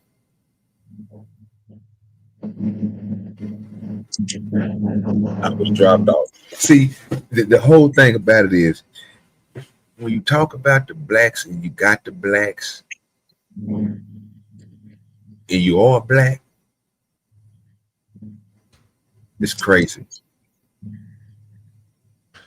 I was told never vote against black. That's what I was told. Where you can't be the person that you call the crab in the burrow and be the crab in the burrow. I told them, they got mad at me because I say, well, damn, John, she keep on getting socked in the eye. She's scared to walk home, fam. Well, you the landlord. And I just realized that you got all the rest of these chicks staying in this one house. What's gonna happen to the Russian chick when they beat her up and take her stripper money? Put a ring camera on the thing. You talking too much. You're not letting me speak and drop. Won't there be something good to start off? Just put the ring camera up there so that way when they beat up on her, you can at least get a ring camera thing to the police so they can arrest her. You ain't shit. Put a ring camera on that, huh? That what you saying? Hey, he saving lives out here, nigga. You ain't, because he was like, I ain't about to go talk to them niggas over there. What they gonna do? I said, I don't want them to put hands on you, John. You be smarter than the nigga that you always talk about. See, you talk about these niggas that you get the ER to, but you won't save the ones that you say need saving. Put a ring camera on her. It's not your fault that the ring camera caught them beating her up. They gonna go to jail. But see, if he go over and say something, then he'll feel like, and it reminded me of that, bro, because I was like, damn, people, what we don't see, bro, we always go for the bad and not looking at for what we see. Just like we were just talking about this place for her. I could tell you that I know it's some crazy places, man, but why would we peel and stick on the places that's terrible? But we can see everything on her looks like a goddamn small Oklahoma City, a Kansas City, a Nebraska. And then you see what's there and how people living. Some of these areas you ain't even gonna be able to go. Some of these areas you're not gonna go to. You didn't do it here in the United States, so what make you think you're gonna go over to the same areas in this country? Just ask. If you won't do it here in America, what makes you think you're gonna liberate yourself to do it somewhere else,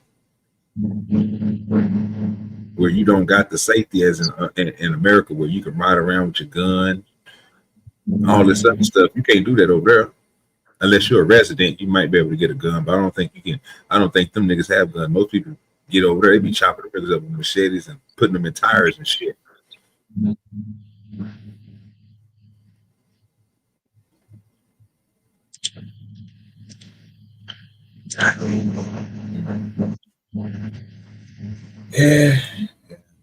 Yeah, well, you know, we got the safety of America. That's why America's the best country in the world. Yeah, I know. That's why I love being there. So I said I'd never go over there, dog. No, me either. I mean, I was forced to be over there, so I can't say I would never do it again. But, they weed, they food, and the weapons they got over there is not suitable for me. That's just the small things. the most important thing to me. The nigga said not suitable. No. I'm not built for. I'm built for hand-to-hand combat with fisticuffs. I'm not built for hand-to-hand combat with machetes. I'm a better useful citizen with a weapon, like a rifle, something like that. That's what America bred me for. We use long range shooting and tactics. My brain is what they gave me. So I'm gonna use that. I'm not that up. I can't take slices to the chest and the arm and all that there. I ain't ready for that. Some people are. With some people I heard that's good with knife. Are you good at knife fighting, Tom? I'm not bad. I'm not terrible, but I'm not the greatest either. I know I throw knives better than I can fight one, to be honest with you. What about you, man? You equipped to take a couple people Sir, out with a machete? I have Kevlar sleeves for a reason, and I wear them when I go out to certain places. They're the best. They're the best side item to have, to be honest with you. Yeah. Because simply, if you're gonna be knife fighting, you getting cut. Period. See, my thing is like with people with machetes. I don't know how machetes. I know how machetes. Well, no, it's not that. I'm just saying like you have to for me to do something with a machete like that. I would think I would have to have years of practice and understand that if I want that up off you, I know what I gotta hit you. Like I don't think a machete is cutting through bone, but I know it'll cut through like the joint area. You know what I'm talking about? So hitting the nigga, you know what I'm saying? Yeah. And with the right swing, it's like a katana. If you can swing it the right way, you going through it. You know what I mean? But I'm not there for the hacking. Like I never been a swordsman. That's the reason why I stopped playing with them, because I was like, man, this ain't. It don't matter how sharp it is. If you ain't on top of your game, swinging it with the right swing, it's going to cut, but it ain't going to do what I want. You know what I'm saying? I hate to say it. I want to decapitate shit. I want you to put your hand up like on the movie where they slice a nigga wrist off and the nigga wrist. You know how small of a point they got to be to hit a nigga wrist? Oh, yeah. And machetes are made for cutting plant material. They're lightweight. They're not meant to cut through solid shit. And they're most people think they are. They're not meant to be weapons. Yeah, and most so people they make think them for they are. weapons. That's why I was like, I couldn't mess with them like that. Now you talking about learning how to do some swords, and it'll be certain ones because you can get through some shit. But then again, you gotta have practice with them up. But that's why I asked you. That's why I was asking y'all, like, are y'all good with knives and shit? Because if you good with a knife, then you can handle. If you good with something like sharp with a knife, and you can handle hand combat, you'll probably be good with a long sword too. I ain't gonna say you be the greatest swordsman ever, but you would be better than the average person picking up a sword trying to swing it. They gonna fuck themselves up before they fuck somebody else up. Oh yeah, machete is a great weapon. You know what I'm saying? So that's why I don't fuck with this shit. I done seen people cut themselves, nigga. Like, oh no, don't mess with that. Oh, yeah, that's what I like about my zombie tool sword, man. That thing got weight behind it. So you get that thing swinging, you're gonna do some damage.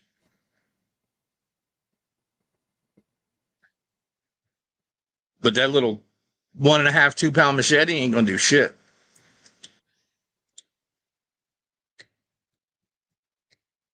I seen the machete cut off some fingers. I thought that was lucky too. I'm gonna be honest with you. Was it up against something hard? No, it was supposed to have been like in the air type shit. Like it was an accident, but like I say, it was that I didn't think that was something that a nigga practiced. I thought it was an accident. Like that day, everything aligned up, nigga. Like yo. I mean, were the fingers free in the air when they were cut off? Yeah, or was he like holding something and trying to cut it? No, he got cut by somebody else. They were swinging it, and his hand came in the direction. And I told him, and it slid straight through both of his fingers, and it's like it just slid off, but it wasn't like it hit it was destined. Because like I said, that motherfucker wasn't going through them bones. Yeah, it wasn't going through the bones. I don't care what you talking about. I don't think nobody's strong enough to.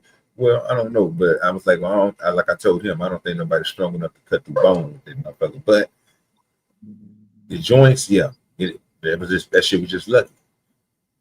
Sometimes that shit happen. I mean,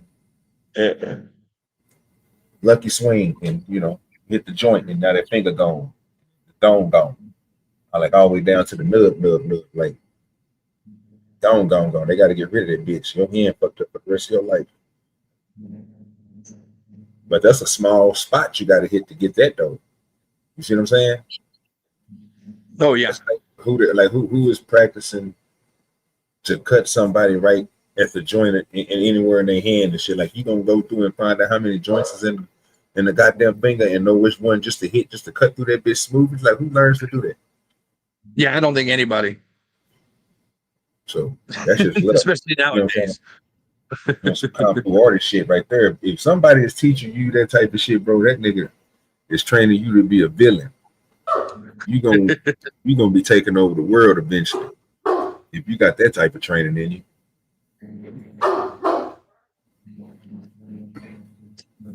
Yeah, Tom, you got anything, brother, before we go ahead and get almost 12, dog? Hell no. I ain't got shit.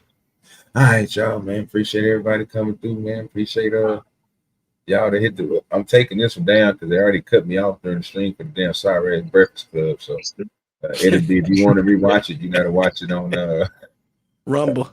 Yeah, you gotta. No, I got X up. Yeah, I ain't got a chance to put the Rumble up.